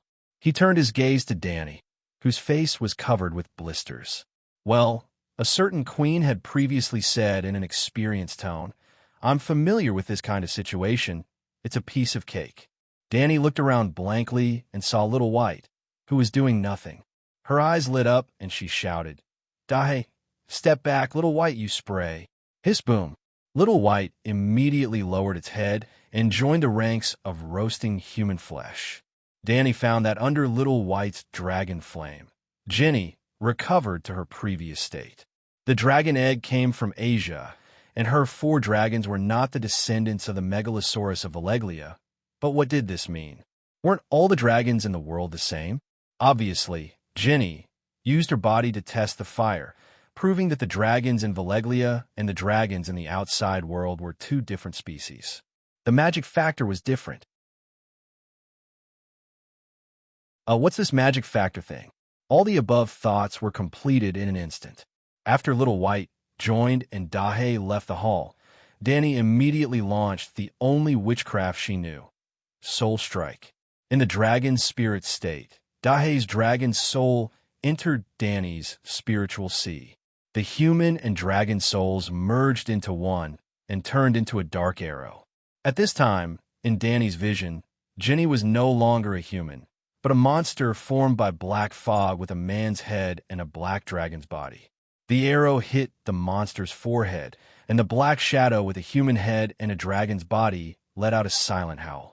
Its body shook and shrank a lot. Buzz! Jenny's body shook a little. Buzz! The second soul strike, Jenny staggered. Dahe lay on the ground, twitching as if he had epilepsy, and Danny's nose was bleeding. Balerion's demonic shadow shrank again, and Jenny's figure could be seen through the thin black fog. Buzz! The third soul strike, Danny's 7 orifices were bleeding, and Dahe's eyes rolled back. The demonic shadow shrank into a small ball, and Jenny's figure was completely exposed. No! Jenny suddenly stopped and roared. Bang! As if a grenade with the buckle pulled off had been stuffed into a steel door, Jenny exploded into countless pieces of minced meat in the dragon flame. Every soul attack directly hit Balerion's divine soul, killing 1,000 enemies, losing 1,000 and losing 1,000 and 2,000. However, Danny and Dahe were both in their original bodies, and Balerion only had a part of his soul in Jenny's body. Both of them had different abilities, and Danny was using her own body to hurt Balerion. After 3 consecutive soul strikes, Balerion's divine power was not enough to cover Jenny's entire body. Her body was mortal, and of course, she could not withstand the dragon flame. It's over. Danny breathed a sigh of relief. Be careful. A black light flashed in front of her, and Barristan's angry shout was heard. An earthworm, as long as an arm and as thick as a finger, was cut in half and fell to the ground. The scattered dark red blood corroded the stones on the ground into a small pit. Chi-chi. Wisps of green smoke rose from the pit. You deserve to die. In the hall, there were men, women, old people, children, young girls, rough, crisp, gloomy, sweet, gentle. Countless people, countless voices, all mixed together to form a sinister and feminine baritone. Danny's scalp went numb. She took a few steps back and shouted, Run, Dahe, Whitey, quick, take off. Even the old driver could not hold them back. Squeak, squeak, squeak. In the hall separated by a door, countless earthworms with flickering red light were like noodles in a boiling pot, twisting and wriggling. Hearing the crawling sound, it was as if something was trying to crawl into a person's mouth and down their throat. Squeak! Dahe struggled to get up. He first bit Danny's shoulder with his mouth and placed her on white ease back since she could not move freely. Then he kicked off and leaped into the sky. Barristan's movements were swift, and he had already jumped onto his black dragon. Squeak! Before the earthworms crawled out of the hall, Whitey had also flown into the sky. Not far away, a few hundred Orlos people had gathered around the street. Danny did not stay for long. She immediately ordered the two dragons to fly towards the south. Yep, she did not enter the sea of smoke. Thump, thump. In less than 3 minutes, the Megalosaurus once again landed on the Tower of Babel. Barristan asked in a panic, "Your Majesty, are you not feeling well?" "My body is fine." Danny struggled to climb down from the dragon's back. The melting point of her lead armor was too low, and it had melted under the draconic flames. Although she was not injured, she could barely move after the lead armor cooled down. White Knight climbed down from the black dragon and came to Danny's side. She used her scimitar to cut off the lead armor around her joints as she asked in confusion, "Then why aren't we running away?" Danny touched the blisters on her face and grimaced. "My body is fine, but my heart is not. Sigh. There's nothing we can do about it. Who would have thought that the gods were real?" It was obvious that this noble old man was unable to keep up with the queen's pace. Hiss! After Danny could move her hands, she pulled out the Valeglia's steel dagger from her waist and urged the old man. "Okay, you go, I'll do it myself. Where are we going?" Whitebeard was at a loss. "I'm not feeling well. We're going to rob this Tower of Babel. Do you understand?" Really, this old man was not eye-catching at all. Previously, when she followed Ginny down the Tower of Babel, but did not see a single guard, there should have been. Ahem! At that time, Danny was really just thinking about it. Well, just thinking about it. "Rob?" The old knight's voice was louder than Danny's. His eyes were wide open, as if he'd seen a ghost in broad daylight. "When you went down the tower earlier, your eyes were looking around. What did you see?" Danny asked. Barristan's old face was red, and he said unhappily, "Your Majesty, I was carefully observing the enemy's situation, not sneakily peeping at the master's treasure." Bang, bang, bang. Danny patted her chest a few times and said unhappily, Look carefully, look at me. Do I look like a kind guest? We're at war. Shouldn't we take the spoils after winning the battle?" Danny's shiny silver hair became black and dirty. Her white little face was burned red with blisters, and her valiant silver armor was burned black and tattered. It was terrible. "I should have called Ura Mormont. I can't do this kind of thing," he muttered, but still trotted through the stairs. The old knight had served the king for decades. He had always been open, upright, and proud. He followed Queen Danny, but this was the first time in his life that he had done something like a bandit. "I don't want gold or silver, just Valeglia's steel weapons and magic books." Danny shouted at the white knight, who had disappeared into the corridor. The old man's feet could be vaguely seen tripping, otherwise he would not have suddenly staggered. After a while, there was a faint cry of a maid downstairs. "There are thieves, robbers, bandits robbing the city lord's palace." Then came the old knight's anxious explanation. "I'm not a thief. I'm not a robber. Don't be afraid. Don't shout. The building is so high, the people on the street can't hear. Quickly give me the high priest's treasure. I won't hurt you." One could imagine how embarrassed the old man was at this time, and how incoherent he was. "Ah!" The old man's cry was full of delight. A moment later, Barristan returned with heavy footsteps, holding an iron lump the size of a banquet table. It was dark, and it was obvious that many tubes had been welded on it. The old man's neck leaned back with difficulty, and his steps were difficult, almost moving over. "What's this? Why are you carrying a black lump of metal over here? Where's the sword, the secret arts? You can find a few history books." Danny frowned. "Your Majesty, this is the witchcraft lens. The legendary witchcraft lens." The old man shouted excitedly. Throw it away. Danny waved her hand in disdain. What's the use of a cell-scale microscope? It's so big, so stupid, so stupid. She would find a few glassworkers in Mir and a few blacksmiths in Koer, and she would be able to DIY 100 small and exquisite witchcraft lenses with high magnification.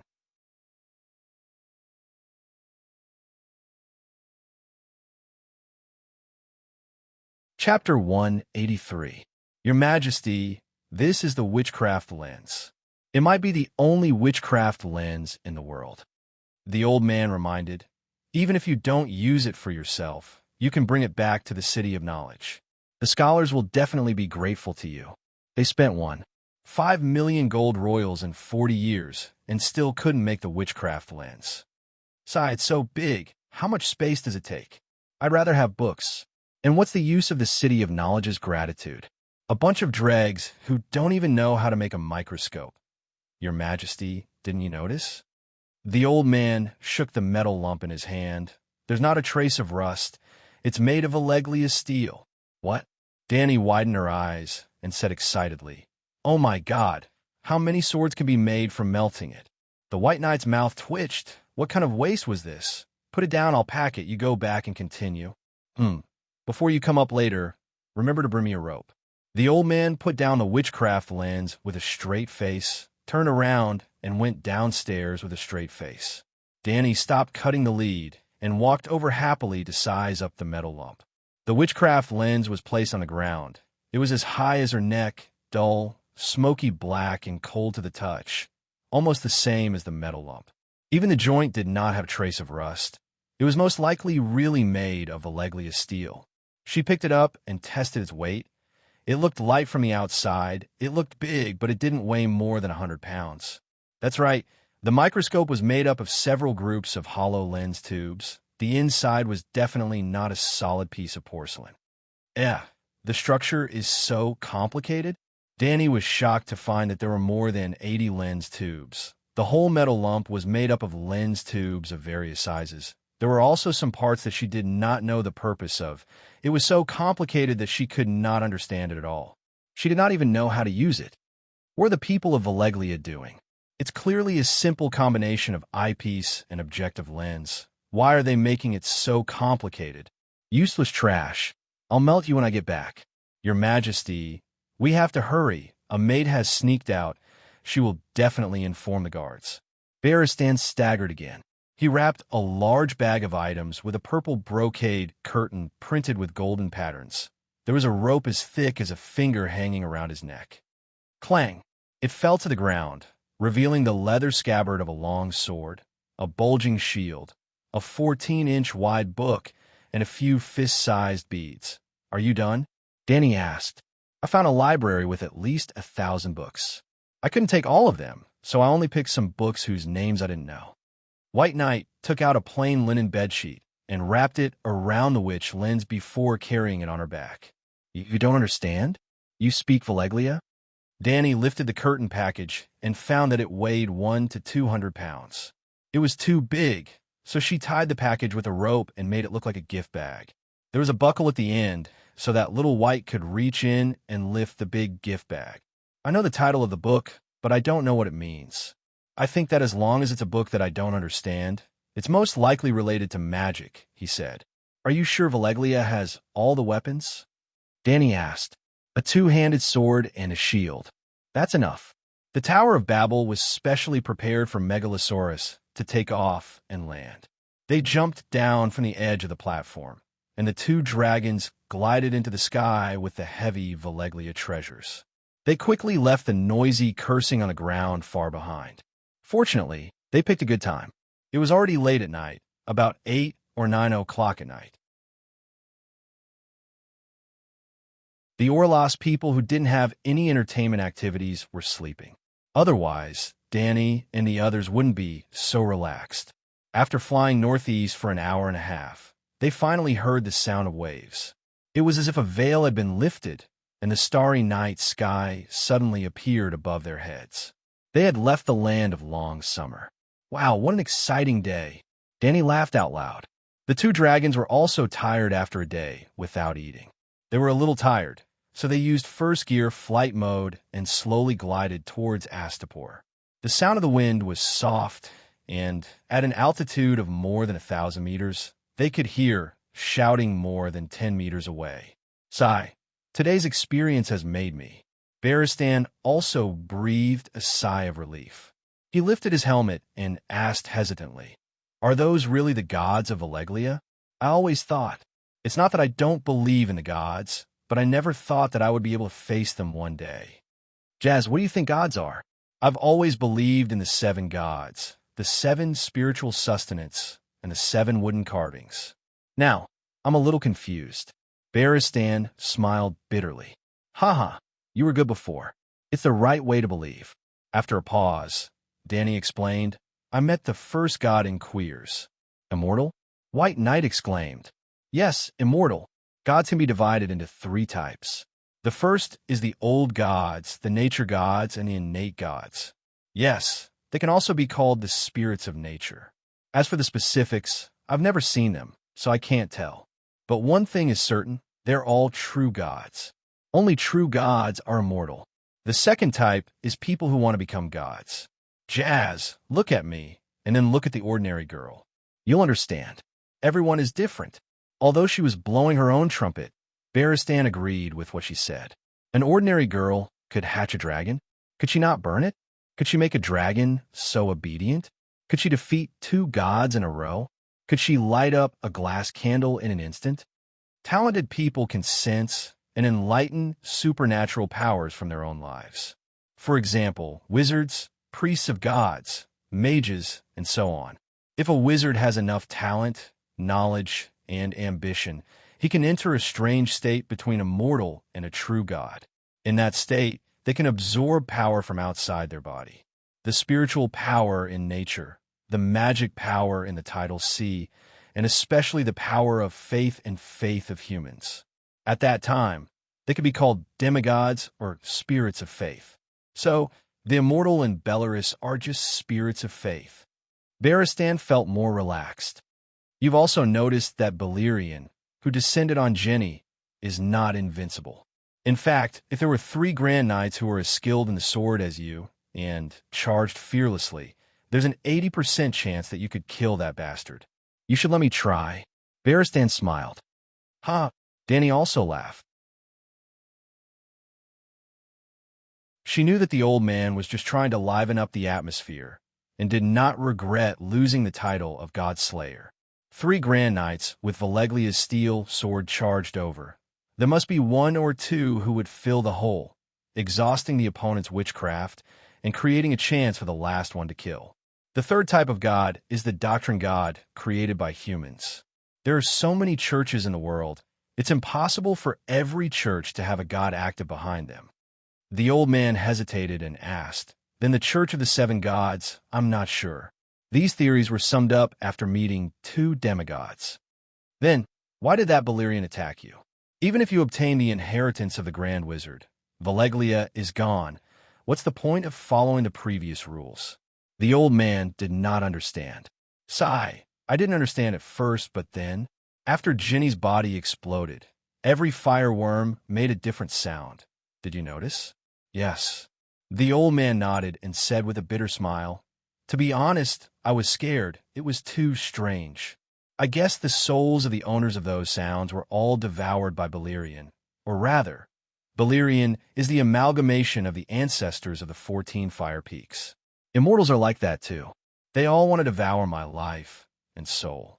The reason why I can hatch a dragon must be because my bloodline is extraordinary, but Barristan thought for a while and said, It's just that he made a mistake in his judgment, thinking that you are not the prey he needed. Yes. Danny frowned. She wanted to know what Balerion misunderstood. Fortunately, that Balerion can't leave the land of long summer. The old knight sighed. We don't have to be afraid of him. When we go back, we can melt the witchcraft lens. The Blood Oath Guards and the King's Guard each have a Valeglia steel sword. They can't kill him. Danny said proudly. Your Majesty, I think it's better to keep the witchcraft lens. If we really need a Valeglia steel sword, we can melt Mormont's armor. The old man advised. We'll talk about it when we go back. If she really came up with an optical microscope, she would definitely melt the witchcraft lens. Your Majesty, what kind of inheritance did you get? I saw you use True Dragon Roar several times in a row. Other than the first time I helped you get out of trouble, I didn't go against you for the last 3 times. You can still hear it? Danny asked in surprise. Yes, I can vaguely hear the roar of a megalosaurus. It seems to be more majestic than Black Diamond's usual roar. Blackie only roars out sound waves, but the witchcraft I used imitates the dragon's horn. It's a little similar. The old knight suddenly realized. It was also his first time seeing Danny's soul strike. Other than True Dragon Roar, this name is strange. It sounds like Lion Roar. Lion Roar, landlady, loudmouth? Danny shuddered and quickly got rid of the thought from her mind. There's only a basic meditation technique in the inheritance that can help me train my spirit. I don't know what it's used for. Let's practice for a while first. Oh, that's not right. I can now clear the curse in the land of long summer. Danny said happily. Clear the entire land of long summer? Whitebeard was shocked. No, it's just the curse on you and me. What? We have a curse on us? But we're wearing anti-curse armor. The old knight exclaimed. Danny was a little embarrassed. You're mistaken. The radiation is not nuclear radiation. It's high-energy magic radiation. Nuclear radiation was not the only type of radiation. For example, when a high-temperature object radiates heat to a low-temperature object, it's also a type of radiation, thermal radiation. Almost all objects with high energy levels can release radiation to objects with low energy levels. The magic extracted by Valeglia from underground fire was a type of high-grade energy. At this time, the land of long summer was full of this kind of magic radiation. The great wizard's inheritance did not tell Danny this knowledge, but after learning the basic meditation, she, like Kuei Shi and the great wizard Haya, used her own body to feel the surge of the magic tide. She did not know what happened to the others. She could also absorb the magic energy from the outside world through meditation, fuse it with the spirit power in the spirit sea, and refine witchcraft. Previously, when she used the soul strike on Faceless One, it was purely consuming her own spirit power. She used her and Blackie's souls to attack the opponent's spirit sea. That attack almost exhausted her strength, and even Blackie would lose consciousness for a short time.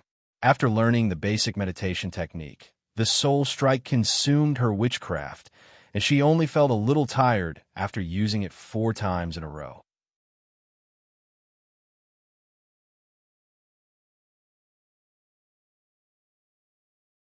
Chapter 184. In the garden on the top floor of the Great Pyramid of Astapor, sunlight drove the thin morning mist to scatter lazily on people's faces. The bedsheets were stained with morning dew, showing traces of wetness. He untied the rope tied to the outside and spread it out on the red brick floor.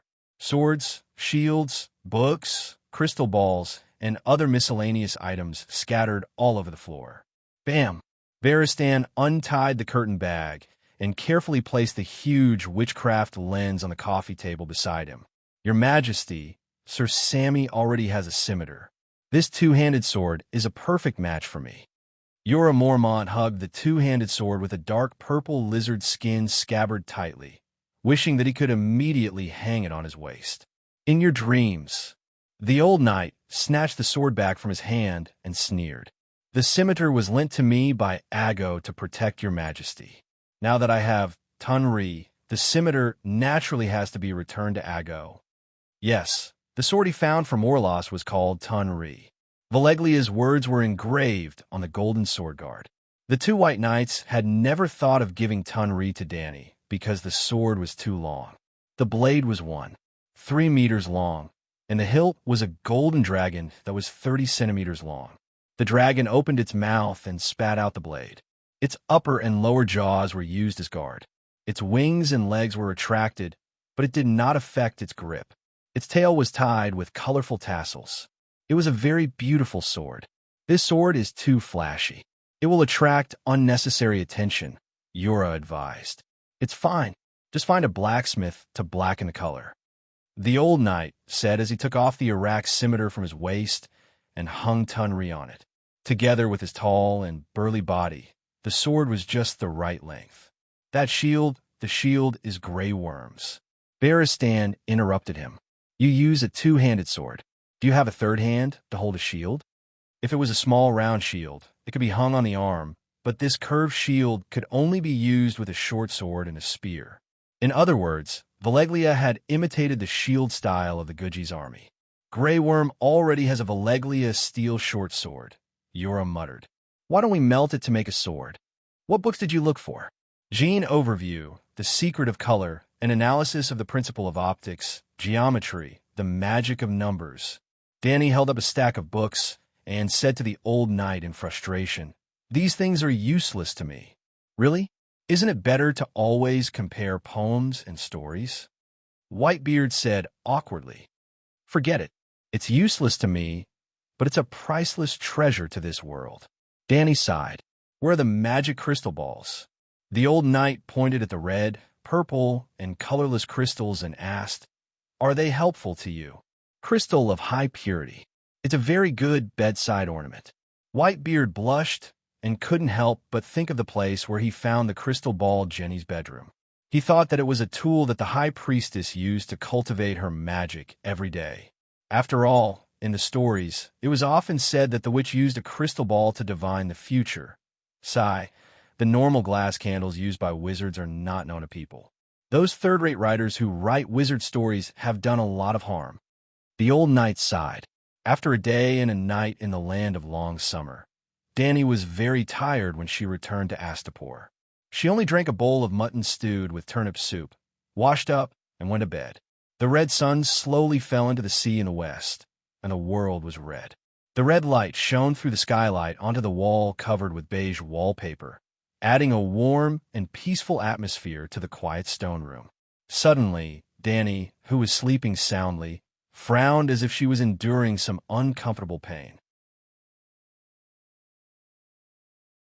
She opened her eyes, and a faint light flashed in her purple eyes. She raised her right wrist in front of her eyes, and a red dot flickered under her fair skin. Kashi. Danny's eyes gradually regained their clarity. After a moment of hesitation, she withdrew the wizard power around her wrist. The red turned into a long line as thin as hair and hit the wardrobe opposite her. The red line dimmed and disappeared, and a woman appeared in front of the wardrobe. She was wearing a long hooded robe, and her face under the hood was covered by a red wooden mask. It was Kashi. Danny, rise, you've impressed me. The hood covered her eyes, but Danny could feel that she was staring at her.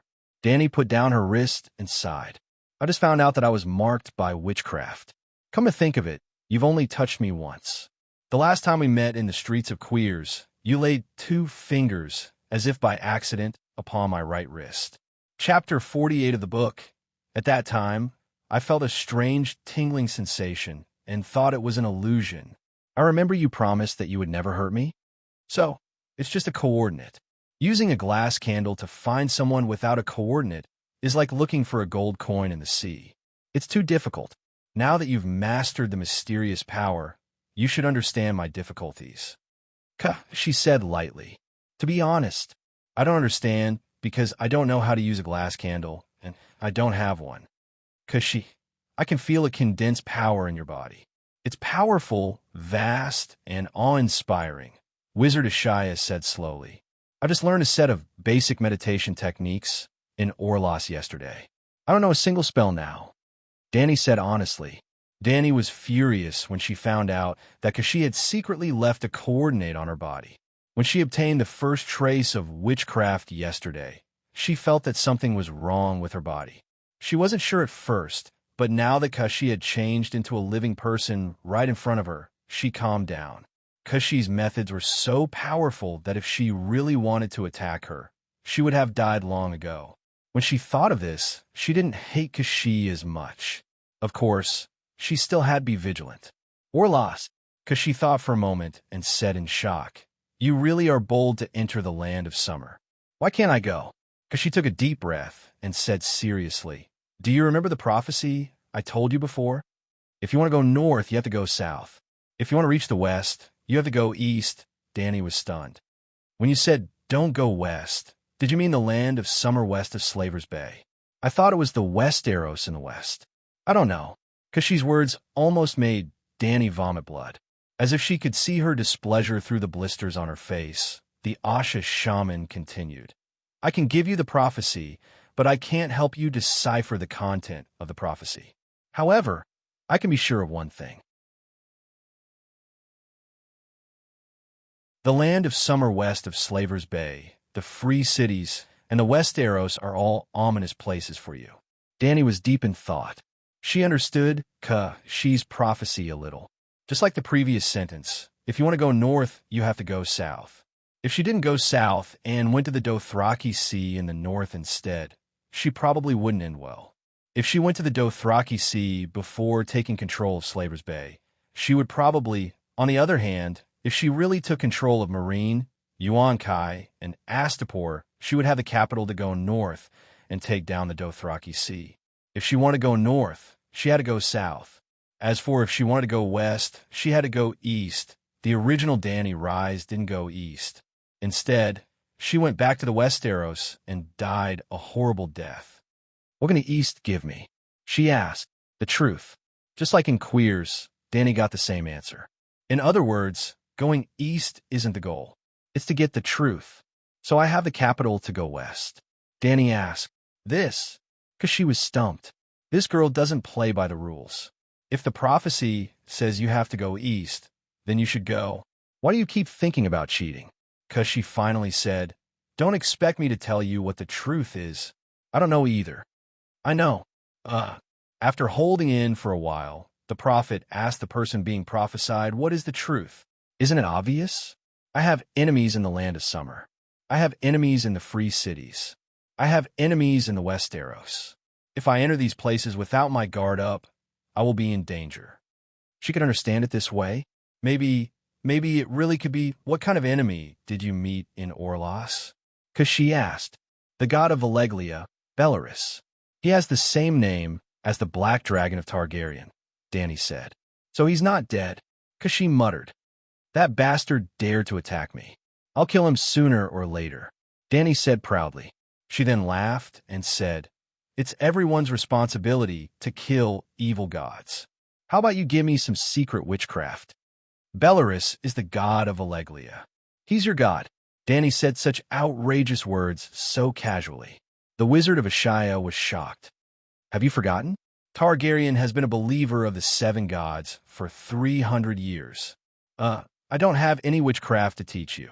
Our training systems are different, Kashi said. Nonsense.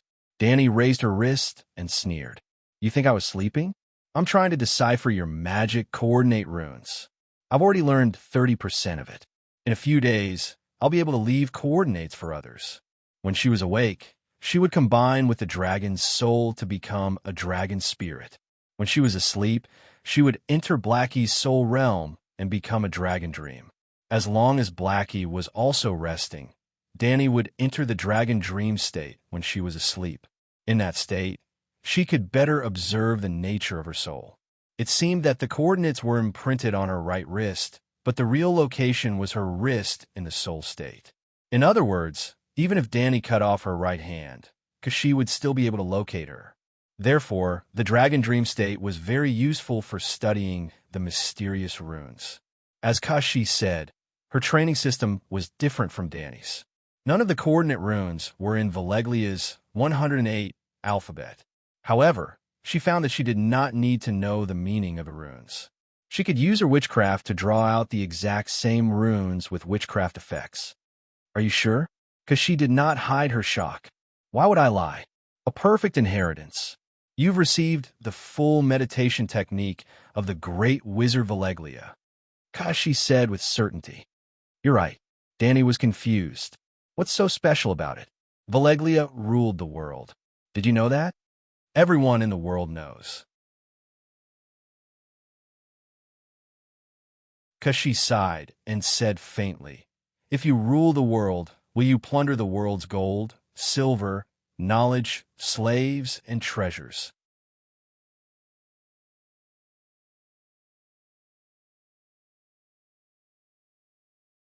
Chapter 185. Danny suddenly realized that the people of Alleglia must have plundered all the secret books of the occult schools and finally melted them together to create their own super divine secret book. Seeing her understanding expression, Kuei, she nodded and sighed. The great wizards who have obtained the perfect inheritance can ignore the schools and use all the witchcraft in the world. They don't even need to study the meaning of the runes. We Asian wizards have studied it for thousands of years, but we still can't figure out how the people of Alleglia did it. Haha, I'm afraid they can't use all the witchcraft? Danny thought of something and asked with a smile. Can they use the Red Priest's witchcraft? No. Kuei, she shook her head and said with a complicated tone, mortals can only borrow the spells of the gods. They can't steal them. Danny looked expectant and said with a smile, I'm easy to satisfy. I just need to learn your witchcraft. Sorry, I can't teach you any witchcraft. Kuei, she flatly refused. Why? Knowledge is about communication. I can use my own witchcraft to exchange with you. I can't use your witchcraft. After a pause, Kuei, she asked, I'm a wizard who specializes in prophecies. You know that, right? So, do you know what's the taboo in prophecies? Without waiting for Danny to answer, Kuei, she said, the taboo is to interfere with the life of the prophesied person. Prophecies are like a complicated arithmetic problem. By the way, you probably know what a multivariable arithmetic problem is, right? Do you really think I'm illiterate? I know, Danny said with a muffled voice. Prophecies are like an arithmetic problem. There are countless variables. If I'm by your side, I'll become one of the variables and a very important one. So, do you understand? Danny frowned and said, but you've advised me many times to do this and not to do that. Isn't that interference? I'm just telling you the prophecy. I'm not interfering with your choice. Before I see a clear prophecy next time, I won't appear in front of you again. So, you have another prophecy to tell me? The last prophecy hasn't ended yet. Isn't it a bit too frequent? Danny said with a strange expression. You're the principles of karma, and I'm only responsible for telling you what I see. Kuei, she said lightly. All right, go ahead. Kuei, she said in a melodious tone. The glass candle is lit, the pale mare will come, and the rest will follow. The lion and the griffin, the son of the sun and the dragon of the performer, none of them believed. Remember the undying ones and the chief steward of fragrance. Oh, the glass candle was indeed lit by me. I didn't forget the lesson of the immortals and gave Balerion a good beating. Pale mare, lion, and so on. What do they represent? Unsurprisingly, Kuei, she did not answer her question. Instead, she sighed and said, Danny Leasy, you can learn my positioning technique, but it's best that you don't use it. After I learned the meditation technique, my former mentor sternly warned me about a wizard's commandment. Now, I will tell you about it. Witchcraft is a sharp blade without a handle. It can hurt others, but it can also hurt oneself. The true purpose of a wizard is to pursue the truth. Witchcraft is just a beautiful scenery that seduces you into the wrong path. In the blink of an eye, the black-robed woman in front of him disappeared, leaving only the sound of his own breathing in the dim red room. In the blink of an eye, Danny fell back onto the feather bed with a thud. She looked at the ceiling and murmured, the well-fed do not know the suffering of the starving. I can also say that the crown is a heavy burden that carries the livelihood of countless people. Glory and power are just poison wine that seduces the queen into the wrong path. After resting in Astapor for a few days, the burns on Danny's face and neck had healed. Baristan also turned Tanri into an ordinary two-handed sword. Just as they packed up and were about to set off again, the Whisper Group and the Spy and Kyles sent a messenger crow almost at the same time. The 100 elephants and 5,000 elephant soldiers hired by the Alliance on LF Island had arrived in Kyles. The Whisper Group had more information and was more detailed. Each elephant was accompanied by a rider, a crossbowman, and a spearman. Some of the 5,000 elephant soldiers would stay in Kyles, while the rest would continue westward to Volantis by boat. Volantis also had elephants, so they only needed experienced elephant soldiers to go there. The Whisper group also revealed that the Alliance had formed a super army of more than 100,000 regular soldiers. They might split into 4 groups and attack Astapor, Yuan Kai, and Mirene from 4 different places at the same time. This was the suggestion of most of the Alliance's generals. Even if they could not take down the cities, they could at least destroy the mother of dragons' agricultural production. Yes, the Alliance knew about the agricultural production that she had spent a lot of effort to create. However, Dragon Slayer Grazdan was resolutely against the plan to split up. He strongly suggested that everyone should combine their forces and completely abandon all seemingly ingenious, but actually useless tactics. They should stick to the strategy of forming a strong stronghold and fighting a dumb battle. Well, after getting the Dragon Slayer's saber, Grazdan swore that he would slay dragons in this life. So he got the nickname Dragon Slayer. When it comes to tactics, no one is a match for the sinister and cunning evil mother of dragons. In the Alliance's meeting, the Dragon Slayer was almost in tears. His slogan was, "Gather the power of the whole world and crush Slaver's Bay." He did not even suggest an immediate attack. Grazdan also thought that the Alliance did not have enough troops. He hoped to pull the Summer Islands, Westeros, Bravos, Roras, Dothraki, and the Jade Sea into the Alliance. Although the Westeros did not trade slaves, the Iron Throne was the archenemy of Targaryen. If the Alliance failed, the Dragon Queen would become the world's first emperor. At that time, would she let go of the Westeros that originally belonged to her? If the Dragon Queen was promoted to the Dragon Empress, would Bravos, the original big brother of the world, be willing to submit to her iron boots? Therefore, Grazdan's real-world alliance was not a delusion of a madman. There was at least a 30% chance that it would become a reality. Because of the different opinions, the alliance's final strategy had not been decided. However, there were 2 points that everyone agreed on. First, seize the time to hatch the dragon as soon as possible.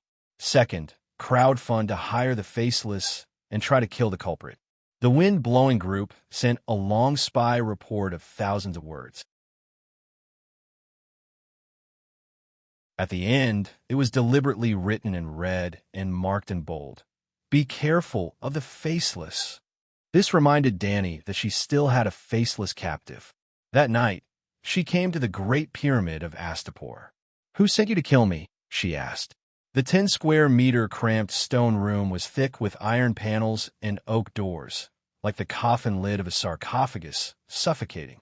There was no skylight inside, and it was dark 24 hours a day.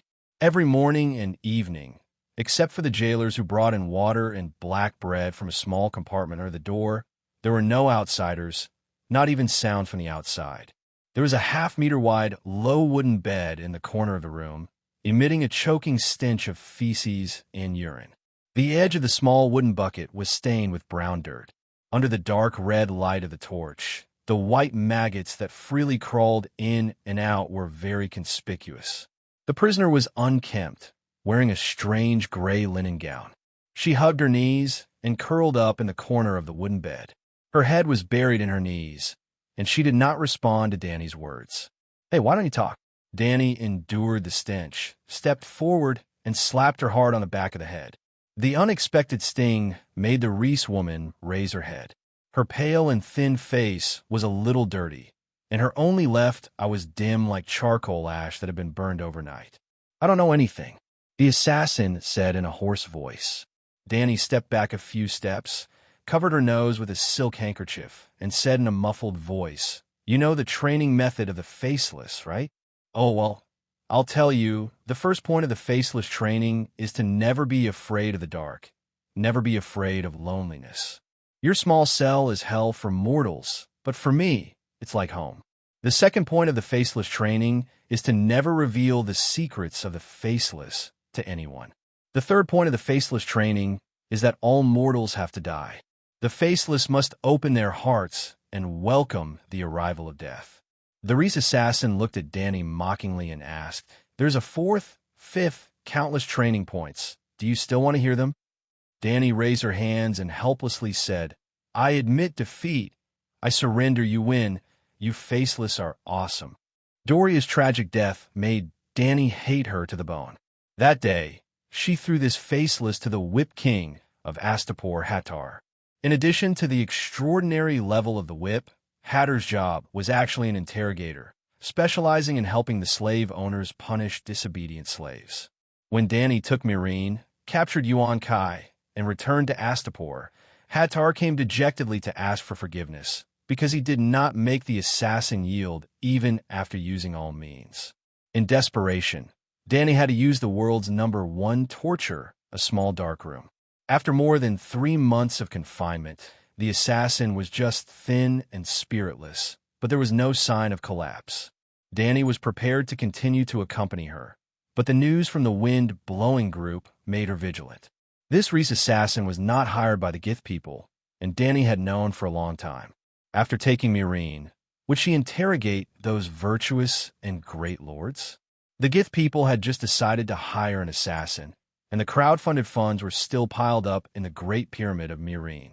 They were arranging for a fleet to transport it to Bravos, when the Dragon Queen's 50,000 troops came from the sky and took Mirene. Queen Danny put the red flower of 10 million gold coins into her own treasury. With witnesses and material evidence, Danny was completely convinced that there were other unruly people in the dark who wanted to harm her. "I've decided to let you go," Danny said to the faceless. A glimmer of light flashed through the assassin's dull blue eyes. "Why? You made me feel the terror of the faceless organization." "I'm afraid and want to reconcile with you. Let's pretend that nothing happened. Faceless give up on assassinating me, and I won't trouble you. How about it?" "Haha, trouble Faceless with just you." The female assassin did not hide her ridicule.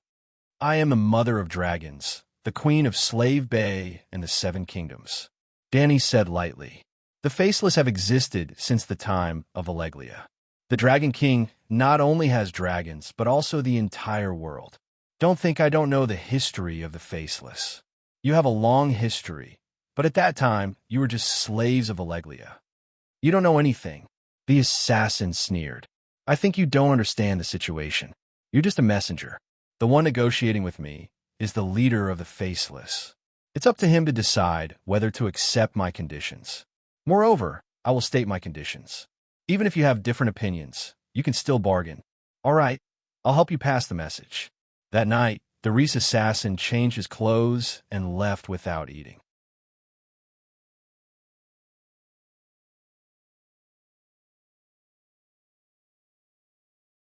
Chapter 186. The next morning, on the garden platform of the Great Pyramid, Baristan checked the items in the travel bag and said worriedly, "I heard that Faceless One will not give up as long as they accept the task. There are always exceptions." Danny was lying on the back of Big Black with a belt so that it was convenient for Whitebeard to ride. Today, they would continue the previously suspended trip to the Westeros. The old knight was always just a passenger, but Danny could reach the realm of human and dragon unity with any dragon. If there was no wind and Big Black flew at the highest speed, she could also dance ballet on his back. "We can't pose a threat to the Black and White House," the old knight said dejectedly. "I have a dragon. The Faceless One will know about the war at Slave Bay. The Megalosaurus once threw fuel bombs at the ship. Won't it alert them?" "Well, it's possible," Chola interrupted. "Your Majesty, have you forgotten? The sky above Bravos is shrouded in fog all year round, and the buildings on the ground can hardly be seen at high altitude. Bravos was established 900 years ago and only hid for 100 years before taking the initiative to announce its existence to the world. At that time, there were still 300 years before the destruction of Alleglia. But the Dragon King of Alleglia was afraid of getting lost in the fog. After receiving a sum of compensation from the Iron Treasury, he gave up the punishment of the descendants of the fugitive slaves." Danny shrugged and said indifferently, "Even if the negotiation fails, there is no loss. The Faceless One is not as terrible as imagined. Didn't Tintu discover her identity?" Thinking of the dozens of patrol dogs in the pyramid today, the 2 white knights were silent. This time, Danny changed the flight route. Instead of crossing the land of long summer, she crossed Slave Bay and went to Tolos across the bay. Then, She followed Valeglia Avenue to the northwest and flew in a straight line to the west of Volantis. The whole process would be flying along Valeglia Avenue. Because of the Alliance's attack route, one of them was the ancient Valeglia Avenue, known as the Devil's Avenue. In less than 2 hours, Danny saw the ancient Valeglia Freedom Fortress built on the Cape, Tolos. Smaller and more dilapidated than Astapor, it was on the verge of being abandoned. There were only a few flat-bottomed ships with their sails lowered at the harbor. 7 or 8 crew members were carrying wine barrels, flour, and other goods from the ox carts parked at the harbor under the sun. There were a few pedestrians walking on the old and empty gray stone streets. Hawkers wearing sun hats were pushing carts filled with colorful fruits along the pier to sell their wares. There were merchants in silk clothes hurriedly coming and going. There were sailors in short sleeves and shorts and prostitutes on the streets, teasing fearless. There was also a blue-clothed servant leading a white elephant that was as tall as a one-story building. He shouted loudly for the people in front to make way. A light breeze blew past, lifting the light yellow gauze curtain. One could see the pink-clothed girl peeking out from the golden chariot on the elephant's back. The residents here wore loose robes in the style of ancient Valeglia. Their skin was white and smooth, and most of them had silver hair or light blonde hair. They were typical of Valeglia. There were also a few Gith people wearing toga robes. Leaving the vicinity of the pier, the number of people on the streets decreased rapidly. Some of the squares were even empty. The whole of Tauros had a gloomy and decadent tone. It was dull and lacked passion. They quickly passed by the city with a radius of 1 kilometer.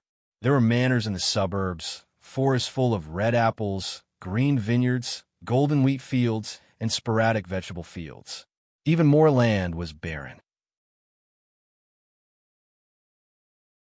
There were dozens of sheep and a few buffaloes strolling leisurely on the spacious Valeglia Avenue.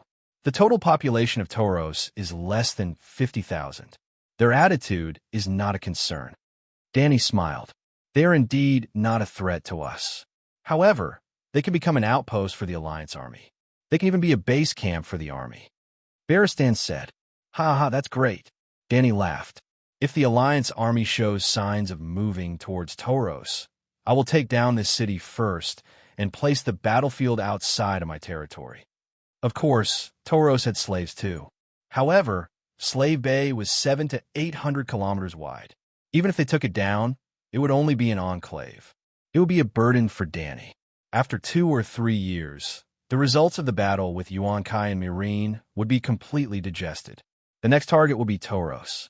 Tauros flew 200 kilometers northeast and came to a fork in the road. To the east was Materis, and to the west was Borash. Tauros, which was located on the peninsula, could barely survive. However, Borash, which was on the Great Plains, was destroyed by the Dothraki in the Bloody Era, PS. Starting from a fork in the road, the two of them entered the area of the Demon Avenue. Once again, the two of them entered the area of high-level magic radiation. What was interesting was that this time, Dahe's Sea of Consciousness did not sense any crisis at all. This proved one thing to Danny. Blackie's sense of danger did not only come from its own safety. Danny's safety could also trigger its sense of danger. The ancient Valeglia Avenue in the land of Long Summer was empty. There were no traces of people.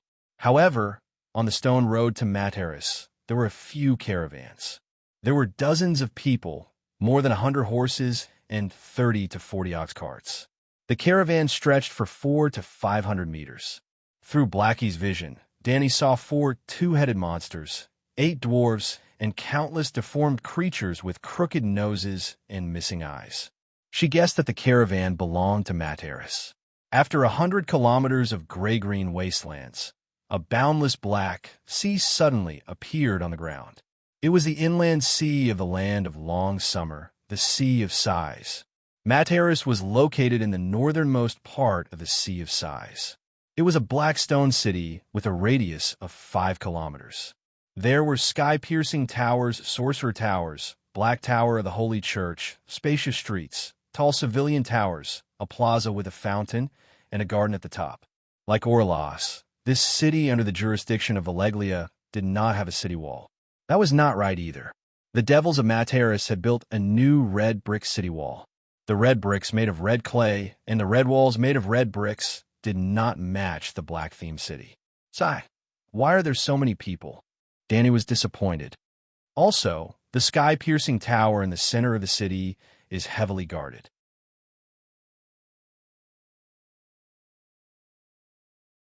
We can't descend from the sky, Whitebeard said regretfully. Danny promised that if she could find Valeglia's steel armor in Materis, she would let him use it. That was why the old knight was starting to lose his integrity. Or perhaps he had gotten used to it? Mataris' environment was not better than Orlos. It was also shrouded in magic radiation and filled with deformed creatures. However, this city was connected to Slaver's Bay and Volantis. It had developed commerce and agriculture. Danny noticed that there were crops outside the city as well. However, they were not wheat. Most of them were strange dark purple chrysanthemums and dark red long-leaved grass that was taller than a person. Oh my God, those are swordgrass leaves. They've grown so much. Whitebeard, who was using binoculars to observe the ground, exclaimed, "Swordgrass leaves?" Danny was shocked. She took a closer look and found that they were indeed similar to the swordgrass leaves that she had seen at Slaver's Bay. The leaves were green and red and were about 3 or 4 times smaller than the tobacco leaves. Its function was probably similar to betel nut and chewing tobacco. If you chewed in your mouth, you would spit out the dark red, juice mixed with your saliva. Not only was it unhygienic, it would also stain your teeth red. Danny hated people who chewed swordgrass leaves the most. They've mutated. The plants here have all mutated due to the magic radiation. The swordgrass leaves in the ground were even taller than the tobacco leaves. The color was also a little different. It was dark red, and the smell was probably stronger. So, Whitebeard pointed at the dark purple chrysanthemums below and asked, "Doesn't it look like agaric? The color and size are different, but the branches and flowers are very similar." Agaric had very high medicinal value. Together with mint, wormwood, honey, and a small amount of peppermint oil, it could be made into moon tea and abortion and contraceptive medicine unique to this world. I see. This godforsaken place can't grow food, but can grow even more effective herbs, Danny muttered. As they continued to fly east, they saw small fishing boats in the Sea of Sighs and large areas of poppy trees on the shore. The stone road to Volantis was not empty. On average, they saw a caravan every 50 kilometers. Hey, there are demons attacking the caravan. How tragic. The two dragons could not help but slow down. Baristan picked up the binoculars and looked at it. He immediately had goosebumps. Like a dense swarm of locust-like, deformed people, they fearlessly charged at the encirclement of the convoy. Every minute and every second, a demonkin was killed. Then, the nearby demonkin immediately gave up on their opponents and swarmed over the corpses of their companions. They grabbed a piece of meat and squatted down and gnawed on it without a care. After they finished eating, they continued to attack. From time to time, there were caravan guards who slipped and were dragged out of the defense circle by the demons. The mournful howls stopped abruptly. Crack, crack, crack. The horrible sound of bones being gnawed was heard. When the demons were almost full, they left the road and went into the nearby bushes and woods, leaving behind a slaughterhouse-like scene. Well, ignoring the large patches of blood, it was more like a dining table that had been licked clean by the guests. Danny said with a pale face, "No wonder this place is called the Path of the Demons." After experiencing this catastrophe, those who survived would either go crazy or lose their courage. I don't know how many demons there are nearby. The Alliance has formed a formation. I'm afraid more than 1,000 demons won't be enough to kill. Baristan had mixed feelings. He did not know if he should hope that there would be more demons like this and cause the Alliance to suffer heavy losses, or that the Alliance could return peace to this area. After flying east for another 2 hours, the scenery in front of them suddenly became bright and colorful. Blue sky, white clouds, bright sun, green grassland, fresh air, and even breathing became clearer. They finally left the gloomy gray land of the long summer and entered the great plains of the Lone River. In order to pass through the long summer as quickly as possible, the two dragons flew at a speed of 300 kilometers per hour. They took off in the morning and were already a little tired. After seeing a group of gray-haired bison drinking by a small stream in the field, Danny asked them to land. Blackie swooped down first, and a bright red dragon flame ignited a strong bull that could not dodge in time. The shallow stream beside it also bubbled with white steam, and it took a while for it to calm down. Varistan took off his backpack and walked over in the stream. He took out his sword and cut off a large piece of meat that was charred on the outside and bloody on the inside from the hind leg of the bull. He then used a dagger to cut off the charred meat and put it into a lunchbox. He sprinkled pepper, fennel, fire dragon pepper, cumin, and salt powder on it, and gave it to Danny after mixing it well. He took a big bite of the meat that was less than medium rare. It was bloody, and he did not even add any salt. It has a kind of primitive fragrance and sweetness. The old knight was intoxicated. As long as you like it. Danny took a bite of the beef and mumbled.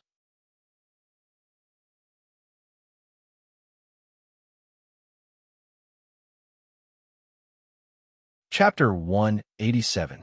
Volantis, the first colony of Valeglia's free fortress. It was powerful and had a long history. It was known as the eldest daughter of Valeglia, the queen of the Lorne River, and the mistress of the summer sea. Around 6 o'clock in the evening, the blood-red and swollen sun was half immersed in the sea. The waves sparkled and reflected the light. Hundreds of ships in the harbor were dyed red like blood. Do you see that? That dock belongs to the Blackwell nobles. The 200 warships docked there, all prepared for that woman. Cadillac stood up from the back of the elephant and stood on the old mahjong mat cushion. He excitedly pointed at the long line of ships that stretched for more than 10 miles in front of them. There were beige sails, dark red sails, dark green sails, pale yellow sails. There was a flag fluttering on the top of the mast of each warship. There was the flag of the Lysians, the flag of the skull crown of Volantis, the flag of the Harpy of Gith, the flag of the Tourmaline Brotherhood of Queers, the flag of the white elephant on a green background from the Elephant Island of the East, and there were more than 200 of them, but none of them were flat-bottomed merchant ships. They were all highly mobile paddling boats and naval warships with long rams. They were like soldiers who were ready to go. They were lined up neatly on the drill ground on the ocean. It was daunting, at least like the coachman in front of the carriage who had a tattoo of a wheel on his face. His name was Cadillac. He was a blonde Lorna in his early 20s. He was thin and small, less than 165 meters tall. His long, freckled face was even more prominent. After resting for only an hour in the wilderness, Danny and Baristan continued east on the Dragon. After flying for less than an hour, large and neat manors began to appear in the green fields. After flying west for another half an hour, the two landed in a birch forest with tall branches. After walking for 2 miles, they came across a small tavern with a banner that said Aunt Kelly's Lamb Pie on the side of the yellow road. The owner, Aunt Kelly, had silver hair and blue eyes. Her skin was fair and delicate. She was a slightly plump, middle-aged woman. She wasn't surprised to see the silver-haired, purple-eyed Danny. Most of the girls in the manor nearby had Valeglia's bloodline, and the woman had seen too many of them. However, Danny's appearance still left a good impression on Aunt Kelly. When she heard that the two of them wanted to buy a horse, she warned them, "Young lady, in the eyes of us locals and even foreign ship owners, traveling on foot is a loss of dignity, and riding a horse is too barbaric. People with status and status often travel in palanquins or elephant carriages. You don't look like a child from an ordinary family. Why don't we hire an elephant carriage?" Coincidentally, my cousin is a big player in the business of elephant carts. He has businesses in the East and West Volantis. Of course, I see that both of you have long swords at your waists, so you must be noble knights. Knights can't live without horses, and the horses in my family's stable. Aunt Kelly blabbered on and on. Danny bought 2 tamed horses, 1 white and 1 red, 2 carrot and lamb pies wrapped in paper boxes, for bottles of red wine from the land of the setting sun, and a pack of snacks. In the end, She even hired an elephant cart from her cousin's house. They spent a total of 5 gold radiance coins. Aunt Kelly patted her basketball-like chest and promised. Not only did she give them a 20% discount, she also removed at least 2 silver coins from the change. Danny's face was blank. She didn't ask anything and silently handed over 6 gold radiance coins. Under Aunt Kelly's shocked gaze, she said, "If you're honest, I'll give you a gold coin as a tip." Aunt Kelly held the 6 gold coins tightly. The smile on her face, when she was expecting to get 5 gold coins, was completely gone. Her blue eyes were filled with regret and self-blame. I was too honest and let go of a big fish for nothing. From today onwards, my lamb pies will increase in price. I'm going to rip off every traveler I don't know. Volantis was rich in elephants, or rather, all the cities in the south near the summer sea had elephants. Slave Bay also had elephants, but Volantis had a lot of dwarf gray elephants. Using elephants to farm was not Danny's original idea. The people of Volantis had done it a long time ago. Not only could they farm, but they could also pull carts, transport goods, ride, and fight. Elephants could do almost everything that horses could do. The elephants that were tamed by the people of Volantis were a type of small dwarf elephant. Their skin was mostly gray or white, dirty white. Hence, they were also called gray dwarf elephants. The dwarf here was only relative to the mammoth that was 3 to 4 meters tall. In fact, an adult dwarf elephant could also grow to 5 meters. For example, the elephant that pulled Danny's cart was 4 meters tall. Its white skin was like the snow that had been trampled on, and it looked a little dirty. The elephant cart was similar to the ox carts in other cities. It was an enlarged version of the ox cart, and its wheels were even taller than Danny's. The huge wooden wheels were inlaid with rusty iron sheets. The passengers sat on soft chairs that were cushioned with brown mahjong mats between the wheels. The coachman rode on the back of the elephant, and there was also a mahjong mat below. Valeglia's climate was hot. From a yellow dirt road to Valeglia's main road that was covered with solidified brown animal feces, there were more and more people on the road. Almost all the free people were sitting in palanquins or elephant carts. Well, the people who were walking had slave tattoos on their faces, and their clothes were also very simple. For example, the coachman who drove the elephant cart would have a tattoo of a wheel on one side of his cheek. Other than a loincloth and sandals, he wore nothing else. His bare back was tanned and shiny, like a layer of oiled cowhide. After walking for 4 to 5 miles, they left the area of the manor outside the city and entered the east end of the West City's pier. The elephant cart stopped at a 2-story post station. The coachman climbed down from the elephant's back, pointed at Danny, and said a few words to a silver-haired middle-aged man in a silk robe. Then, the middle-aged Volantis man shouted loudly, "Cadillac, go to the elephant pen and get a high-level white elephant here. Change to a golden jade palanquin." Then, he came to Danny's cart and explained with a smile, "I'm Olivier, the director of the Valeglia People's Elephant Cart Station at the pier. You see it too? There's a license plate behind the elephant cart, so you can tell where the elephant cart is going." Elephant carts outside the city are not allowed to enter the inner city, so the two of you have to change carts. Don't worry, there won't be any extra charge. I'll also arrange for the best elephant driver and the most gorgeous elephant cart for you to send the two of you safely to the merchant house in the West City. Danny nodded blankly. What else could she say? Don't think that I can't hear you just because you're far away. That coachman's voice was so loud. The guest was rich and gave Lady Kelly a gold coin as a tip. However, Cadillac's skills were indeed extraordinary. His ability to control the elephant was 30% of Danny's ability to control the dragon. The previous coachman still needed to use a whip and reins to command the elephant. Cadillac sat cross-legged on the back of the white elephant, chatting with Danny while using the local language Valeglia with a grand accent to order the elephant to turn left, right, move forward, and slow down. If it wasn't for the fact that she didn't sense any intense mental waves, Danny would have thought that he was a shapeshifter, an elephant spirit. Where are you from? Cadillac asked. Bravos. This is my distant relative from the Westeros. He came to join our family because of the war. Dany smiled. No one doubted her as soon as the words left her mouth, for her Valyrian had a distinct Braavosi accent. Sigh. I saw you coming from the east, so I thought. The horse-faced young man who had been speaking confidently suddenly became a little depressed. Dany rolled her eyes and said, I'm for Braavos, but I did just come back from the east. Really? Cadillac immediately became spirited again. He lowered his voice and said, Have you seen that woman? Which woman? In the evening, the sun set in the west. On the streets near the port, people were as dense as sardines. The strange stench made Dany take out her handkerchief and cover her nose. Cadillac patted the elephant's back and asked it to slow down. He pointed at the fleet at the west and said with a red face, The woman they're going to deal with. How would I know who they're going to deal with? Just tell me the name. Dany pretended to be confused and asked, Sigh, that's someone who can't even be mentioned. The young man climbed behind the elephant and said in a voice that was almost inaudible, Slaver's Bay, Dragon Queen. Oh, it's her. Dany suddenly realized. But why can't we mention her name? Barristan rubbed his nose and turned his head away, leaving the stage to his queen.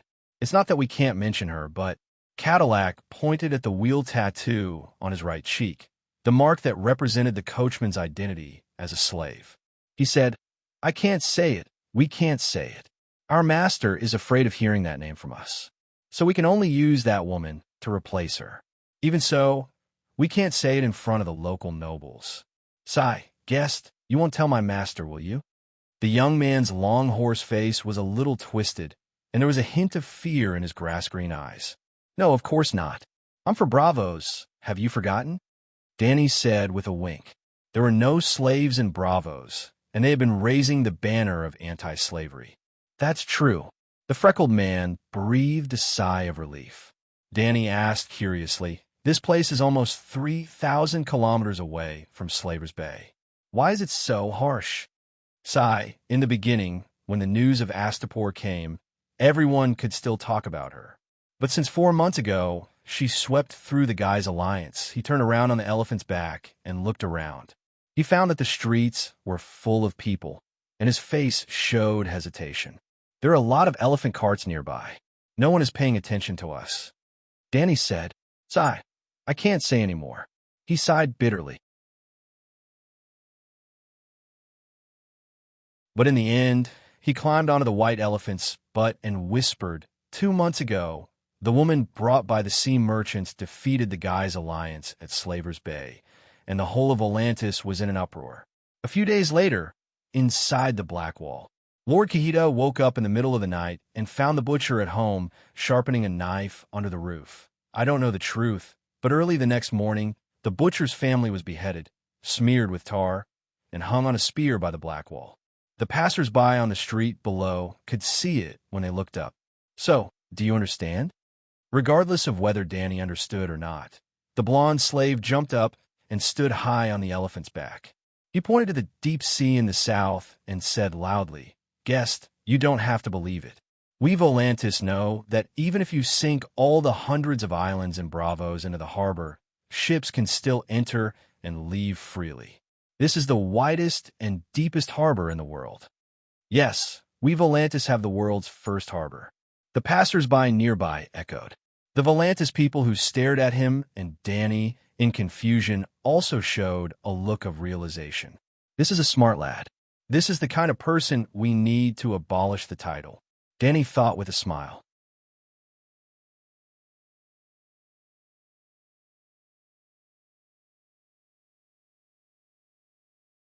Chapter 188. Cadillac was not bragging. Port Volantis occupied the entire Lone estuary, and the dock area stretched as far as the eye could see. Ships from all over the world could be found here. The docks that extended to the sea were like the burrs on a wild boar's skin. They were of different lengths and densely packed together. Not a single one of these innumerable docks was empty. They were all packed with ships and riverboats, warships, whalers, and trading paddle boats, galleons, flats, longboats, and swan boats. There were ships from Old Town, White Harbor, King's Landing, Reese, Tylosai, and pentos. There were ships as large as palaces. There were ships from Barbarian, Asha, and her Cologne. Even the caravans that transported goods to the docks stretched for more than 10 kilometers. Even when the last trace of red light disappeared into the western horizon, there were still tens of thousands of naked slave workers who were busy loading and unloading goods under the light of torches. On the tall elephant carriage, Danny's expression was complicated. The torches on the dark sea were as dense as stars. The chaotic shouting was ear-piercing. The salty smell of the sea, fish, sweat, urine, and feces drifted with the wind. It was impossible to guard against it. This was indeed a world-class port, but its prosperity was all built on low-cost, or even costless, slave labor. The laborers at the docks, the paddlers on the ships, the coachmen on the streets, the bearers in the hotels and wineries, the prostitutes on the streets, even the farmers in the manors outside the city were all slaves. She now understood why the Allied Army and the United Nations were here.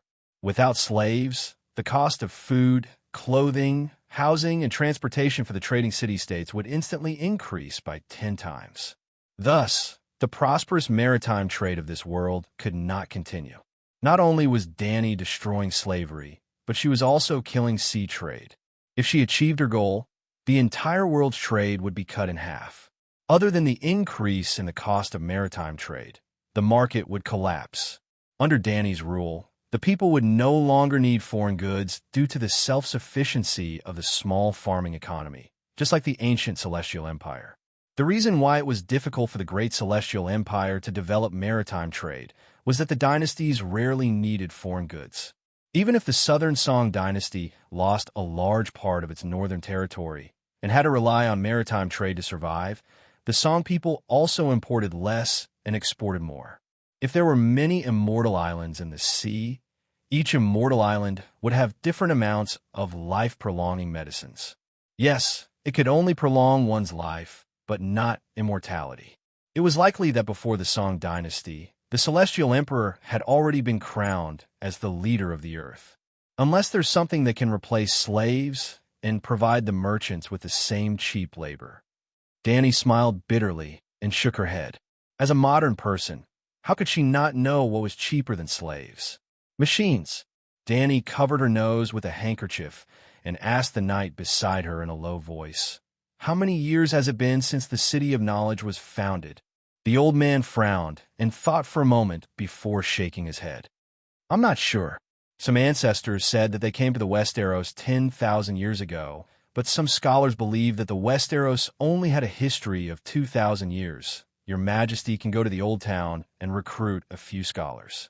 The scholars in Slave Bay can't help you understand your homeland. Even if the City of Knowledge was founded 2,000 years ago, let me ask you, did they invent the steam engine?" Danny asked. "What? Chicken?" "Chicken. What a beautiful chicken." "Sir, have you seen a boiling kettle?" "Of course." "Then, are there any scholars who can imitate a kettle and build a big iron lump?" Can. Danny's little face was tangled up. Finally, she said, "It can spit air and turn with a metal wheel." "No." The old knight's tone was very firm. "Could it be that you don't know?" The old man sighed. "Your Majesty—" "Yes, sir, although I don't know what you're talking about. That thing sounds very complicated. With the blacksmithing skills of the Westeros, it's impossible to make it." "Sigh, I have to go to the City of Knowledge myself," Danny said helplessly. Without a doubt, after the fall of Valeglia, the City of Knowledge in Asia became the representatives of the world's highest intelligence. Moreover, the scholars' spirit of exploration and thirst for knowledge were very strong. They also specialized in the field of science and could represent the world's highest productivity. Hey. The Cadillac on the elephant's back turned around and winked at Danny. "What?" She looked puzzled. "You haven't told me about that woman," the coachman said unhappily. "I thought you—" Danny suddenly laughed. "Okay, I understand. Aston, I heard that the mother of dragons hatched a dragon in Yuan-Kai," she said loudly to the knight beside her. The knight was stunned for a moment and did not know how to answer. "Ahem," Danny pointed at the coachman who was eavesdropping on the elephant's back. The old man reacted and smiled bitterly. Isn't that so? I heard from someone at the New Gith Pier. The two of them sang the same tune and told him about the wonderful scene of Slave Bay. Make way for the Honorable Lord and Lady of Bravos. The Cadillac shouted at the surrounding sailors and slaves in the local language to clear a path. At the same time, he pricked up his ears and heard every word of the two guests in the back seat. Looking at his energetic appearance, he was obviously very excited. Hey, Bravos, are you crazy? How can that evil mother of dragons be so good? A displeased shout came from the side. Danny and Baristan naturally would not speak ill of themselves. Although they did not advocate that the mother of dragons descended to the world to save all living beings, they described her policies in detail and the significance of these policies to the new freedmen. The streets were not crowded, but the elephant and the elephant carriage were too big. It was almost as if the elephant was connected to the elephant, and the wheels of the carriage were pressed against the wheels of the carriage. From time to time, two tall wooden wheels would collide a few times, and then the carriage would creak and groan. More importantly, the elephant carriage did not have a roof. It was similar to placing a chair on a handcart, and the seats were open on all sides. At this moment, a white elephant draped in colorful brocade walked on the left side of Danny's elephant carriage. On it sat a fat, blonde, middle-aged man.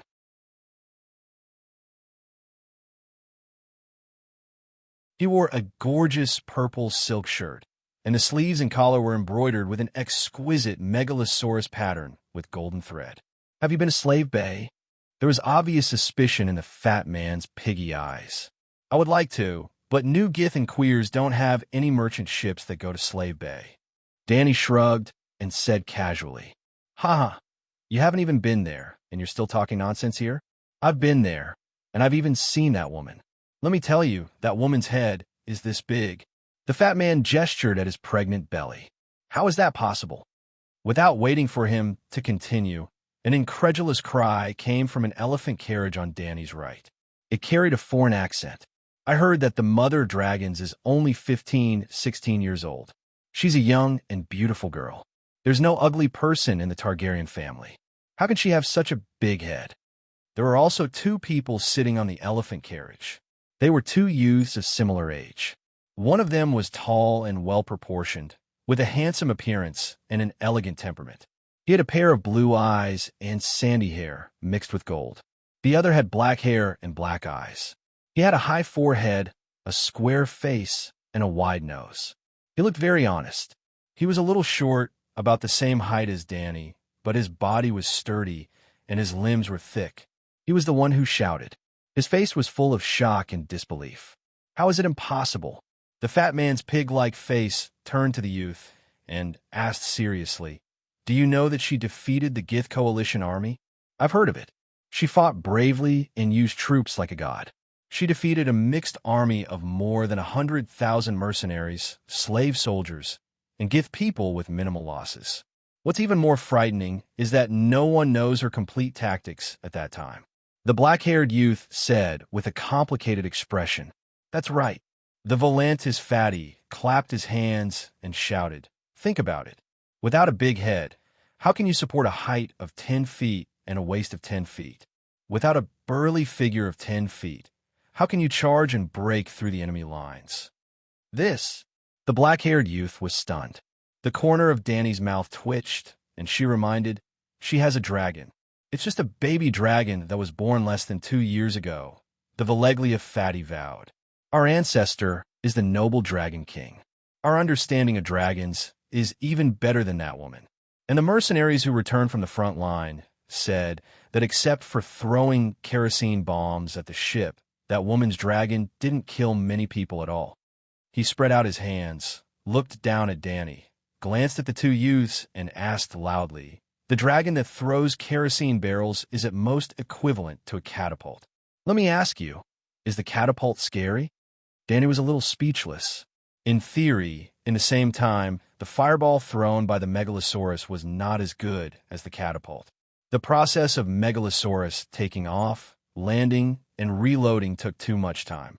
But does the catapult have the accuracy and attack range of the Megalosaurus? So, the woman who can defeat the guy's alliance must be 10 feet tall, muscular, and like a giant. Danny held back her laughter and deliberately said with a pale face, "It's too scary. I always thought that she was the role model of the female knight, and I want to see her style." Seeing that the youngsters were all intimidated, the fatty was proud and continued, "That's not all. Everyone who has been a slave, Bay, knows that the woman is cruel and bloodthirsty. Even nobles with high status would have their heads chopped off because of the slightest mistake." "The noble didn't get preferential treatment?" the blonde youth said incredulously. "He is destroying the family preferential treatment? The woman has a butcher named Leon Shackle." In order to get the position of count, he killed countless royal families that have been passed down for thousands of years. The royal family is not an ordinary noble. Unimaginable madness, the blonde youth said with a stare. "She's also a witch, feeding her dragon with the flesh and blood of newborn children. She is also a traitor who laughs at the gods, breaks treaties, deceives envoys, and slaughters good people. She is burning with desire, not only with men, women, and eunuchs. She even finds dogs and children to satisfy her desire. The partners she is tired of playing with all have a tragic end." The fatty lowered his voice and said in a horrifying tone, "The woman takes the man's soul through intercourse. I must take down this city." Danny whispered in Barristan's ear, "I have to make qualified white paper as soon as possible. Printing is easy. The guy's people are experts at baking bricks, but the pulp of paper can only be adjusted step by step. The paper to wipe the ass has been made long ago, but it is far from enough to be used as paper for books. With paper and printing, it is possible to print history books on a large scale."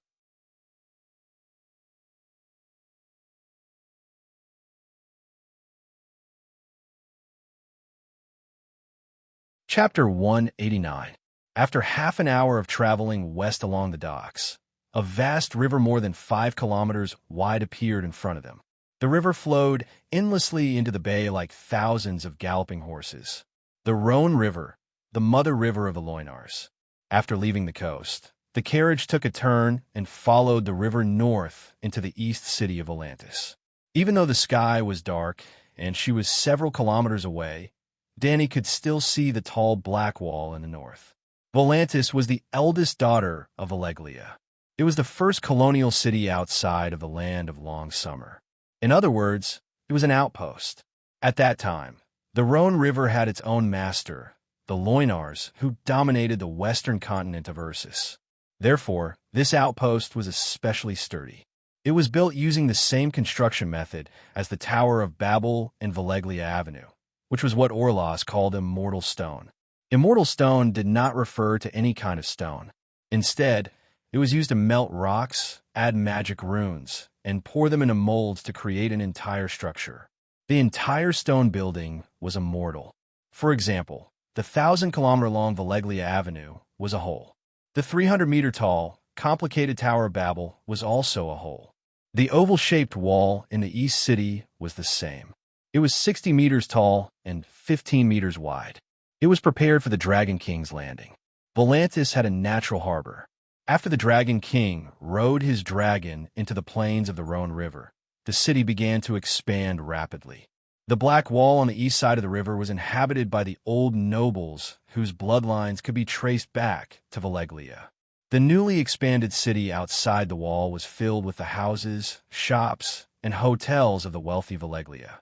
The west side was a chaotic cesspool. The main population consisted of foreign tourists, sea merchants, poor free people, mercenaries, escaped criminals, eunuchs, pirates, and pickpockets. Even the shadow binders and necromancers from Asha were mixed in. A long bridge connected the east and west city. Danny was a foreign tourist. She went north from the docks and entered the east city along the Rhone River. Then, she crossed the bridge and went to the merchant's inn in the west city. Dusk had passed, and night had covered the land. The shops, hotels, and stalls on both sides of the street hung parchment lanterns and colored glass oil lamps. Many colored circles of light lit up the gray stone pavement.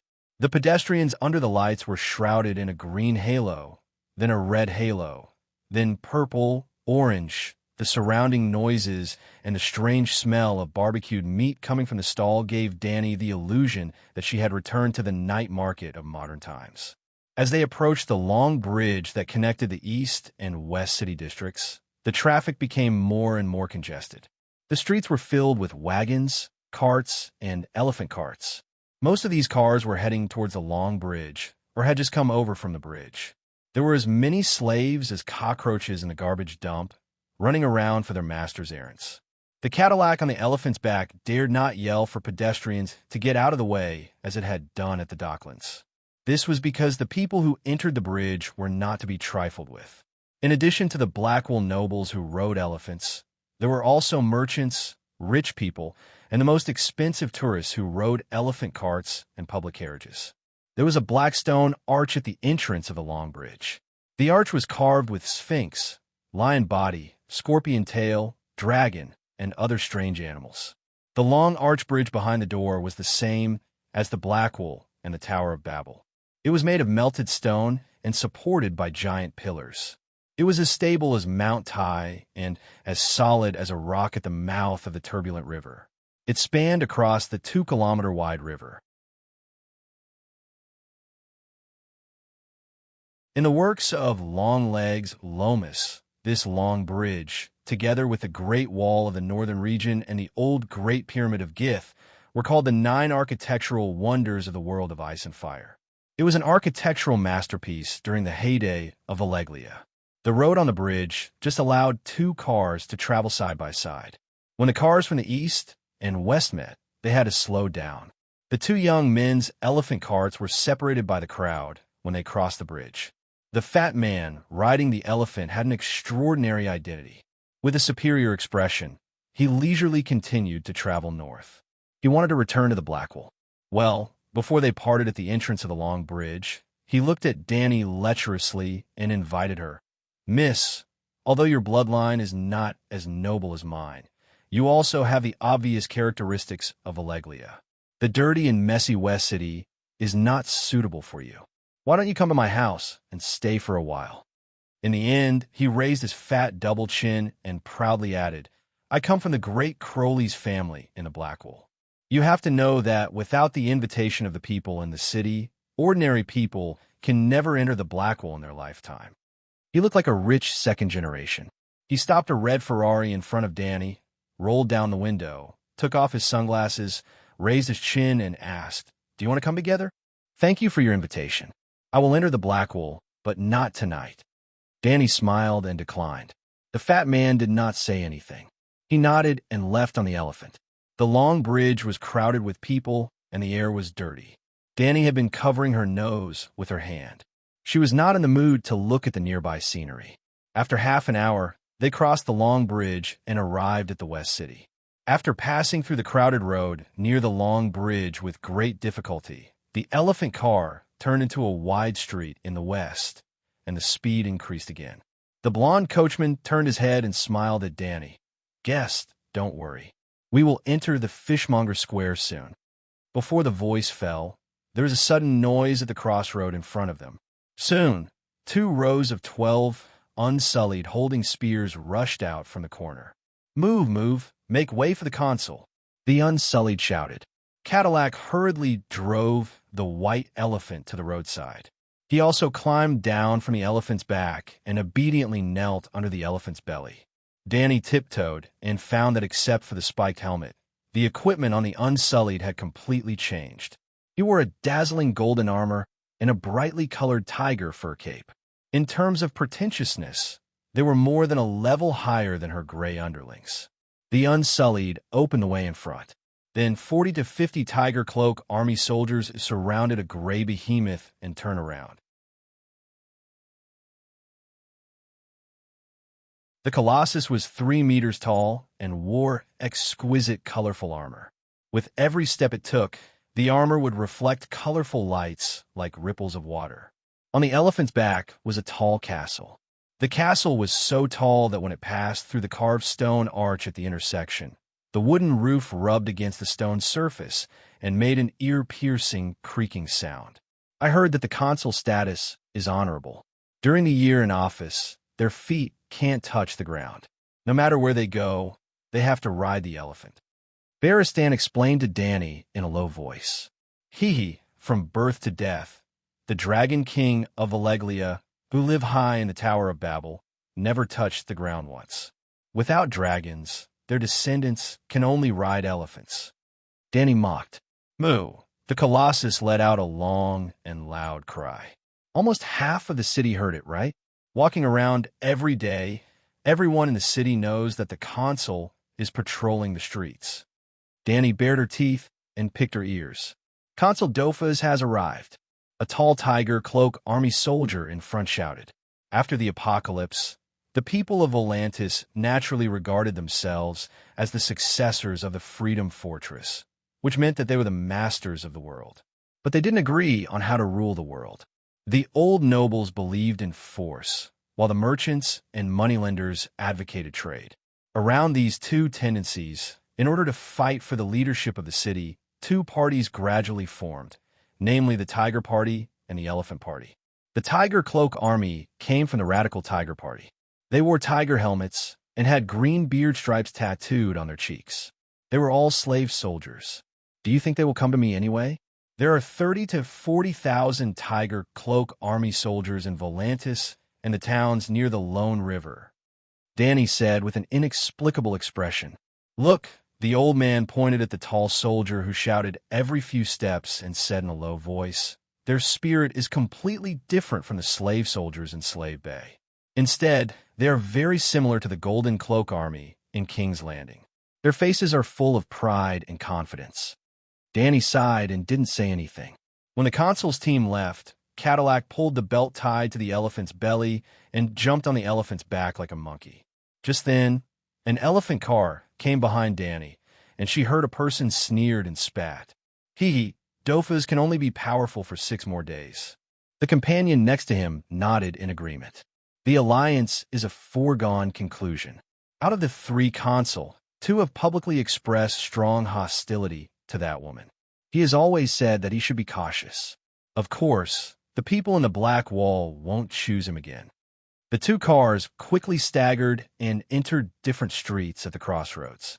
Danny said thoughtfully, it was right to come this time. If I didn't come and see for myself, I wouldn't have known that Volantis is united and determined to fight with me.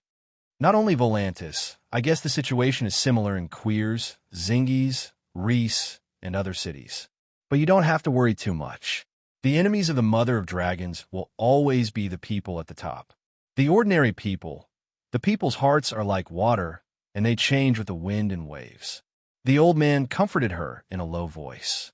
Dang, dang, dang, dong, dong, dong. Rhythmic sounds of gongs and drums came from the street ahead, accompanied by a melodious flute and a mellow harp, combined into a happy and loud but not noisy music. Danny tilted her head and looked past the elephant's butt and saw a long line of torchbearers slowly walking towards them. Most of the people who were surrounded by the torchbearers were acrobats. There were 2 midgets who were doing acrobatics of throwing balls, a freakish clown with strange cow legs and cow hooves, a garland girl who was standing on stilts and singing loudly, a man who was wearing a golden leather coat and whose face was also smeared with gold, riding a white lion and holding a golden banner to show off his prowess. And there was also someone. These acrobats and the torchbearers had one thing in common, and that was a distinct family emblem of 2 dragons holding a crown on the back of their clothes. Someone on the street said, Masahoso hired a circus troupe. Moo! Behind the acrobats and the torchbearers, there was a huge elephant car. In front of the elephant, a huge name was written with strange fluorescent powder on the side of the elephant, Civilian Hero Masahoso. On the soft seat of the car behind stood a silver-haired young noble of Valeglia.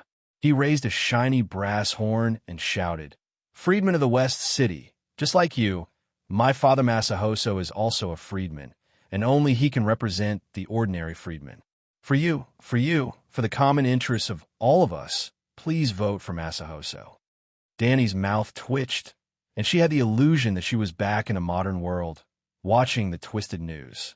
A golden-haired fat man behind a barbecued sausage stall shouted, "Little Dark, your father Masahoso is very good, but most of the freedmen on our street are not qualified to vote. You should walk around the black wall. Don't disturb us from doing business." Only the freedmen of Atlantis who had reached the standard of wealth were qualified to vote, and not many people on the west side of the river could vote. Even on the east side, it was difficult for the commoners to get the right to vote. The election of Atlantis consul seemed democratic, but in the end, it was just a game for the rich and the nobles. A burly middle-aged woman walked out of a small building with a sign saying Megalosaurus Grocery Store. Her voice was louder than the barbecued sausage fatty. "What you walking around for? Little Dark, tell your father to give up. Without noble blood, who would choose you? Ha! Aunt Chloe, you should have a right to vote, right? Give my father a vote." The silver-haired youth on the elephant car laughed. "Come down." The woman, who was about the same size as the fat eunuch Bevo's, waved at the youth. "Accompany me for a night, and I'll give the vote in my hand to your father." Ha ha ha! The surrounding people laughed together. Under the yellow light of the torch, Little Dark's face turned red, and he stopped asking for votes, and only urged the driver on the elephant to move faster. "Chloe, you should have told him secretly. On the street, even if that kid is willing, he can't let go." The barbecued fat man said loudly. Then there was another burst of laughter.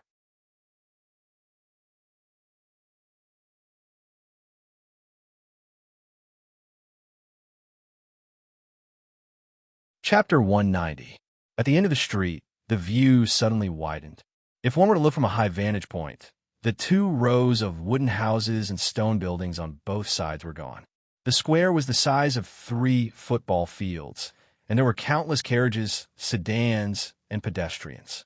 The short elephant pulling the elephant carriage was a little hesitant. It raised its trunk and panted. Cadillac lay beside its flapping ears and comforted it for a while before the elephant carriage continued to move forward. Under the yellow candlelight, the fishmongers in the square were shouting loudly to sell their catch during the day. Except for salted fish, there was no ability to transport live fish over long distances in this era. They could only catch fish in the sea and river and immediately transport them to the fishmonger square to sell. The residents of West City of Atlantis mainly ate fish as their main meat and would come here to buy fish for 3 meals a day. Walking through the square, Danny saw codfish, swordfish, square-headed fish, and sardines piled up directly on the grass curtains. Next to them were buckets of mussels and clams neatly stacked. The boss of the fish farm would occasionally pick up a water spout and sprinkle water on the swordfish. A hunchbacked old woman in a gray robe took out a copper coin from her pocket. A bare-chested slave with a flying fish printed on his face took the coin and stuffed the sardines into the old woman's basket without using a scale. He only stopped when the old woman repeatedly said, "Enough, enough, leave some space for me to put my vegetables." Danny's mouth twitched. The fishmonger treated the old woman as a garbage collector and wanted her to take away all the dead fish. Then she saw a giant turtle in front of a shop. It was as big as the elephant carriage she was in. The turtle shell was like a hedgehog and covered with arm-length black bone spurs. A few slaves stood on it and used a triangular shovel to scrape the moss, seaweed, shells, and other debris growing on the turtle's back. The giant turtle, whose limbs were chained up, was still like a cow, making a moo-moo-moo sound that was as long as a horn. This should be the old man of the river. Danny frowned. The Volantis people are so bold that they even dare to kill and eat the old man of the river. In the belief of the Loiner people, the Lone River was the mother goddess. Under the mother goddess, there were a group of sons' secondary gods. The giant turtle was one of them, known as the old man of the river. It had spirituality and divinity. Being able to see the old man in the river itself was an auspicious sign. Maybe it's not for eating. There's a consul election going on right now. Someone might want to offer it to the nobles, Baristan said. That's true. The meat of the giant tortoise is a bit dry, so it doesn't taste good. Danny nodded. Other than the fishmongers, there was no lack of food stalls in the square. Hawkers were frying fish steaks on iron plates. Paired with onions and beets, there was a strange, sweet smell. There were also old women pushing handcarts, on which a small stove was cooking spicy fish soup. There was also a food stall that was filled with customers. There were steamers stacked up to 2 stories high at the entrance of the stall, and there were steaming red-shelled crabs inside. Danny swallowed her saliva. She really wanted to go down and taste it. Look, the merchant's house is right in front of us. There are all sorts of exquisite and clean food there, the old man advised in a low voice. The elephant carriage was close to the center of the square. The huge 4-story building opposite was brightly lit. Through the windows, one could see the silhouettes of people inside. That was their destination for the night, the largest hotel in Volantis, the merchant's house. There was a circle of people in the center of the square. Under a broken Archon statue without a head, there was a troupe that had built a stage. Danny did not pay attention to them at first. Suddenly, a loud shout came from the crowd. A man was holding his throat, and his voice was sharp and high-pitched. "I'm the princess of Dragonstone Island, the daughter of the Mad King, the bitch of the Horse King, the mother of the demonic dragon. Quickly, submit to me." Then she stood on her tiptoes and saw a fat man who was almost 2 meters tall. His face was as big as a basin, his nose was bulbous, and his mouth was like a hippopotamus. He wore a loose silver wig on his head. His face was powdered, and his lips were painted red. He was wearing a gray wooden armor, and there was a Targaryen emblem of a black and red 3-headed dragon on his chest. He was wielding a wooden sword in his hand, and he was riding on a cloth dragon made of broom and cloth. "Is that Blackie?" There were also 2 people standing below the stage, holding a long bamboo pole. Under the bamboo pole, there were 2 pillow-sized cloth dragons, one white dragon and the other green dragon. The 2 dragons were hanging above the fat Danny's head. The fat man was not acting alone. Opposite him, there were 5 Gith people wearing yellow silk cloaks. The real Gith people, with their amber-brown skin, long black and red hair, and facial features that made Danny suffer from face blindness. Ordinary people could not disguise themselves. "I am the war god Yuan Kai, the noble royal family's Grazdan heiress." One of the Gith people took a step forward and put on an unyielding, iron-blooded, brave, and heroic look. For some reason, Danny could see so many great qualities in his stone face. "I am the wise man Yuan Kai, the world's richest man, Yazan Zoquags." Another person held his head high, and his eyes bulged, putting on the same expression as the previous person. "I am the wise man Yuan Kai, the 8,000 years of royal lineage, Mornio Daznak. I'm the great lord of Arene. I am the new Gith Iron Army." After introducing themselves, the 5 Gith heroes shouted in unison, "Sacrificing our lives for the country, looking death in the eyes, the heads of the Gith people will always be held high. The evil mother of dragons will never conquer the son of the High Harpy." Ayaya, the fat mother of dragons, shook her big head like a madman and let out a howl that gave people goosebumps. "I'm so angry," she shouted and rushed up on the dragon. What followed next was a brilliant battle of 5 heroes against Dragon Mother. Both sides went ping, ping, pong, pong, pong, exchanging blows like a bunch of idiots. However, the audience below the stage seemed to like this kind of lively scene. They clapped and laughed, and a few audience members in robes cheered loudly while throwing a few copper coins to the stage. Ayaya. After fighting for hundreds of rounds, the mother of dragons took a few steps back and screamed with a distorted fat face. "I'm actually defeated? Ho ho, we are." The 5 Gith generals on the opposite side leaned together and made a pose of a fierce general with Grazdan as the center and shouted together with a drawn-out voice. "Kiskali 5 Eagle generals, we're doing. Kill, kill, kill, kill, kill." After the pose, the 5 of them ran toward the Mother of Dragons. The Mother of Dragons retreated until she reached the edge of the stage. When she couldn't retreat anymore, her fat face was ferocious, and she waved to the people below. "Slaves, come here. 9 skinny slaves dragged their chains and walked up the stage numbly. The real slaves had tattoos on their faces, and each of them looked like they were suffering from tuberculosis. Their faces were sallow, their eyes were dim, and they walked with difficulty. The mother of dragons suddenly lifted her wooden armor. Ha! The audience below burst into laughter again. Because the fat man didn't wear pants, his 2 big white buttocks were all exposed. When he turned around, everyone found that he was a eunuch, and they laughed even more happily. But then a horrible scene appeared. The fat man pushed down a slave, flew up, and sat on his head with a lewd posture, and shouted, "Soul absorption of the binding shadow spell."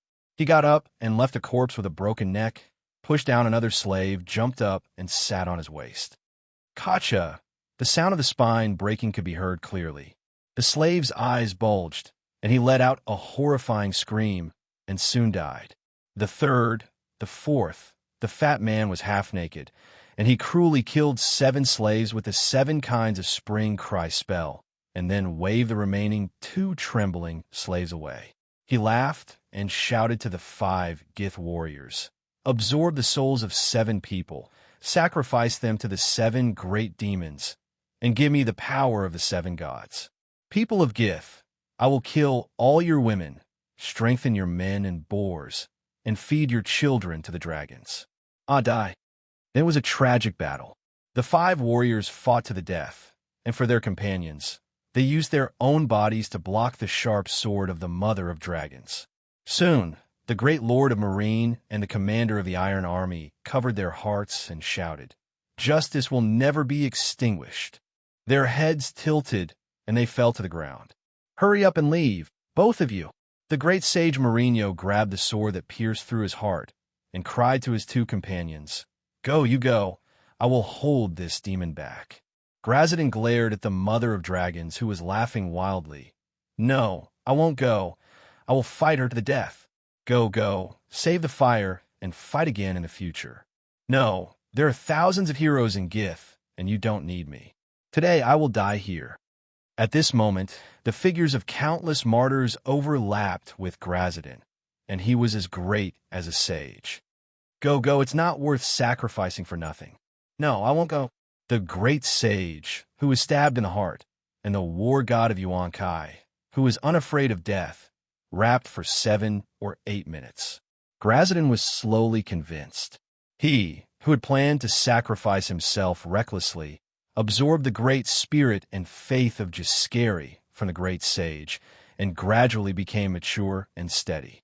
The intense emotions in his eyes, along with the teachings of the great sage before his death, were buried in the bottom of his heart little by little, and became nutrients that nourished his unyielding soul. He had sublimated. Yes, his emotions gradually changed, and his expression and mentality were very layered. Danny, like the audience below the stage, was moved. "You even used a classic scene from a movie. What else can I say?" "I'm convinced." Aizen the Wise was just a supporting character, and he didn't have many lines, so he quickly left the stage. In the roar of the Mother of Dragons, Grazadin slowly retreated to the stage. Very slowly. The musicians behind the stage curtain began to play sad and sorrowful music. The war god of Yuan Kai looked up at the sky and roared tragically. "Today's shame has not been avenged. When will the hatred of the great sage be extinguished? I swear from the beginning I will clean up the old mountains and rivers and comfort the spirit of the great sage." The performance is not bad. Do you often have this kind of performance? When the actors took the curtain call, Danny clapped and asked the person beside the elephant cart. A girl in a green robe, blonde hair, purple eyes, and a beautiful oval face held a large bamboo basket with hairtails, onions, carrots, and turnips. She should be a free person from an ordinary family near the square. The girl looked up at Danny and said, "Since the fall of Yuan Kai, the people of Jaskari have been touring the city squares every day." People of Jaskari? Touring performance? Yes, after the Jaskari delegation came to Volantis, they encouraged the consul to send troops to deal with the Mother of Dragons, and arranged for a troupe to perform a performance that slandered the Mother of Dragons.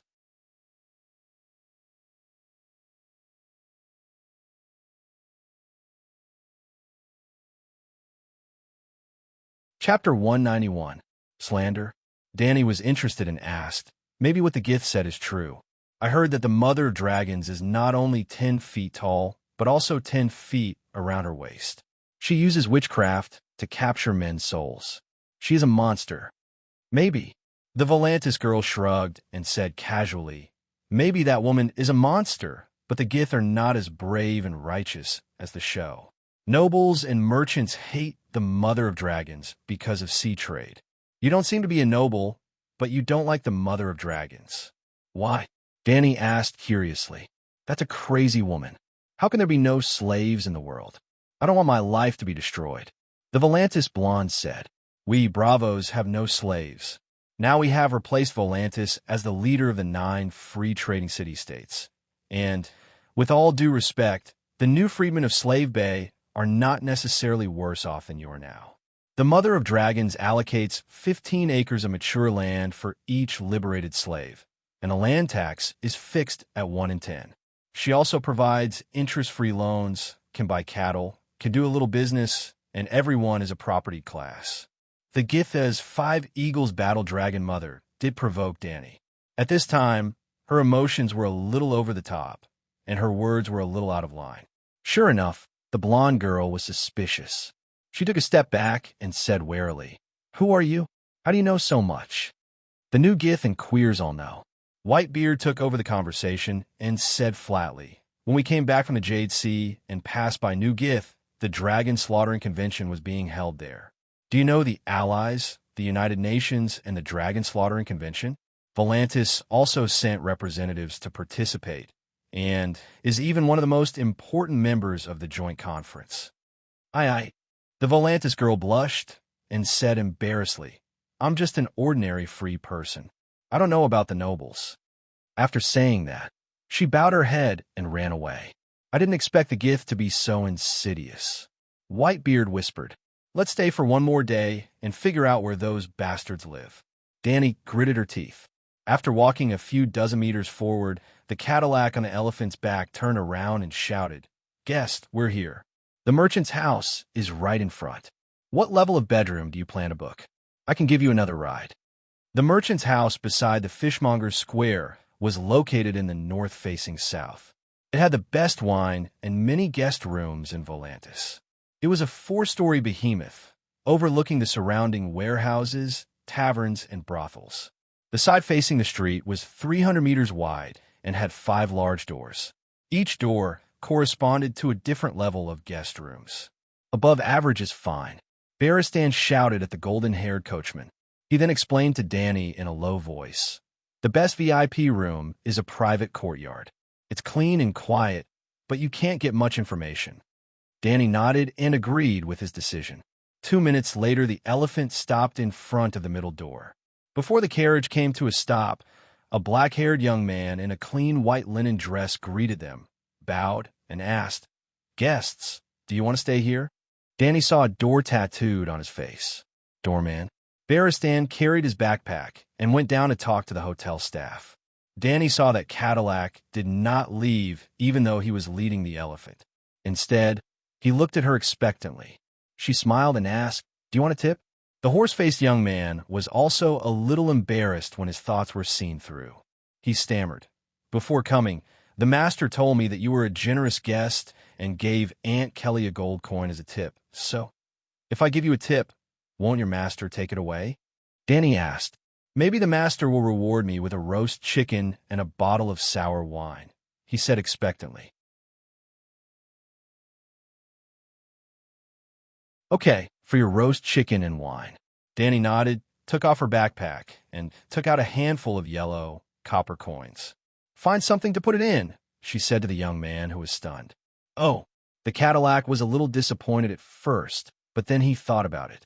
The money was not his, and the fare was only a dozen or so copper coins. The other party had given him a dozen times the reward, so it was not a small sum. So, he walked over happily and pulled the linen cloth around his waist. Just put it here. Walala halala. 2 handfuls of brand-new copper coins were thrown into the cloth bag. The blond young man said, Thank you for the tip. Thank you for the tip. Seeing this, the staff nearby became more attentive to Barristan. The first floor is the hall, and the guest rooms facing the street are noisy.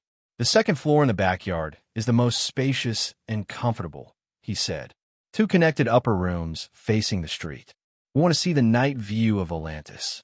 Okay, and our horses, as they were talking, the Cadillac had already untied the reins of the horse behind the elephant carriage. Catch! Danny threw over another 2 copper coins. This is for you. Go to the square and buy a fish steak and a cup of wine. Miss, you're a kind person. Stepping into the public rest area of the merchant's house, she was greeted by the noise of the merchants and tourists, as well as the heat of the torches and bonfires.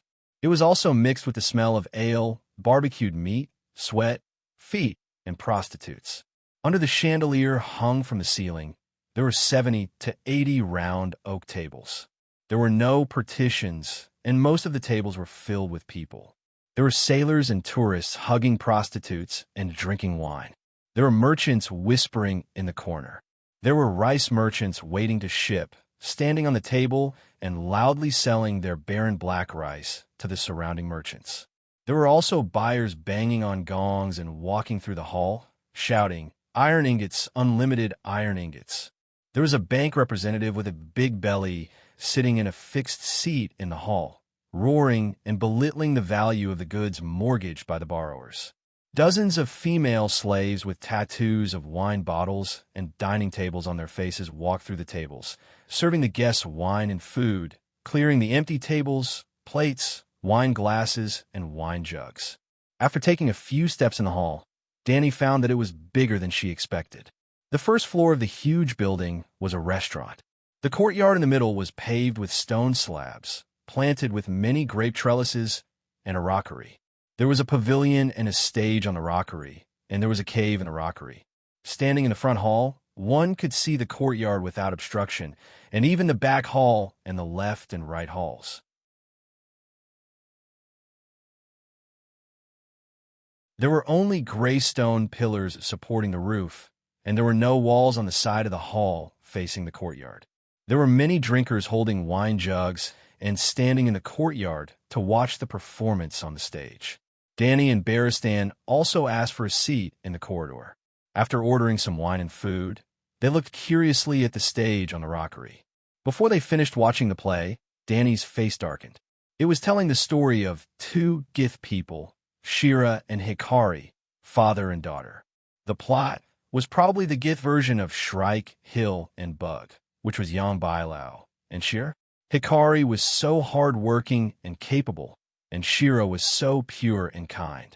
The father and daughter lived a simple but happy life in the manner of Yuan Kai, and the result. The Gith girl sang with a sweet and moving voice, "I lived on the edge of Yuan Kai, and my family had a house and a field. My life was happy." Who knew that the mother of dragons, she was rude and merciless, violated human ethics, and had no respect for the heavens. She occupied my big house and took my field. My mother fell out with her and was burned in the face by the dragon's flame. My father scolded her for bullying the good people, but she caught him and put him into the pyramid. She strengthened him 100 times, 100 times. A guest in the corridor of the West Hall spurted out wine and laughed. "I want to try such a good thing 100 times, 100 times. Ha ha! This group of Gith people is really fucking talented. They can even think of such a bad trick. Hey, being strengthened 100 times. Why is your father not dead yet?" A drunkard in the courtyard pointed to the middle-aged Gith man on the side of the girl and shouted, "Lord Ju's body is strong, and his life must be preserved." The middle-aged man clapped and shouted, "Oh, Lord Ju, are you a noble? My grandfather is a virtuous master, inherited from 10,000 years ago." The Gith man sang. The Gith girl continued to sing. "The fire is the clothes, the blood is the soup. The mother of dragons burned my village.